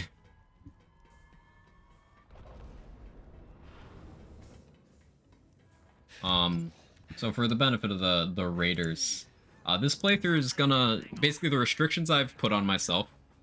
I'm not allowed to kill any unique enemy more than once, except cartel lieutenants, because I can't control where they spawn. And I'm allowed, for the entirety of the playthrough, one free pass where I can pick an enemy to do a farming session of. And I've not used that free pass yet. I'm saving that for a rainy day. But the idea is go through all content up to Mayhem 10 endgame. Until I'm gearing up to like do the takedowns, that loot restriction is going to be in place. Do I want to go to Lecter City? Maybe. Also, I'm tracking my death. And I'm not allowed to equip guns. Not for stat stick benefits, not for dealing damage, nothing. Class mod for action skills depends on the action skill, depends on the situation. Like for some situations, Executor is great, because Executor gives you a bunch of stat bonuses. It gives you cryo damage. Yeah, that's included in the status effect damage, because this is a weird attribute. BL3 items being weird. Executor gives you a ton of crit damage as well. So, like, for Mantis Cannon dealing damage, this is definitely your best bet. But even then, that's sometimes not true, because if you run a Spy class mod with an extra point in Arm and Flint, and you ADS with Mantis Cannon, then that can sometimes be the most damage, because the dot you get from that is crazy strong. For Digiclone and Sentinel, depending on situation, you're looking at either Conductor or Seeing Dead.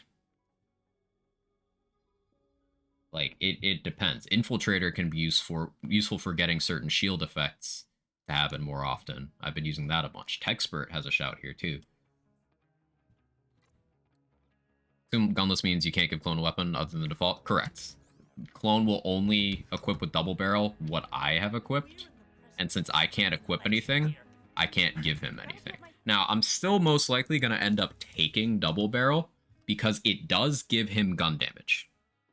So I want to see how much damage we can get Zane's clone to do with the default gun. And I'm actually not sure what happens when you spawn him with no gun equipped. Like, if he just copies that, or if he goes the default. So, we'll be sciencing that, I suppose. I think Armor will be able to trigger your pull down ADS even if you don't have a gun in your hand? I don't think so, but I guess it's something to test. I'm gonna leave Kill and Kill for later. I don't need to do that right now. Clone with no gun would be hilarious. Yeah, he could still throw grenades. Like, Clone still, even without double barrel, he gets a copy of your grenade and a copy of your shield. So you can still set up Clone to do a lot of very powerful stuff, even without him having a gun.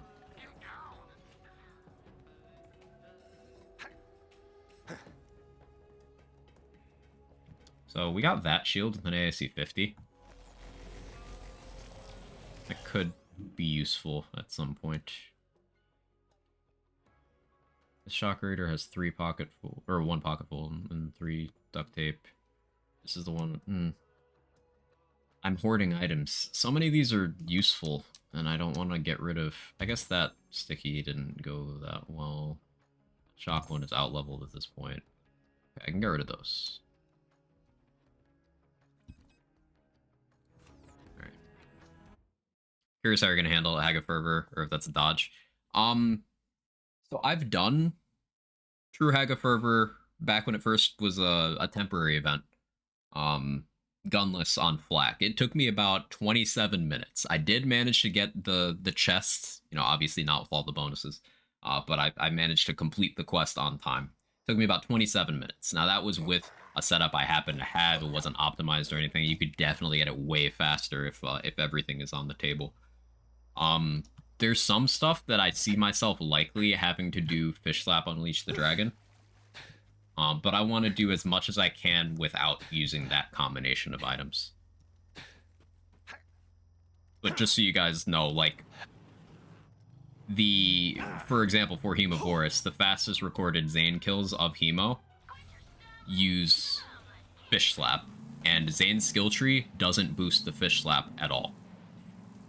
Like, it's entirely just gear. You could, with 0 skill points, get the world's fastest Zane clear just because that item is nuts.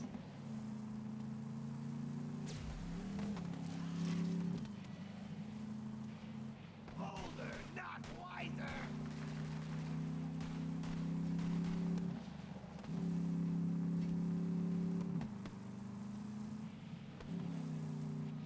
Get the pretty boy! Sparkplug main artifact. Sparkplug would be getting a lot of use, yeah, if I can get one. I had trouble getting one in the Gunless Amara playthrough. I didn't get one until, like, very late Pandora 2. Which thing's easier, Gunless Flak or Zane? Gunless Flak for sure. Because Gunless Flak isn't really a challenge, it's just the strongest Flak builds already don't use guns for anything other than stat sticks a lot of the time. And Flak's tree gives a lot of damage formula to everything. That's what makes Flak so powerful in this game. Whereas a lot of characters will have like, hey, this is gun damage, or hey, this is melee damage. Flak gets, hey, this is damage for everything. You just make everything do damage at once. Not having your gun slot doesn't really matter when you can still do good damage with your grenade, your ground slam, your shield, your action skill, all of that at once.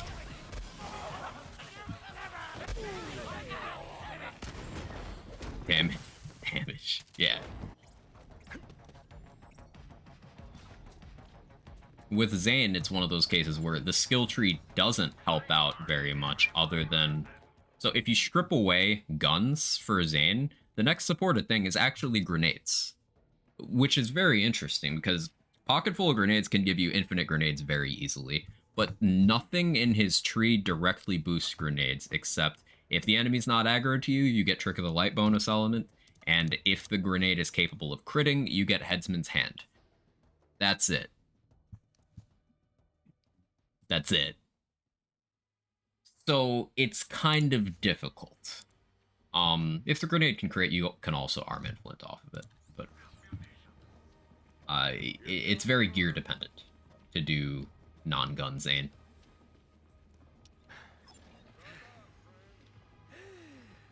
Still holding out for a an Atlas Quasar. It's always good to have a Quasar in case an enemy gets stuck in a wall or something, but I'm being picky.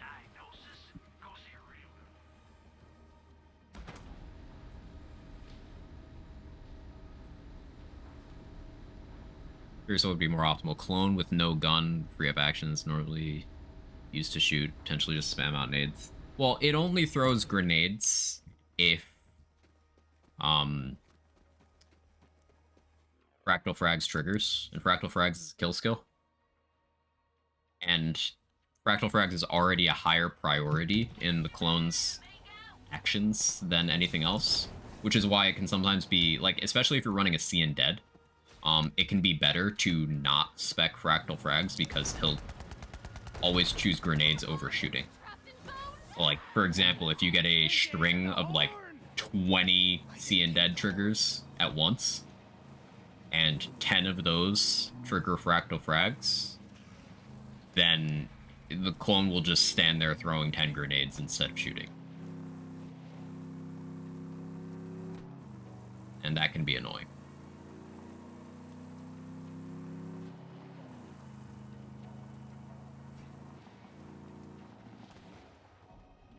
And confirm, seen that. It's very stupid when it happens. More fish slaps might be the best option, really. It could very well be. We're in damage formula, triggered Lightfall. It's a bonus element. Snow Spawn. Global bonus element. Assume there's some sort of cooldown of Fractal Frags due to animations. Now, whether or not it'll queue up extras like that is kind of hard to test, but considering the grenade throw animation is like 1 second, and you have the chance, the 35% chance, every time you get a kill skill event, 35% chance, even if it had a 1 second cooldown, is still going to happen all the time, particularly with See and Dead or Mantis Spam or densely packed mobbing. Time to break through.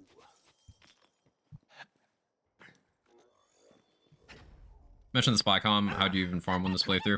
So that's the thing. With my last playthrough, it was Gunless Amara, and I wanted a Beskar and a Kensei from Arms Race, but like doing Gunless Arms Race is a very high risk. It is technically possible, but you need to be very picky and very careful. Now, I wouldn't use a spy for this because true Gunless means I can't even aim down sight for Armand Flint, so I actually have no reason to go for a spy. Without access to Armand Flint, spy just kind of works out to be inferior to Executor for the purposes I'd be using it.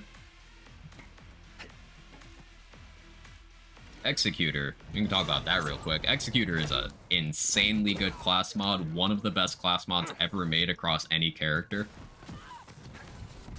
And it's base game. Like, the base game class mods in this game go so hard. Executor, Bounty Hunter, Rocketeer, Phaserker are the unholy quartet of... You think DLC power creep is the thing? It isn't.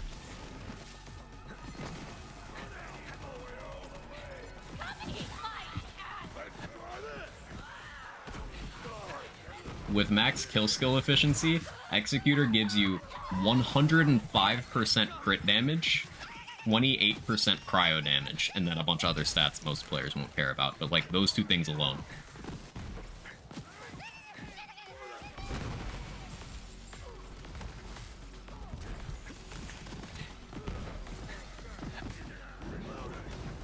Make it better than a See Undead class mod in this case. So what kind of build are we talking about for See Undead? Like, See Undead's value is very all over the map.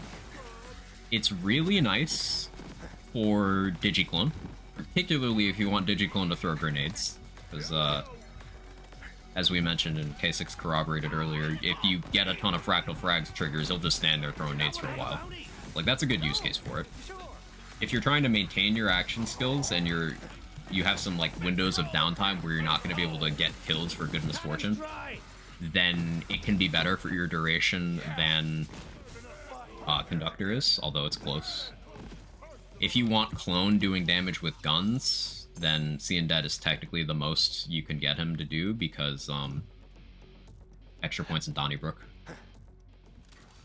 But for a lot of other purposes, See Undead is very outclassed. Like, if you're talking damage your guns are doing, it loses to Executor and it's not close. Not even remotely. For my own grenades, Executor would also win.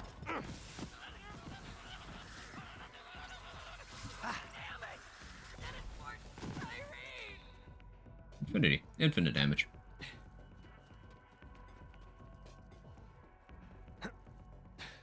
Back to Donanzado's question, though. If I was to do Arms Race on this, what I would have to do is get a lucky enough start where I have valuable enough items to sell, and then I'd have to get lucky getting a good grenade from a chest. Then I'd have to get lucky killing an enemy to get an offensive artifact drop before running out of grenades. So, like, I'd need a good grenade, good enough to kill and get, say, a hot drop artifact, or like a Firestone artifact, something like that.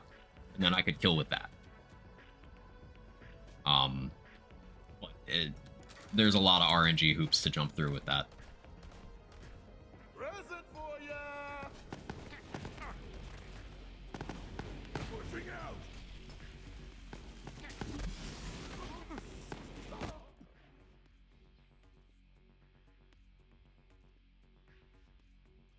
More Donnybrook, more healing.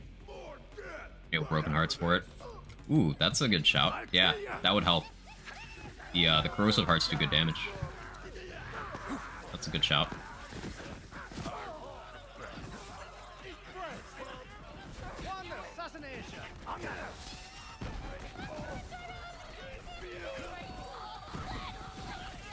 I never thought about that. That would actually make it significantly easier, provided I had hearts conveniently.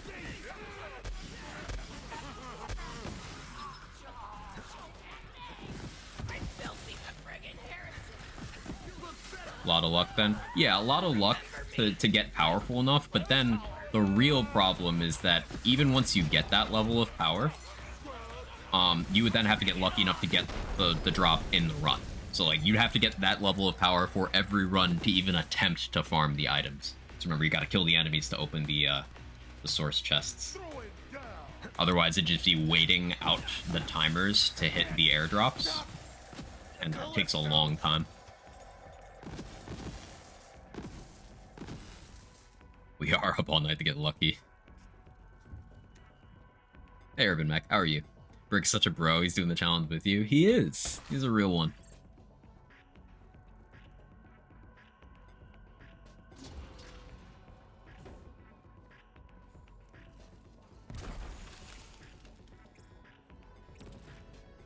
Another thing I ran into on the Gunless Amara playthrough with these farming restrictions is I ended up using severely out-leveled items for a very long time. I used a fastball that was like 30 levels under when I was progressing post-story. Because I couldn't farm a better one.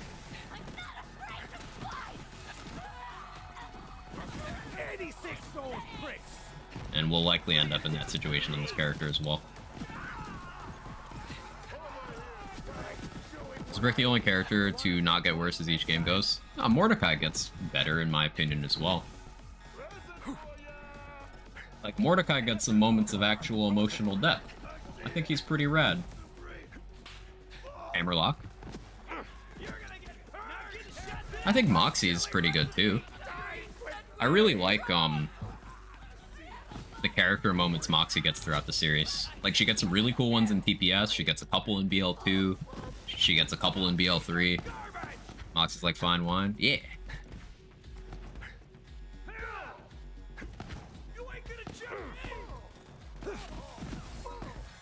I brought this up the other day, but I think Moxie is one of the most, like, interesting characters. And no, that's not me being down bad, at least not this time. I think she's one of the most interesting characters, because, like, her whole persona is just, like, a front. And you can see it slips sometimes. She's, you know, typical Borderlands character levels of a murder for sport is just kind of what we do here, but she does have the ability to, like, express empathy and stuff, too. I think she's just an interesting character. Well-rounded. Okay, that one was me being down bad.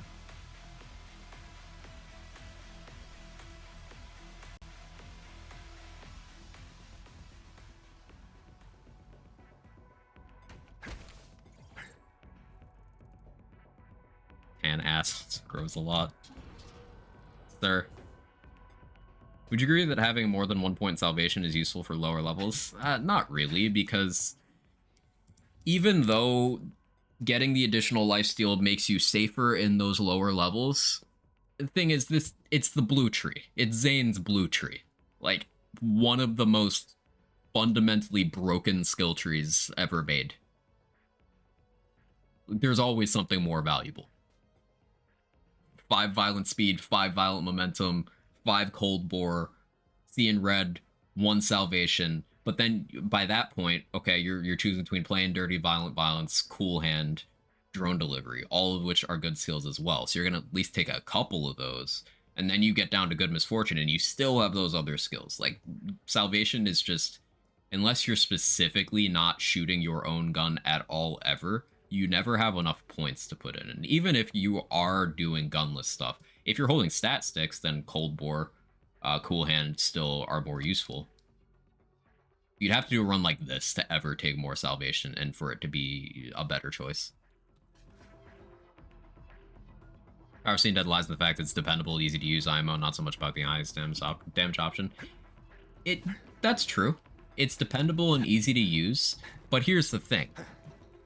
That's on Zane, the character that is already by far the easiest to use. Like, in a world where you have Mantis, C, and Red combo, there's nothing, provided you're not in Fight for Your Life, there's nothing that C and Dead does for you that you don't already have innately in your kit. Or, say, a traditional gun build. And Zane has some rather goofy damage options in the class mod slot, or just overall increasing the damage he does. We all know what Hustler does, but even if you're not using spicy Hustler tech weapons... Ooh, fire fastball, that's huge. Executor is just insanely good. A Spy is very, very good.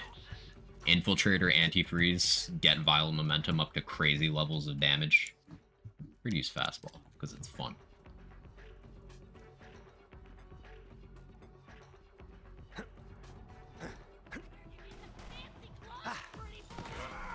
And then if you're doing non-gun stuff, Seeing Dead's attractive for clone purposes. But Conductor is the globally useful one. And then you still have Executor with its massive cryo and crit and status stuff. Also, 8 rolling Good Misfortune means that you can afford to not go that far down Blue Tree.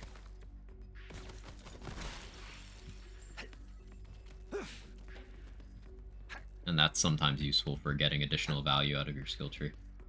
Not saying Seeing Dead is bad.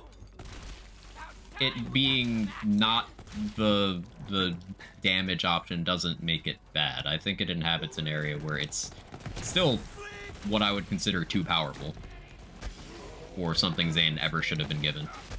Like, I don't think Zane should be able to hit Mantis to trigger everything in his kit all the time. Kind of silly.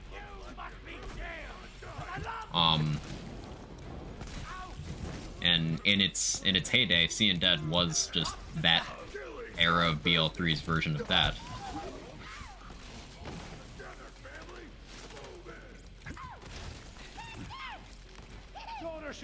Like, I'm using a class mod right now that I guarantee a lot of players have not even given the time of day.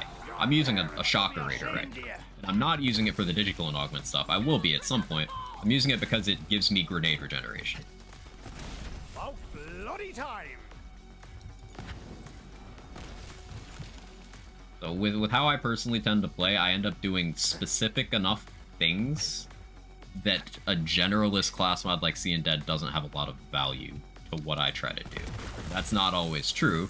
Some of my endgame speedrunning content I've done on Zane, particularly my remote ranger setup, which is ground slamming while you have Sentinel and Digiclone out. That setup situationally uses Seeing Dead sometimes. Uses either Seeing Dead or Conductor, depending on what's called for in the moment. Why they changed Seeing Red to be available level 13? That I don't know. I don't know why they swapped that. That's something I forget that happened, honestly. Lurk, no lurk. Like, Seeing Red and Deathfall is Close used to be swapped. Oh, alerts broke, I guess, Sora. Sorry about that. Yeah, these used to be swapped, and I think that was healthier for game balance, because you needed to commit more to this tree. Now, not that you weren't always already going hard in this tree, but this just gives you the option to splash blue, which you don't really have a reason not to do in either case. It was a weird choice. Like, they swapped Seeing Red and Deathfall as Close, and then they also swapped a Distributed Denial and Confident Competence. And I think both of those changes were bad for the health of the character. Because now you just never take this skill in Green Tree, ever. Whereas before, you took it to get to DD if you were doing DD stuff. And now with the Blue Tree, your skill points matter even less for Zane than they did. Like, he just kind of has way more skill points than he needs. Okay, we got which one's real and Schadenfreude. 5 more levels, we get Doppelbanger, and we start using Clone. We could start using it next level once we have Quick Breather, honestly.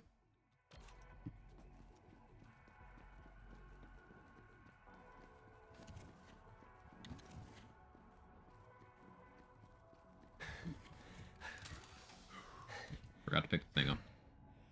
Skills in purple would be good for Gunless. Commitment is really good because it's just a lot of cooldown. And it gets you down the tree. Headsman's Hand is an insane amount of crit damage. It might not seem crazy, you know, 5%, but that's per stack. That's before kill skill efficiency boosts, and that's per point.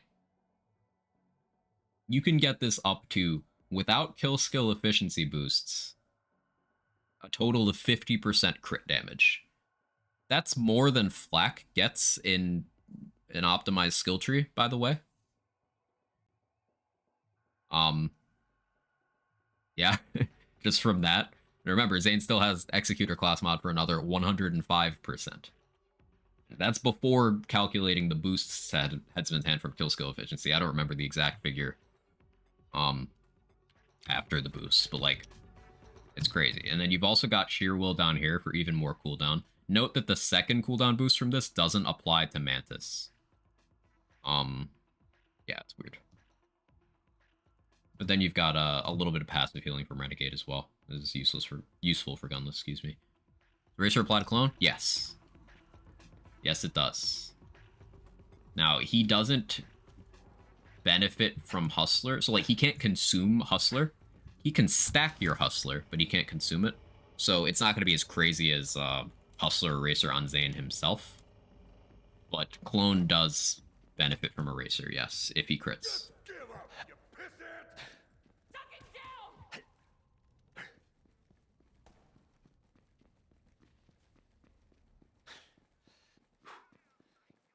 Gotta have a good one. Thanks for stopping by, Denanzador. I appreciate you. Hope you have a good one as well. I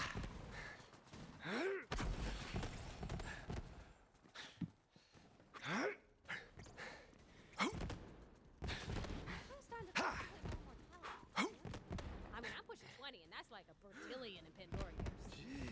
Might be time to hang up the old boomy dooms and retire to that farm for abandoned skags I've been talking about. Yeah, after so much Wonderlands and everything, adult Tina is still just weird to me. I love you. I'm gonna need you back in my life.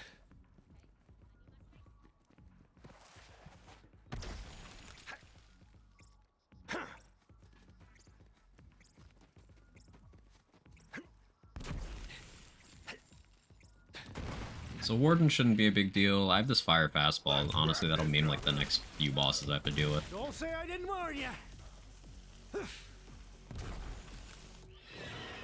Fastball has been incredibly good in these playthroughs. I've been guilty of downplaying BO3 fastball myself. But I was wrong. It's actually heat. It's great in playthroughs, which is where it matters the most, but even in endgame it has its uses. It's very good dot delivery. Now, dot builds are not commonly done in this game, but they're very good. Particularly Amara dot builds. Amara has some pretty cool dot and grenade tech, and fastball works perfectly for both of those things. Now, light speed is just an upgrade, but it's a Guardian takedown exclusive item, so it's good to have an earlier variant available.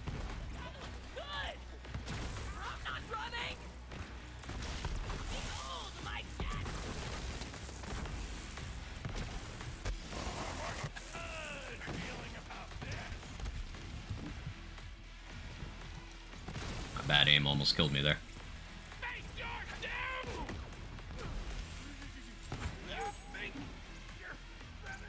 At least SUs aren't a worry. That too, yeah. Just in that classic pop sound effect.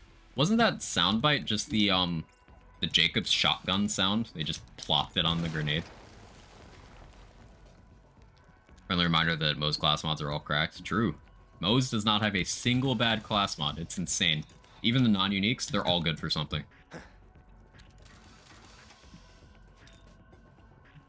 Really, Moses' arsenal of class mods is ridiculous. And I like that each of the characters in Borderlands 3 has something about them that's just crazy. Like Moses' arsenal of class mods, Zane's blue tree, among many other things about him, but Zane's blue tree alone is just a work of art.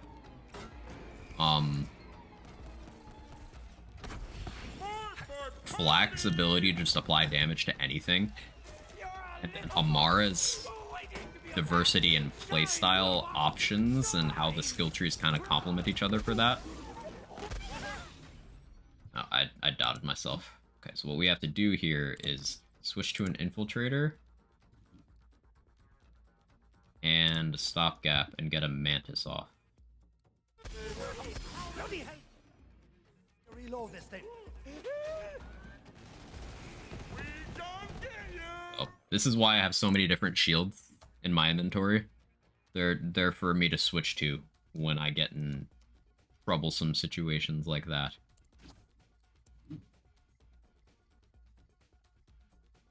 I have saved myself doing that with a stopgap, healing myself with a transformer. It's difficult but worthwhile. Using this one, right? This one has the radius. Do I want that? It'll make it easier for me to hit myself. No, I'll take it anyway. Make it easier for me to hit enemies. Mo's just built different. Yeah, by many different metrics, Mo's is like the most powerful Vault Hunter ever made. We have the math to support that on single target one-shot calcs. Because short fuse is silly. But also in terms of just ease of use and power fantasy feel.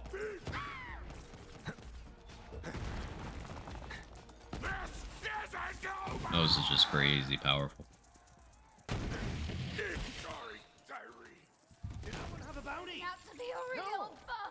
Only thing that kills Mo's is Mo's. True. Hey, we got a Hell Shock. New Executor. Recharge delay could be decent. It's got 2 good misfortune, so I think that's an upgrade over my current one. Another Bounty Hunter. Giant Slayer. Jacob's crit, wow. Good misfortune and borrowed time. That Rabble Rouser could be good.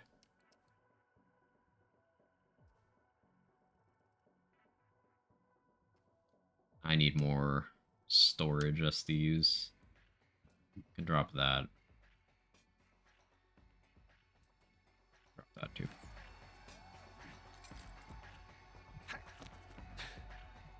Red card. Oxy's bouncing pair. It's good, it's just I will blow myself up with that. Double absorb Big Boom Blaster. That's heat.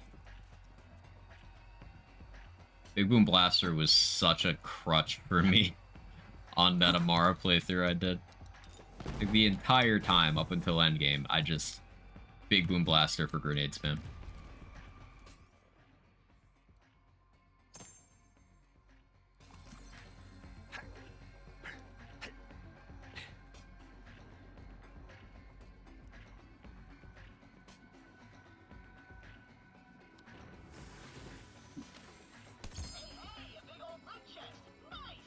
You guys probably don't want an Impaler, so I will I'll just bypass that.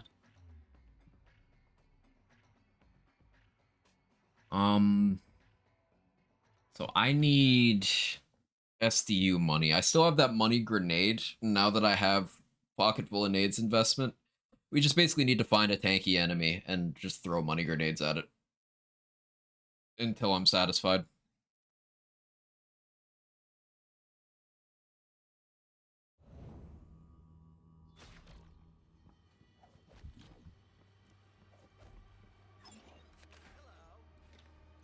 I always get good Jacob shotguns in this Fender. I swear that's got to be intentional. It's a Cryo-Merv Hex. Nova Burner's getting out-leveled. I don't need that Roid Shield either.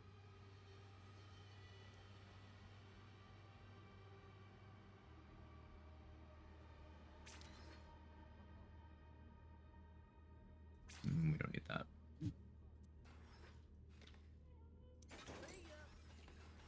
So that Cryo-Merv Hex with Executor is going to be crazy good.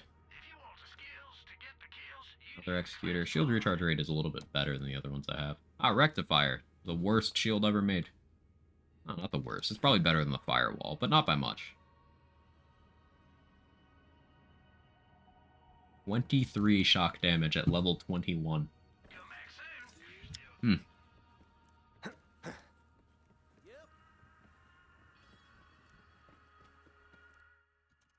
23. Nobody likes you when you're 23. Damage because you're a shield and you're supposed to do more than that. It's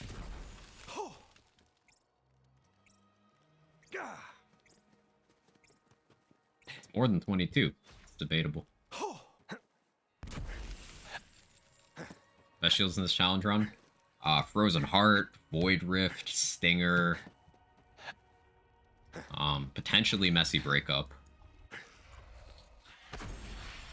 I already have Grenade Regen covered, but if I wasn't going Deep Red Tree, then Big Boom Blaster would have a lot of value. I live for this. Ward could maybe be good. Good health regen, and it's melee damage for if I need to punch my way back up from a death. Gotta charge me damn cannon.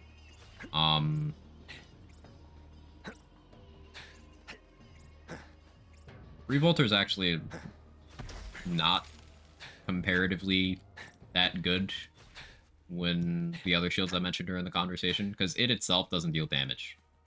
And think about it this way. Losing my gun slot means I've lost an outlet of dealing damage. I need to be dealing damage through as many other outlets as possible.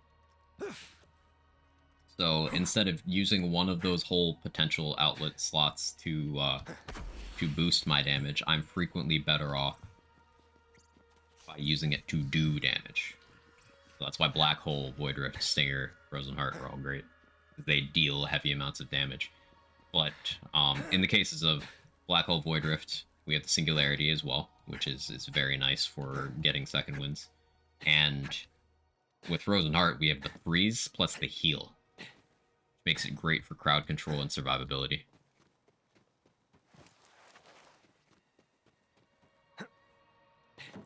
Red Suit could be good. Beskar is really good. In some specific instances, Mana Well could be decent for this run.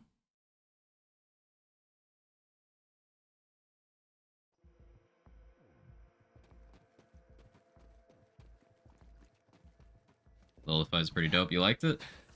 It seemed pretty straightforward for me, but I'm hoping there's like a harder version to do. Oh wait, Atlas Quasar. I've been waiting for that.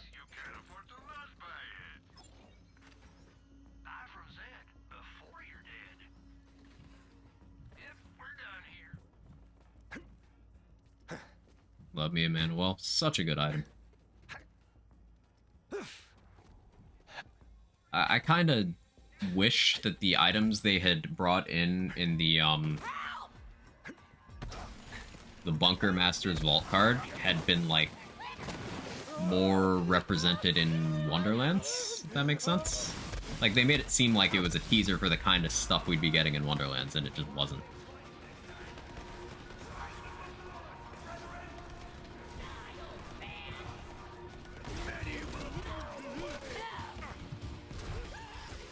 How good is plus 10 into Torque Cross Promotion?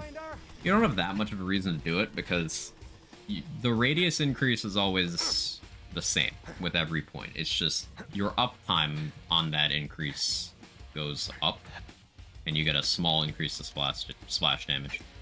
It's definitely beneficial, but the thing to keep in mind is that on most of the class mods that roll cross promotion, there's better damaging skills available as well. Actually, I don't want to kill this guy yet. Save it for when I need XP.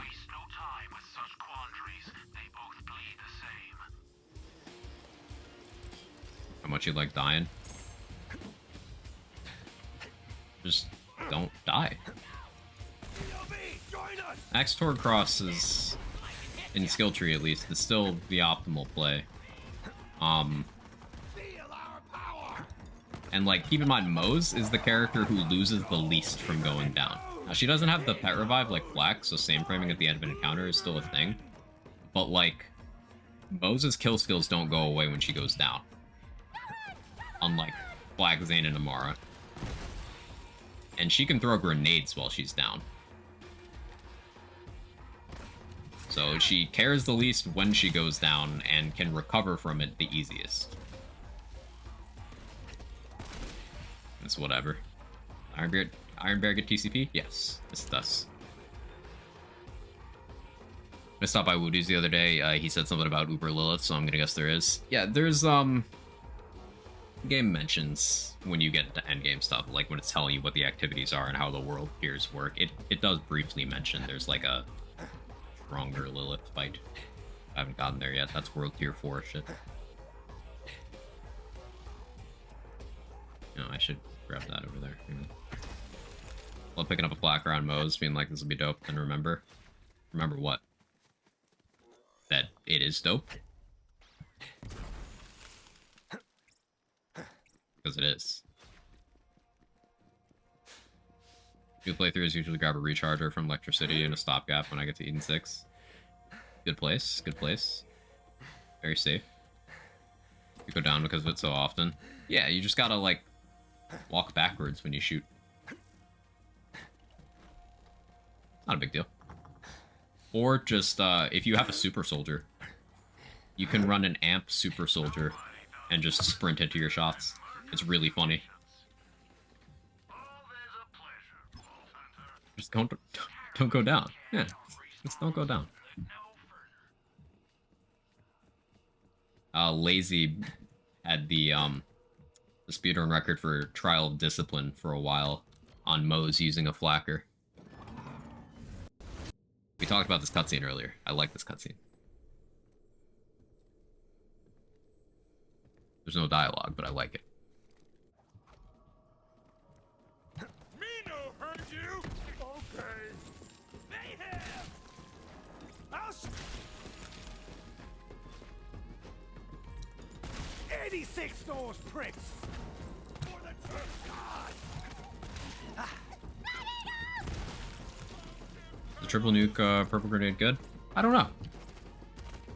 I don't actually know the answer to that. Maybe. Death wish granted.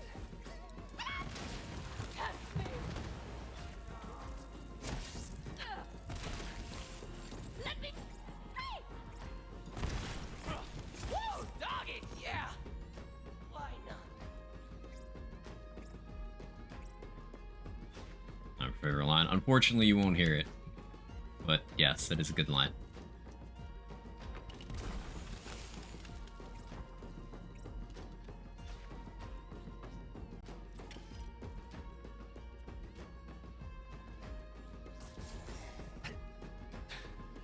Hungry for good things.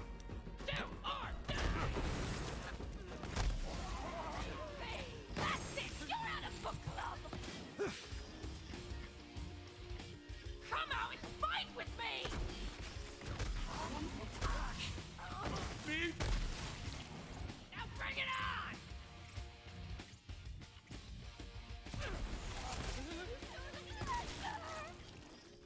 I am older than you know. He was supposed to be the one.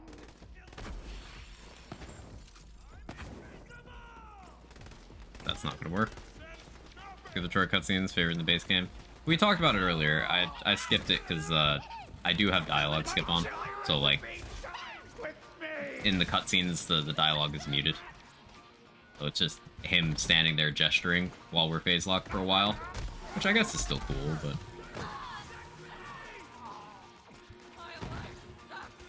I'm bullets for you. I'm bullets for you. Everybody gets bullets.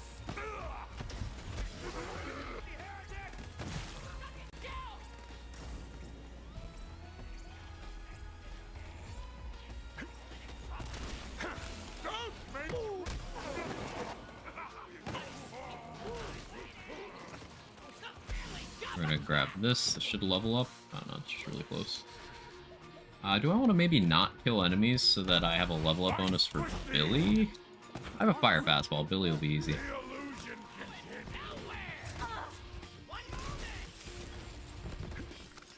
A new chapter in the saga. I'd rather be safe and actually kill these enemies.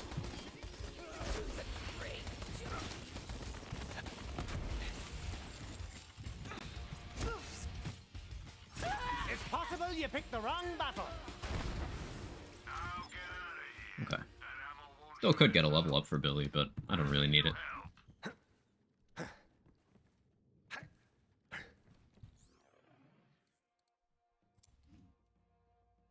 think we'll go with the AAC Corrosive for a bit. What augment does this have? That's an amp shield. Okay, so nothing.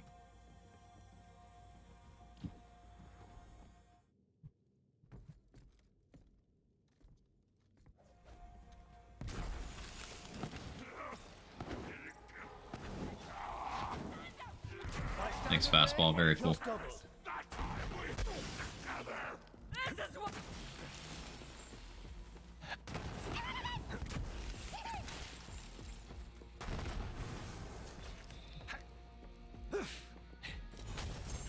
Favorite cutscene is probably the one where Hammerlock's still ties into when to go. Lead Sprinkler. Love that gun. Wish it had gotten buffed. Super fun. Get a bunch of splash radius on a lead sprinkler. Goes crazy. Well, it used to. Many years ago now. In the before times. When do we get our first augment for Colder Shoulders, the first one? Wet work.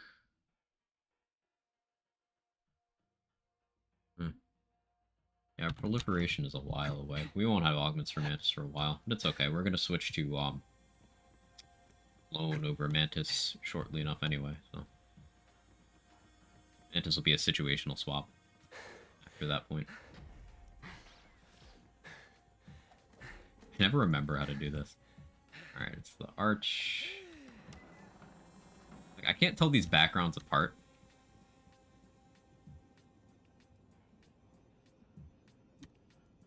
Not distinct enough.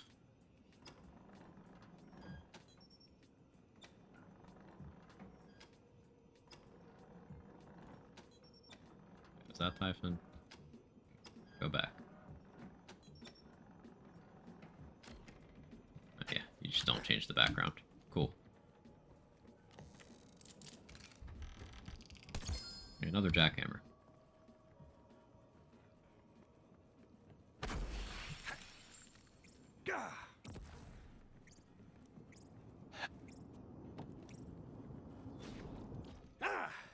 Yeah, other than my tendency to barrel myself or walk into oncoming trains, this has gone pretty smoothly. Only a couple of close calls.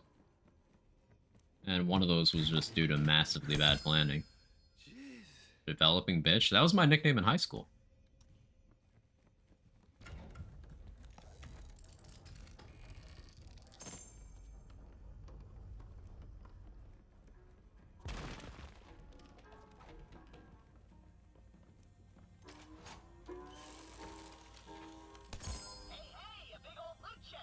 Of course, I just bought one earlier. Whatever. Atlas Quasar. If you want to roll on that, this is a really good utility item to have. Lets you get enemies who are stuck in walls, or enemies you need to throw off a cliff or something.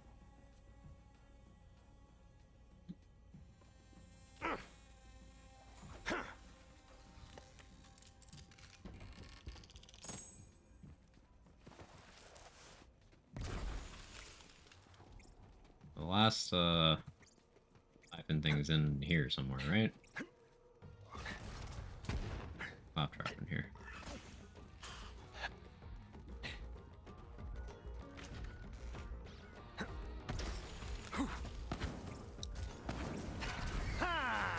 Down you go.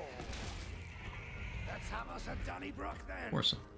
I think BO4 having an antagonist is good and better than Handsome Jack. I think people need to get Handsome Jack's name out of their mouth. Because the answer to that is always going to be no. Because either A, people are not going to view something objectively because a 10-year-old game has a lot of nostalgic attachment, and the charisma of that performance of the character is hard to match, even though the character itself pretty mid. But like, also, they're probably not going to try because of that.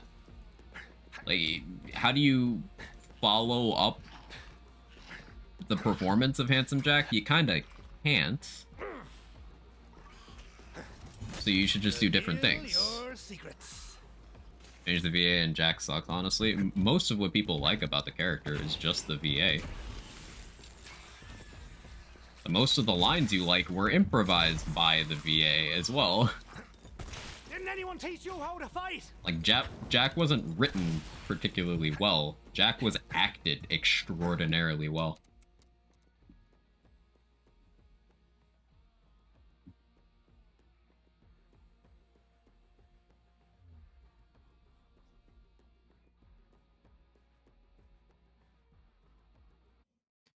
And that's not an attempt to throw shade at the writers or anything. It's just he's very fine. He's mid. He's there. He exists.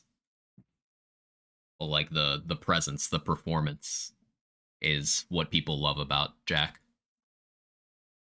And that was entirely from the actor. Well met, Vault Hunter.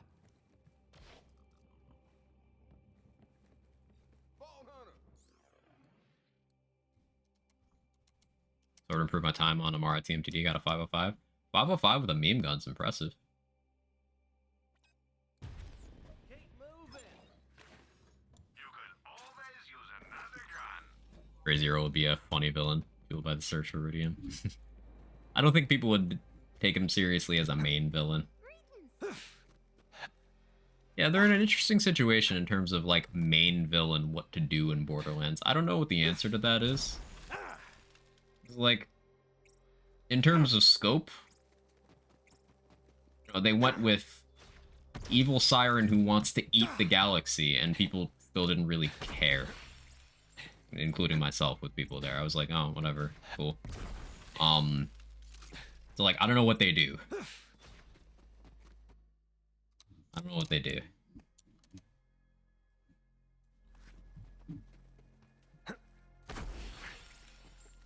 Zane's VA is a standout in BL3. You think?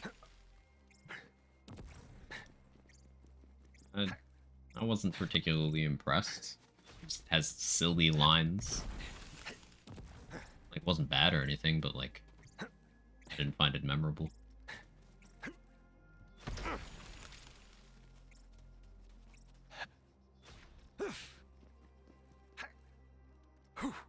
Just noticed too that I'm not getting any Guardian rank XP. Still getting it.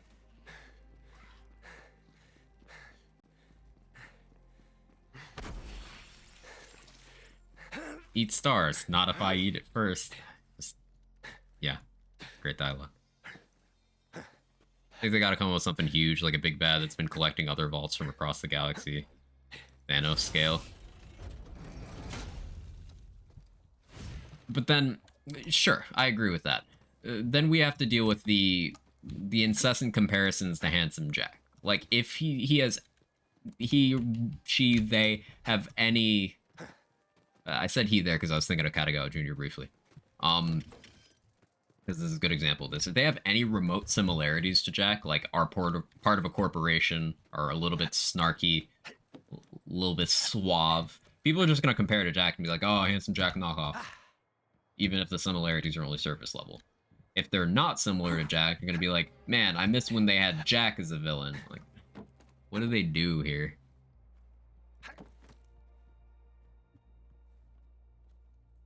That happens no matter what. Yeah, it's not something you plan around. They should just full send it anyway, do the best they can. People made Jack comparisons with Dragonlord in Wonderlands, and Dragonlord was pretty good. Let's crack on. You piss that little whip. Hey, Mike's luggage. Well, BL2 as a console player, the game's so dated and lacking in every way other than Jack. It's very dated. That's one of my core things that it just doesn't let me enjoy the game very much. Even in 2012 when it came out, it was dated for its release block. Like, look what released on either side of it. You had Halo 4, which, you know, polarizing game, but in terms of gameplay mechanics, buttery smooth. You had Call of Duty Black Ops 2, which, you know, if people could play it online, people still would be playing it. Because that game just held up very well. Mass Effect 3 was another 2012 title. You have lots of solid action-y games with shooter mechanics in that year, and in terms of mechanically, BL2 is not one of the most impressive. It is significant for that year because it is absolutely one of the things that put the looter genre on the map for people more. Like, this was pre-Destiny times. Borderlands was still the looter shooter, and BL2 was a genre-defining thing. But in terms of it being dated, it has always been dated, and that problem's only gotten worse with time. Just kidding. ME3 is very divisive. It was. But again, that's another outside of gameplay reason, right? Like, ME3's multiplayer was a surprise smash hit that did really well, and BioWare has been trying to copy that multiplayer in every game they've released since. But then the gameplay in Mass Effect 3 is also very tight. It didn't really start losing people until late in the story. But if you ignore that, it's still a great game.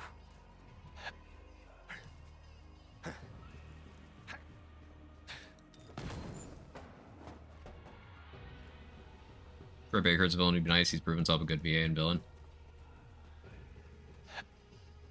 He's done some roles where he's pretty good in that, yeah. One of those voice actors. He can just kind of do everything, though. And I'd prefer that they work from the perspective of designing a good villain rather than trying to carry the villain with a voice actor. Because as we said, yeah, Jack worked because of the performance. What if we had, like, a good villain with a good performance?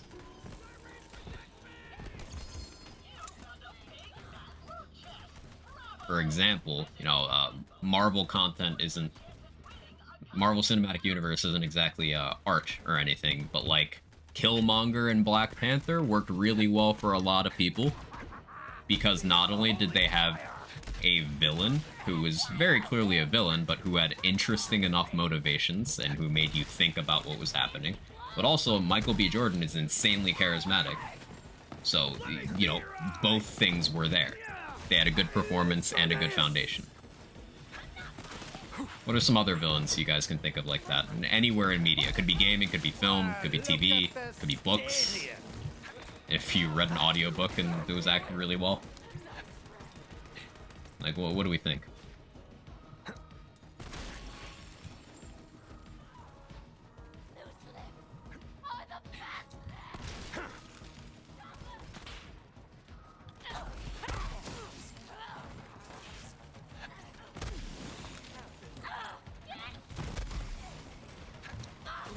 I'm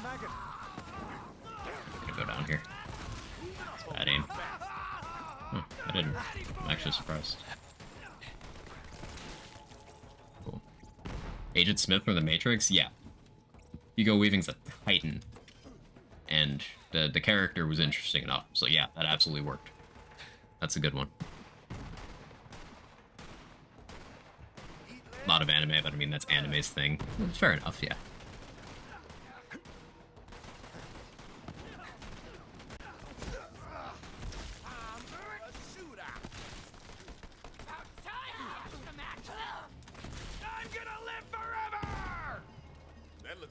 It's possible you picked the wrong battle.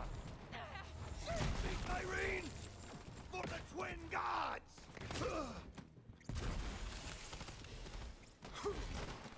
Let's get a little more into me!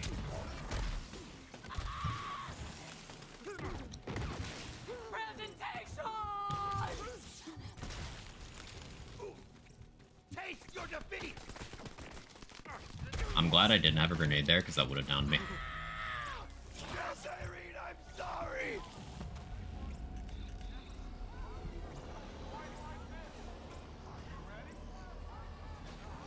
Godfather is all villains, yeah. Usual suspects. Darth Vader. Yeah, Darth Vader is a really interesting example. Because, you can't, like, emote, right? So, voice performance alone. And we've had multiple actors, not just the GOAT James Earl Jones, but like Hayden Christensen played a really good Darth Vader in the Obi-Wan show. Now, obviously that show had its problems, but like, he played a really good Darth Vader. So I'd say that'd be an example of a character that's been portrayed to that degree by multiple actors, and that's cool.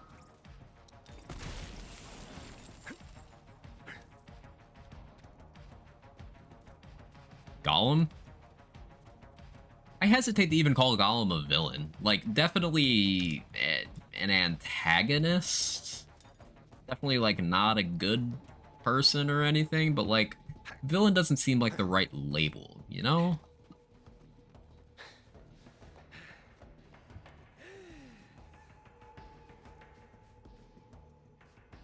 Palpatine's very good for a villain, watching both movies and animated stuff, ignoring sequels. Yeah, ignoring the sequels, as one does.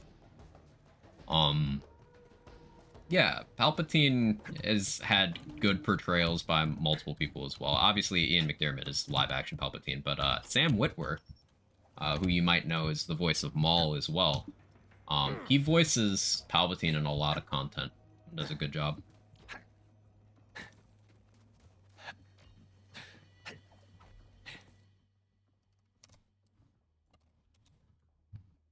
Definitely an actor who's proven himself.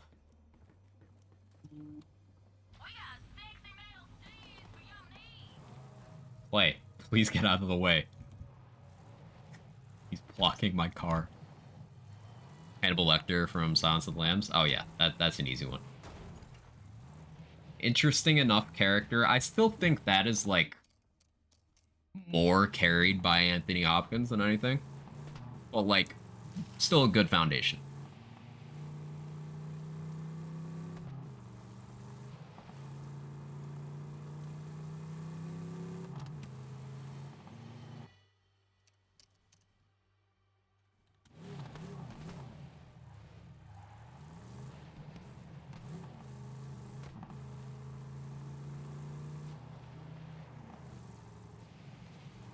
And then there's an interesting case of where you have a good actor who can't save a bad foundation. I was thinking about Marvel stuff again, and Doctor Strange 2, the Wanda being the villain of that movie. Like, Elizabeth Olsen's a good enough actress. It's just the foundation was rotten. Like, she couldn't make that a good experience. Not for me, anyway.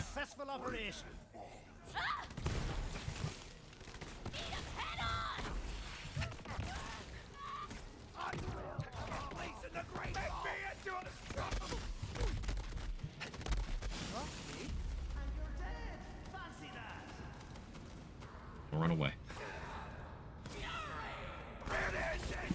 Yep. Could have set up House of M, you damn bastards. The cowards. Cowards.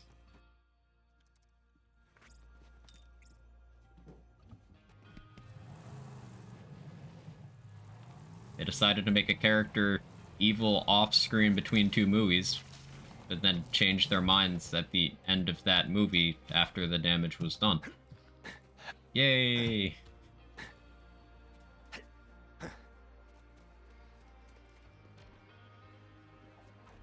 Sorry, not in between two movies. In between a TV show and a movie. I firmly think that the character of Wanda in the MCU was thrown under the Disney Plus shaped bus. A true bus fight, if you ask me.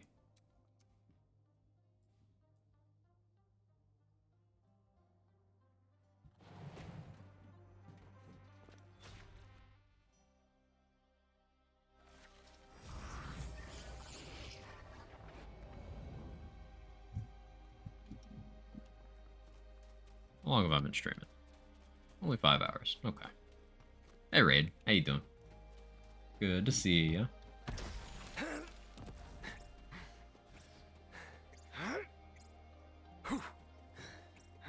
Thank you again for the sub over in Seth's chat. I had fun hanging out there.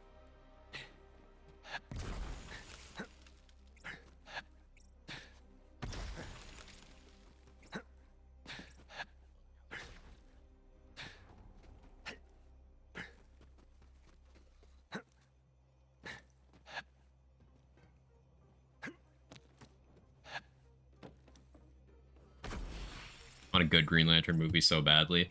Hell, maybe they can get Ryan Reynolds to do it. Just have him run the whole project, right? It'll be fine. That's if he'll touch that IP with a 10-foot pole.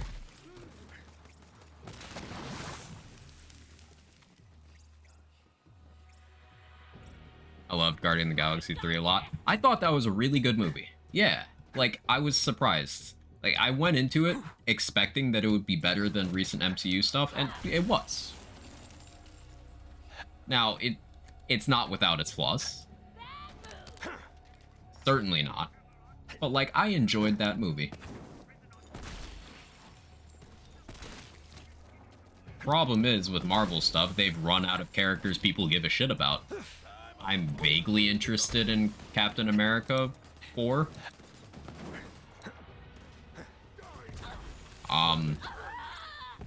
Whenever Blade gets out of development hell, that might be cool. But, like, in terms of everything else they have planned, I don't care. I just don't care. Like, since Guardians are off the table now, they are off the menu.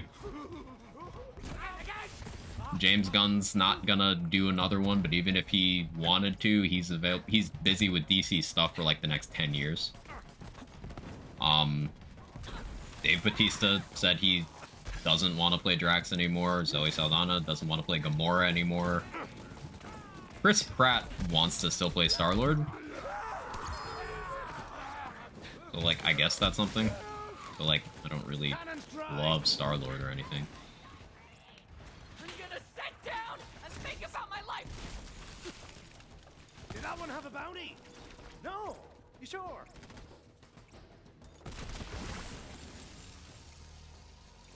Deathbringer is also my middle name.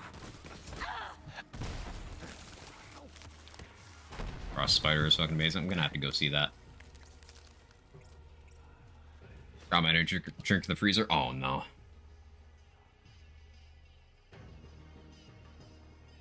They have rights to X-Men and Fantastic Four, which opens up a lot of things. They've still not used much of that yet. They've started saying the word mutant in the MCU. And they're casting for the Fantastic Four, but, like, still haven't done anything with that. Got Voss from Far Cry 3. I think that's a good example of a performance carrying, because, like, the character itself, very whatever, but the performance, yeah. The Voss was cool. No one kills my little brother but me! Cast out the heretic! Whoa, it's carnage time!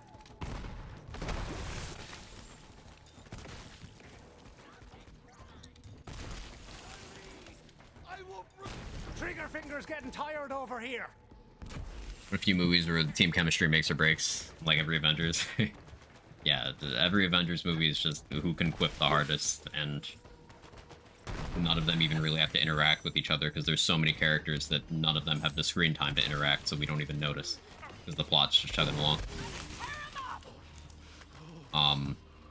But with Guardians of the Galaxy, they had really good group chemistry.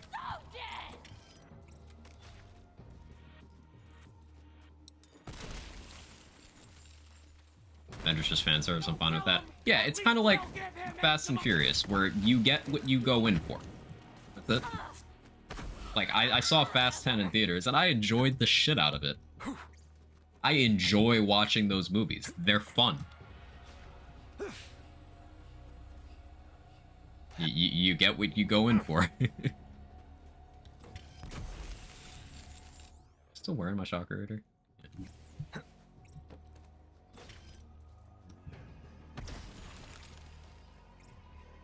I think I want to get Death Follows close for the boost to my kill skills, because that's more move speed from Violent Speed.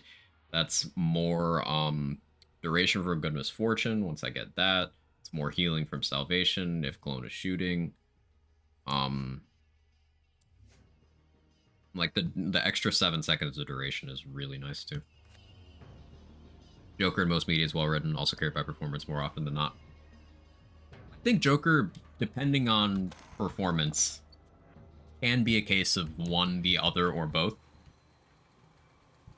Like Mark Hamill, the GOAT Joker. And then, of course, Joker is an interesting character that is frequently very well written. Heath Ledger, of course. Joaquin Phoenix did a good job.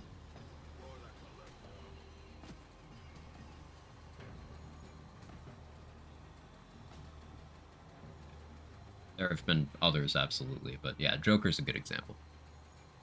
Best bad guys exist in stories with no real right or wrong, shades of gray. I tend to agree. I tend to agree.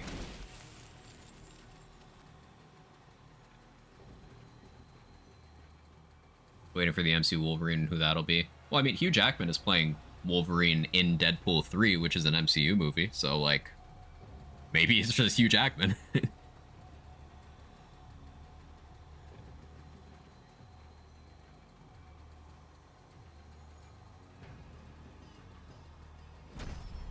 Ooh, level up bonus for Fort Sunshine. That's cool. This'll be just for the crack. On the house. That barrel's actually a big problem. Okay, that psycho's sliding backwards across the ground. What a mood. That's a whole ass vibe.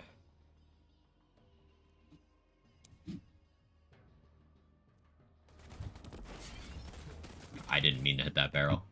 That was a terrible decision.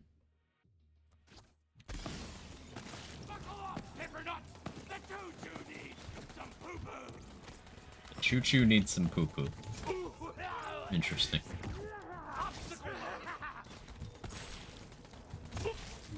Not getting shot today. And bullets for you, and bullets for you. Everybody gets bullets. No grenades, no party.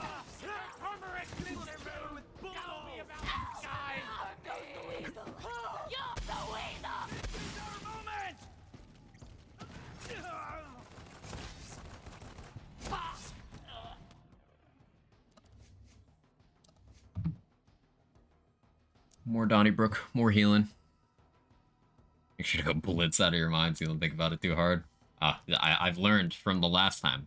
That's not something I argue with. I just do it.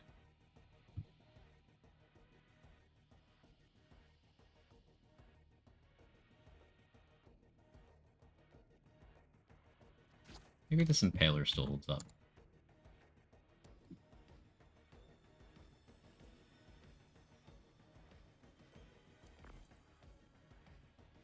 Victim of its own success. Yeah, that's probably fair, Urban Mech. They tapped out the creativity well. Also, what I see has to be set up. Emperor, God King, Doom, Shadow King, Mad Jim Jasper, Vision Black, Habit Britain, Franklin Richards. Yeah, there's a lot of stuff that they have not even introduced the foundation for those characters. And some of those storylines are things you just won't see in outside of comics. Like, there's some storylines in comics that I just don't see being adaptable to the screen. Oh,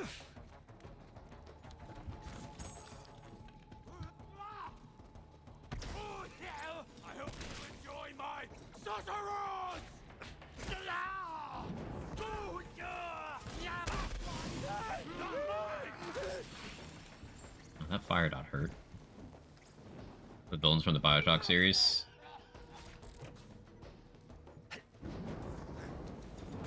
I think Andrew Ryan is an interesting villain. I think the others are too flawed for me to really have a... Comstock is a good one, too. Andrew Ryan and Comstock are like the ones that I'm like, yeah. The others are just too one-dimensional for me to really have a strong opinion about. Here's what you guys think, though.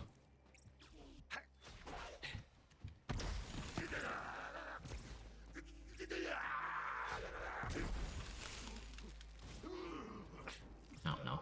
Not this.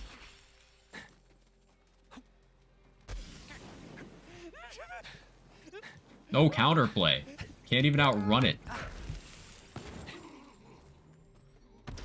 A shit mechanic. Attack me.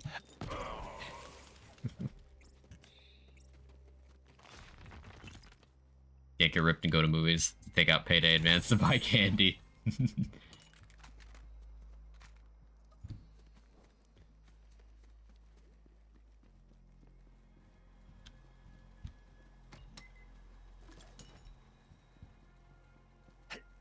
Comstock was what game? That was Bioshock Infinite. The third one.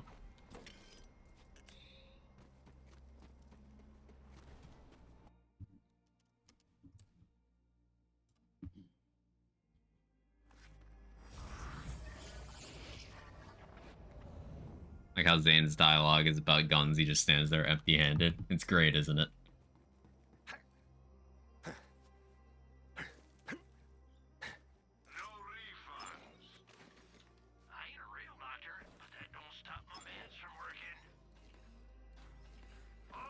Ah, my butt milk wore off. It's okay, we're about to get the best legendary.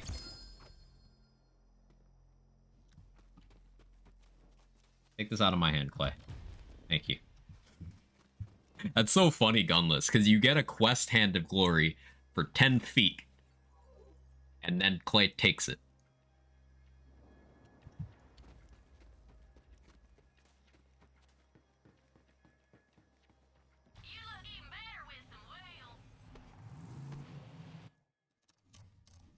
I can just...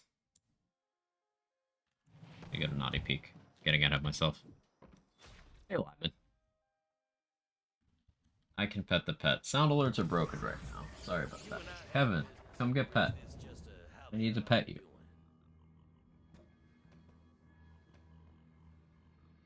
He was laying down over there and he got up. Petting the pet.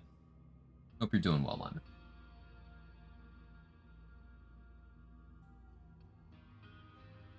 Trying to think if Cyberpunk's a good contender for villains.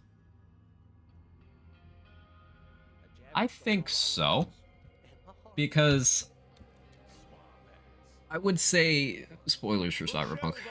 I'll give a thumbs up if you don't want Cyberpunk spoilers when I'm done. So Yorinobu isn't, he's a bad guy, but he isn't a bad guy.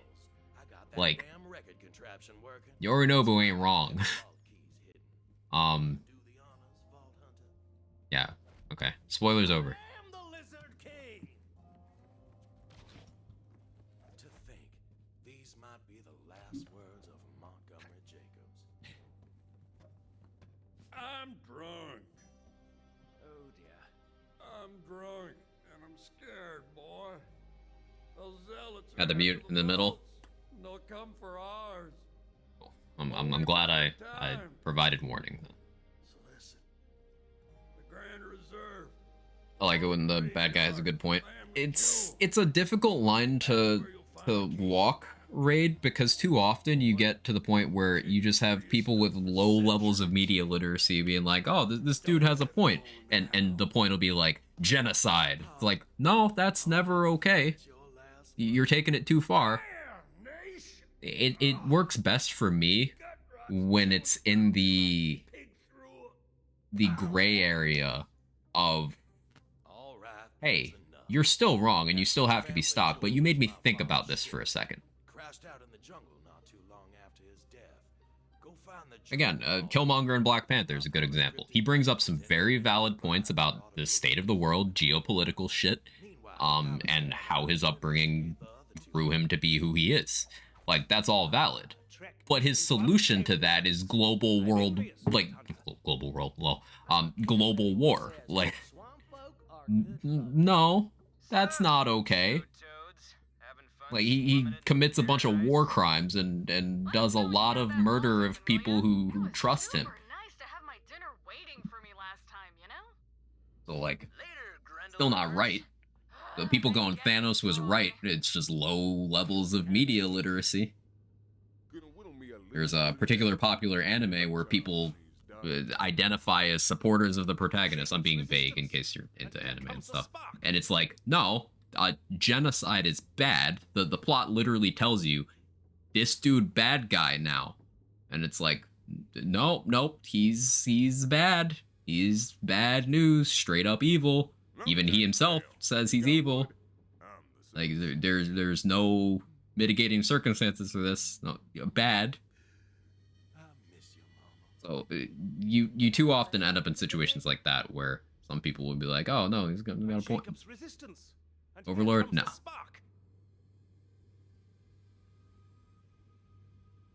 How old's the cat? I'm not sure how old Kevin is exactly. Other cat, Jake, I've had him since he was 6 weeks old, and I got him 5 years ago. So Jake is 5. I don't know how old Kevin is exactly. Somewhere between... Yeah, Nunu got it. Somewhere between, like, 6 and 8, I would guess. Gotta get back to work one of these days. We see both? I don't know where Jake is right now. He's doing Jake things somewhere. A Jacob's resistance, and here comes the spark. Here, let me turn this a little bit. Here's Kevin. Man, I am bored. Someone, do something. Am I having a serious moment? Eden 6 NPC, did I bathe today? Feels like we ought not be idling about, and yet... He's purring. A Jacob's resistance, and here comes the spark. He's a good boy. Was someone calling me? Hey, Seagay, how you doing? Never mind. Better than screaming at a wall. What are you doing? I'm not furniture. It's the hero of Reliance. That'll make the history books. What are you doing? Did you hear the one about the leopard mong that was spotted near the southern shelf? Something about all leopard mongs being spotted. I don't Don't recall the climb onto details. my PC, you'll turn it off. I could really go for some. Playing BL3 finally? I play a lot of BL3. That's what I should have said. Mud britches, bitches. Sometimes I go a period of a couple weeks or a couple months without streaming it. Usually I stream things in like binges. It'll be the same thing for a month, and then something else for a month.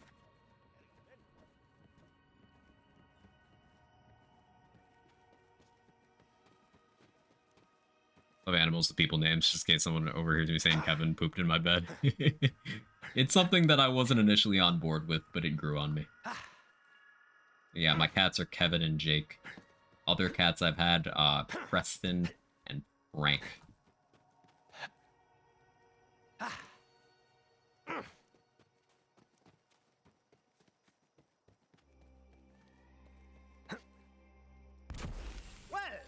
What's your favorite character? Favorite playable character? Or favorite character in general?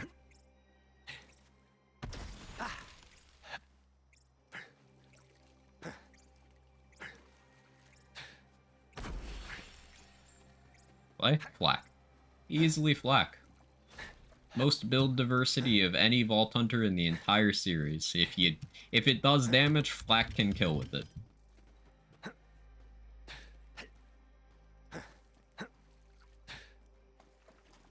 Zane on top of what?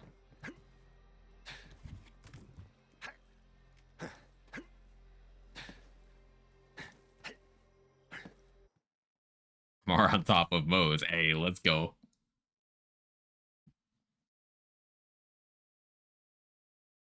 Of any other VH? I mean, sexually, maybe. But, like, in terms of power, you can't quantify that. How are you measuring power?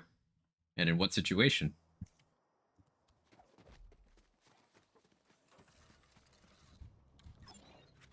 Also, if we go with the exact measure of the criteria I gave for why I like Black, that being number of builds, well, Zane has the least.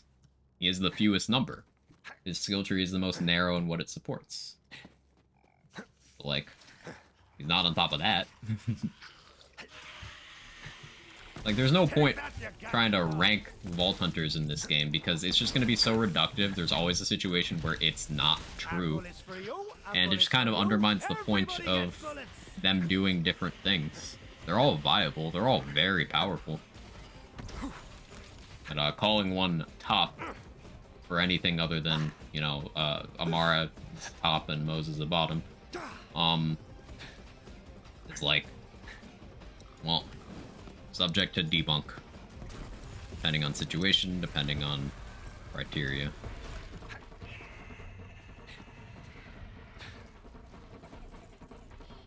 Like, if your criteria is just, hey, what's the biggest damage number you can hit? It's Mo's. If your criteria is how fast can you clear a particular piece of content, well, that varies character to character.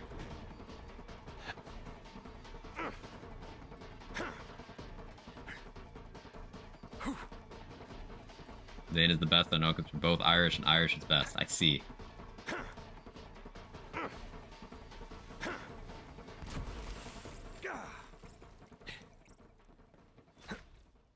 This is definitely a top. Not with Amara.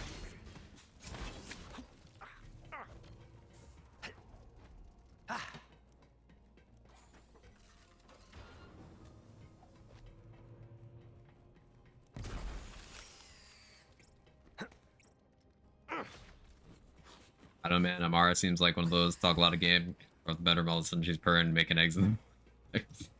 You think? I mean, I guess it's a very human thing. Like, a lot of people in intimate situations like taking the opposite role to the, you know, how powerful they are in other scenarios. Like, some people like the inversion. That's a thing. Ferocity I can is see my it. middle name. Zane Ferocity Flint. Well, like, they both give those vibes. So I feel like because Moe's really is down bad for Amara, it makes more sense that way. I don't know, we're overthinking this a lot, huh?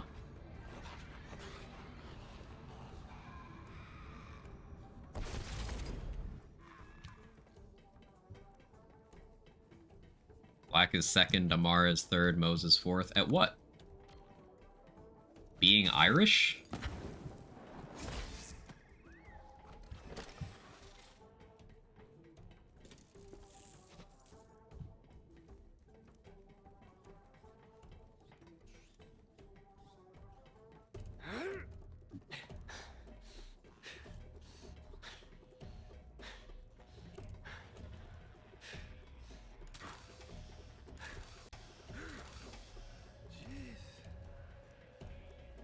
Played Beal through the first time, could not defeat the Agonizer 9000 and quit. Avoiding the boss's attacks helps a lot. That's one of those bosses that you got lots of time to do what you need. It's just, you gotta not get hit.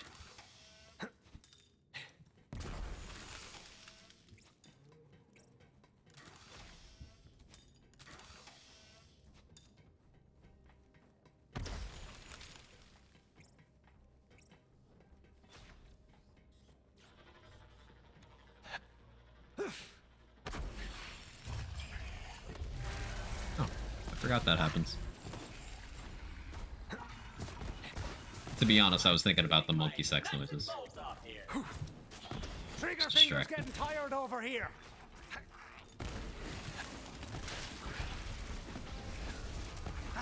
You know what would have been awesome for this section? Barrier distributed denial with an Ember's Place.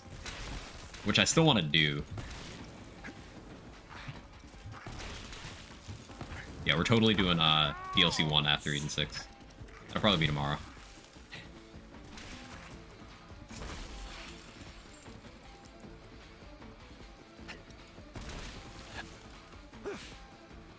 No, Nunu, I want you to make... I want you to make monkey sex noises, not the human ones. The human ones are gross and cringe. Casually modding Skyrim right now? Let's go. What's this clip?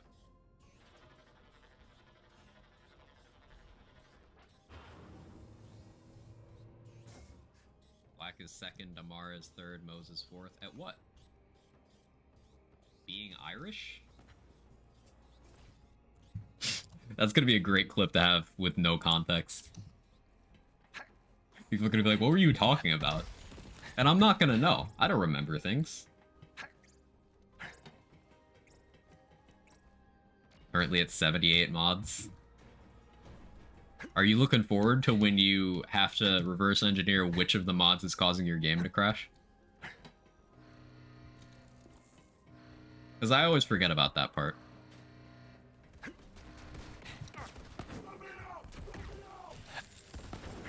Let's crack on.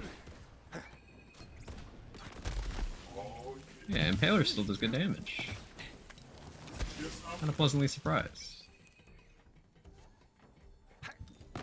86 those pricks!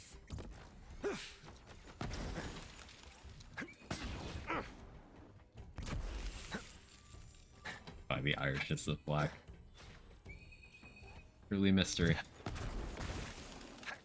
I do that with my Fallout 4 stack at some point. Mm-hmm. Main playthrough. Hey, let's fucking go. How you doing, Mr. Manly? Had 2 double smash burgers, fries loaded with their house sauce, all for $20. Man, that sounds good. I'm hungry now. It's too late for me to, like, order lunch, though. I could order dinner. I don't have ordering dinner money. What am I talking about? I need to do a fucking subathon or something so I can buy some groceries. I could cook some good shit.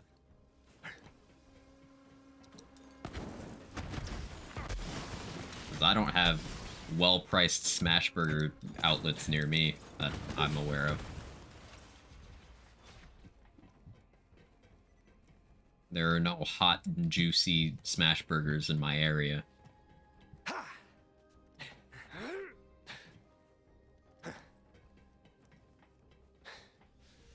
Hey, Soccer, how you doing? Freaked out when Dynamic Animation Replacer broke my game and I had the newer, better Open Animation Replacer installed. Couldn't figure out why Skyrim wouldn't launch. It do be like that. Saw someone one-shot the Ruiner with Master Crossbow Zane, not really want to use that weapon. Weapon's legitimately good. It's got very high base damage, one of the highest in the game. And then Hyperion sniper rifles have a really good crit formula as well. It's single projectile, which means it gets a lot of mileage out of stuff like Infernal Wish and Playing Dirty. Because an extra projectile is a huge amount of extra damage. Zane can cold bore it, you can reload it very quickly. Zane can get into range with it very easily. It's a good gun that, I'd say each character has something to offer it, other than Moe's. But it's definitely an underrated gun. Once again, I feel it's one of the reasons it's not talked about super often is because it's a Dedi-only farm. And for a fandom that claims to really be all about the Dedi farming, there's a lot of them in BL3 that people just don't know exists that are really good.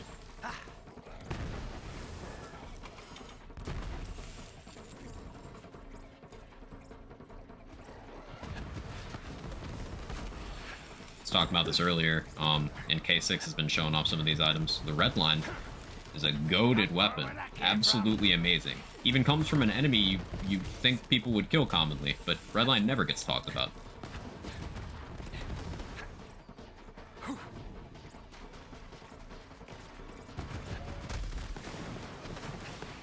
All out of boom.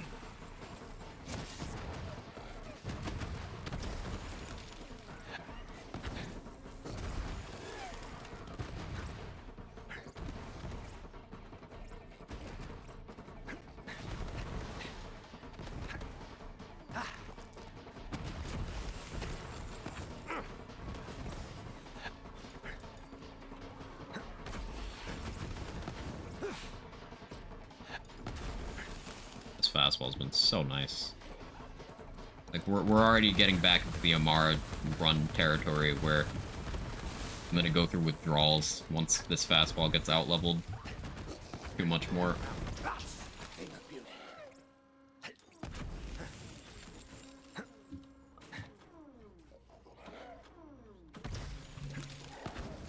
dare you? You know, I'm justified with thinking it's more than just a Moe's gun. Yeah, it's obviously most synergistic with Moe's, but, like, it's still a good shotgun on everyone else. For example, on Flak, it's a good Gorillas in the Mist gun, if you're into that.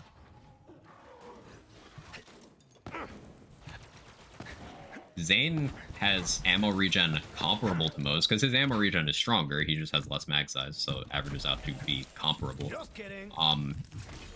But he has a shitload more fire rate and more formula for the gun itself in most situations. So, like, Redline on Zane Get some clone ammo regen. Go off with that thing. Yeah, yeah. Same brain cell raid.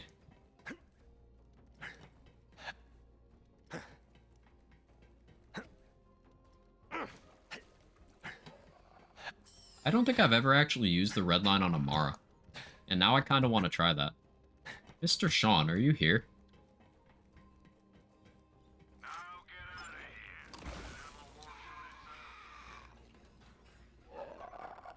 Shield recharge rate.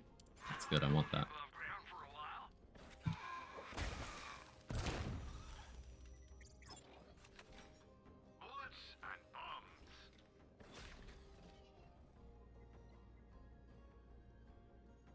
Yeah, sorry, that is a name change. Favorite gun no one talks about is Jericho on Eraser Zane. Oh yeah, Jericho on Eraser Zane goes really hard. In fact, does it still have any speedrun times? Because it briefly had a couple records. I want to look.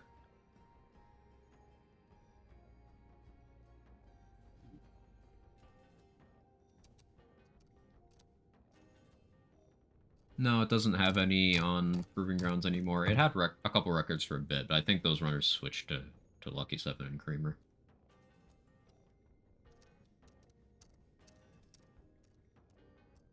Yeah, it used to have some presence.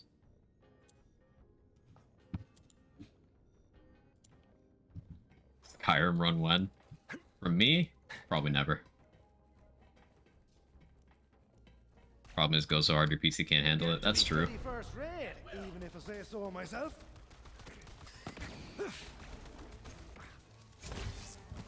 Assassination on the house. This is a room where I should just black hole infiltrator. I think I'm gonna do that. Where's my infiltrator? I think it is. I favorited it. Spend that skill point too. Max Donnybrook, cool.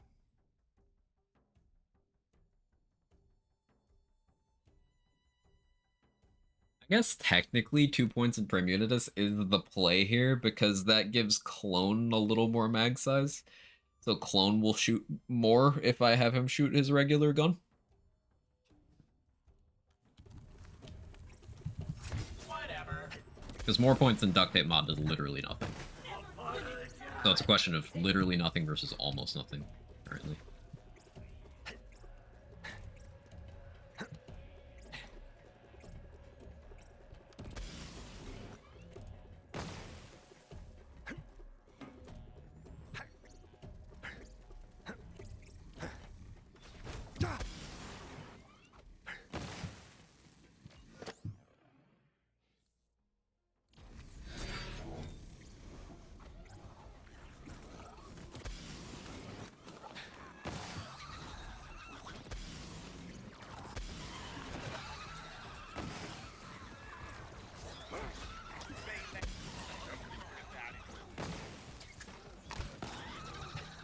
I forgot, I have to save quit this mob anyway. What? This is embarrassing. Because Balex gets stuck here.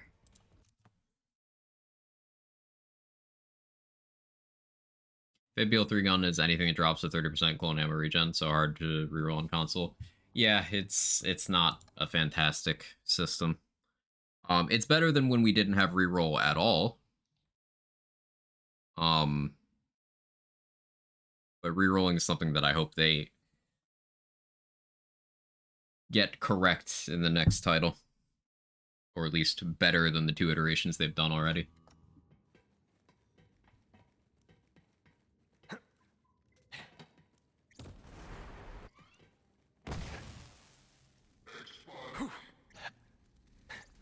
Sockets in a lands game. I've said it many times, I'll continue to say it. Lands has gotten in most of its ideological, like, game design holes by poorly copying Diablo. It can get out of them by correctly copying Diablo.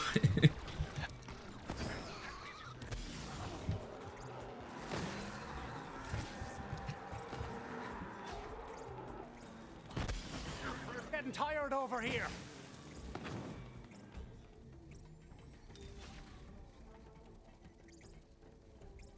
Galaxy unstuck now.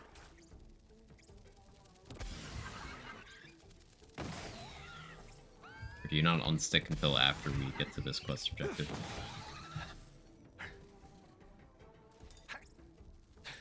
Whatever, we'll see what happens.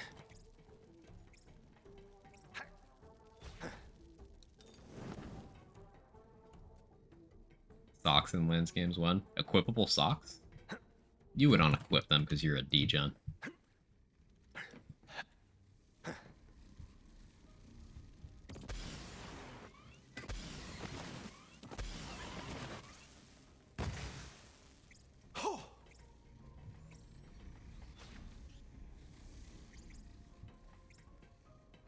Learn from Diablo about taking attributes from drops and applying something else? Yes, they absolutely could. Like, Diablo 4's loot system, you could one-to-one just do that in a lands game and it would be better. Straight up, the entire loot system, just rip the whole thing. It would be better. I guess I save quit here.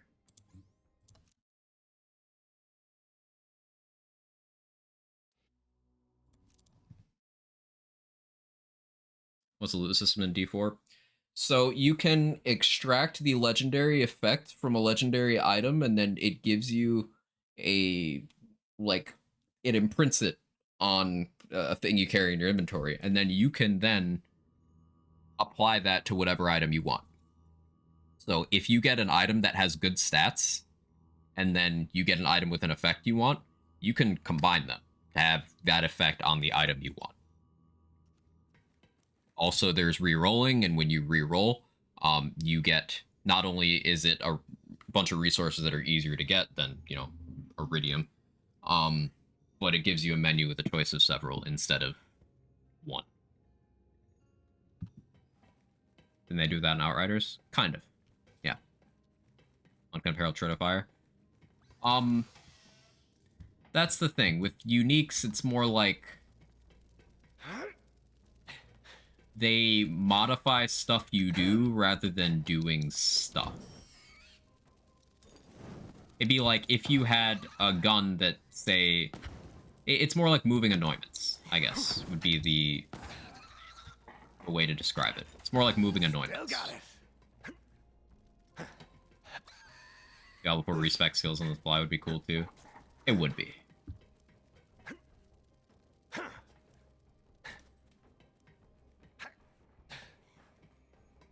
It'd be like if you could move anointments with the system I mentioned, but then you, for the actual, like, gear slots, the parts, you're allowed to pick one slot and reroll it. And it gives you a menu with 3 options.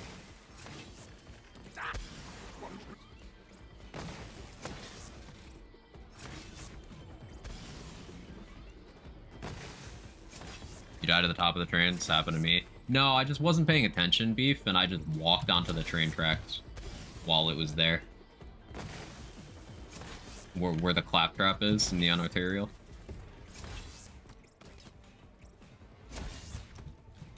Like, it was there. It was very clearly coming. I just wasn't paying attention. Cartel max a trillion. Hang on, that's toxic. That's actually toxic. I don't have grenades for this shit.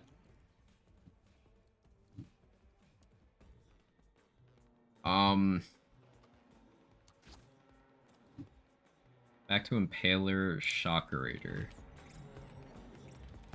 That's exceptionally bad RNG.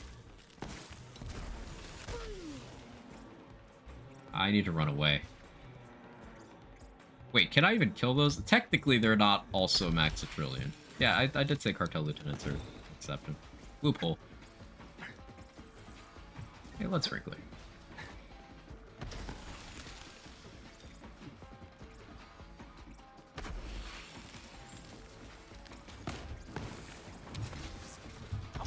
Bloody hell do you reload this thing?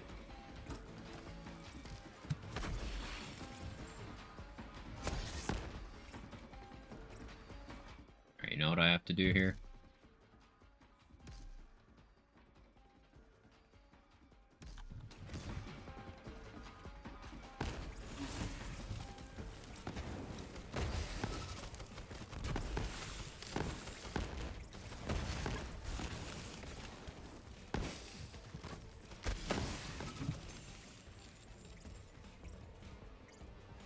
Hey, the horizon. That's the Duddy drop. Good. You have acquired the coordinates. You will return to Maurice. I had to digiclone. There's no way I was getting out of that otherwise.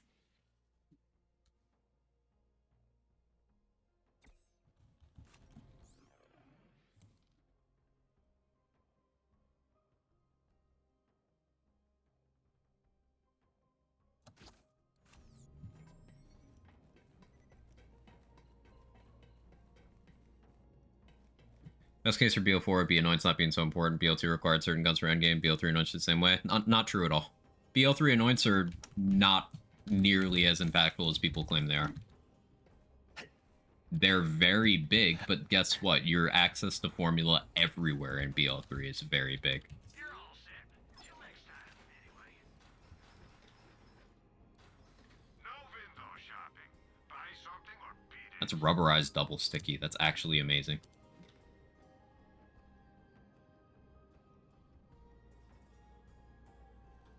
Hey, Bird Paint. How you doing? Oh, I should really money grenade Genevieve, huh? Support local business. Sell to Marcus. Doing great. She's really tired. I hear that. If you want to skills, Hear that. skills, you need a Well, the Anoint system allows for similar guns and completely different builds. As long as the Anoints are implemented in a way where they change your gameplay or have some give and take, yeah, absolutely. Stuff like Terror Anoints were great. URAD is fantastic. Action Skill Star Grenade Regen, you know, things like that. But as soon as it got to, like, the ASE 50s on Nade and Shield, ASE Splash and next 2 mags on guns getting buffed, like, those were too much. In fact, for some reason, the room before the first platforms can lock up and mobs won't spawn at all. That's true. That is a thing. Want cheaper ways to reroll? Yeah. Hey, Renegade. How you doing?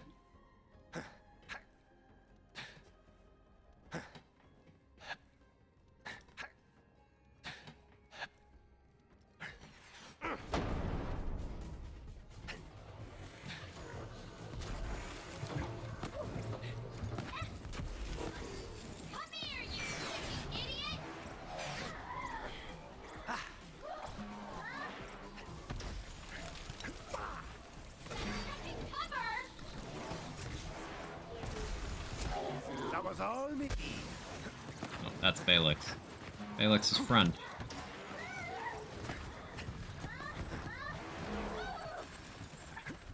We're good.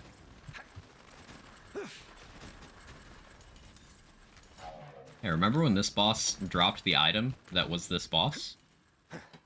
Those were fun times.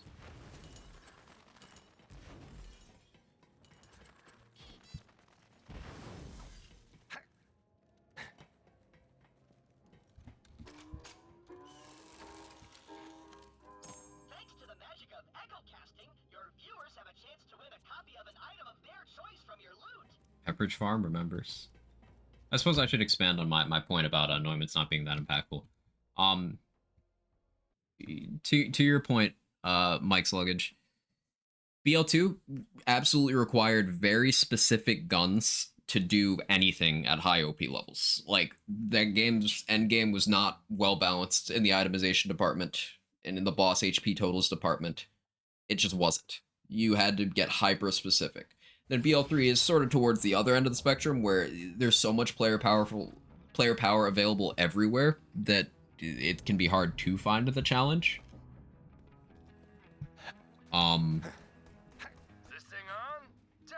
But because of that higher level of player power in BL3, as strong as Anoints are, they aren't even that big a deal build-wise. Like, they can, while you're gearing up, while you're optimizing, they can make a big difference. You can find one that, like, really puts things over the top. But outside of the Anoints that, like, entirely create builds, they don't matter that much. Like, for example, you could take a proficient endgame build on each character, completely strip off the Anoints, and, like, nobody notices. Like, as strong as the Iron Bear enhancing Anoints are, you don't need those. Iron Bear still clears content easily without it. I have an Amara build that I actually hold the True Guardian takedown record with that involves a bunch of action skills and the Pestilence. You could not use Anoints on that build. It would still have the speedrun record. These gunless challenge runs that I've been doing, not only do I not have a gun for stat stick purposes, I don't have a gun for anoint slot purposes either. And there's a lot of impactful anoints that only roll in the gun.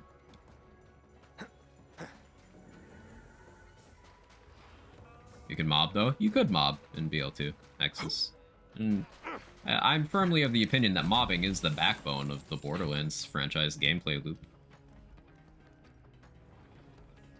Part of why I hate save quit farming so much, because you're not mobbing, you're targeting one single enemy and then staring at a loading screen in between. This is one of the best SDUs money can buy, so get to buying it. Mr. Glenn. Yes, it was a train.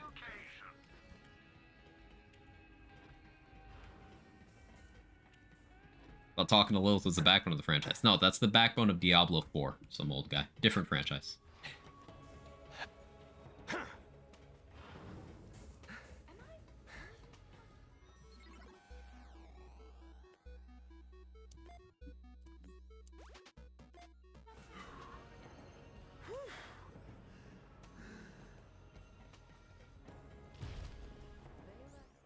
Omniloader. Fun gun.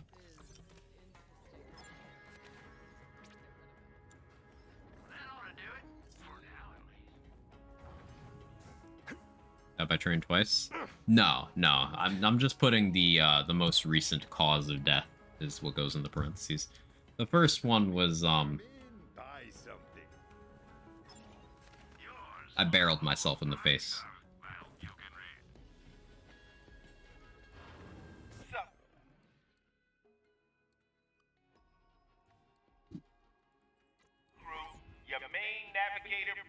Like, I just vacuumed a barrel into my face with a black hole, and that was that.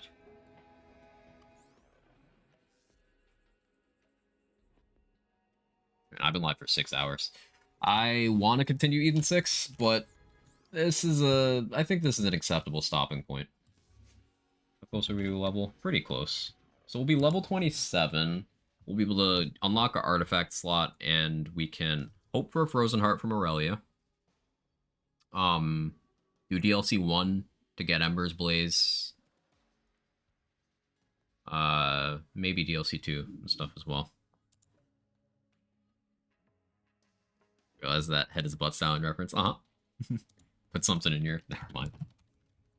Thanks to the words, this afternoon I've learned a better way to play Zane by watching and listening. That is always something I try to go for, with my Borderlands 3 content. And I'm one of those people who I spend a lot of time staring at skill trees and the theory and stuff behind how the game works, and I spend a lot of time talking to other people who do. So I try to at least show off something cool or talk about something cool that you can do in a build every stream. So I'm glad you enjoy that. And thank you for the conversation, Mike. It's been good to have you here. And everyone else who was here today. I appreciate you guys. The plan is more BL3 tomorrow.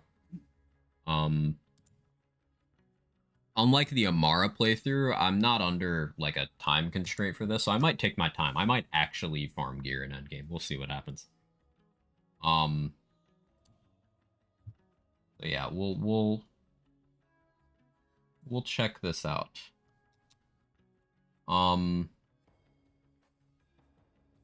Lazy is playing BL2. He'll be on for another half an hour. Yeah, we can head over there.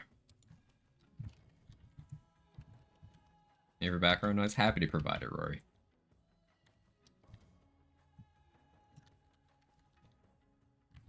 If you got my emotes, feel free to jiggle for Lazy. He's doing his best to bully the entire game of Borderlands 2. He's doing max bullshit Salvador. So like any way he can meme on the game, he's doing it. In his own words, to serve as kind of a guide for how you can do some of the harder stuff. So if that's up your alley, you'll enjoy. I'll see you guys next time. Bye-bye.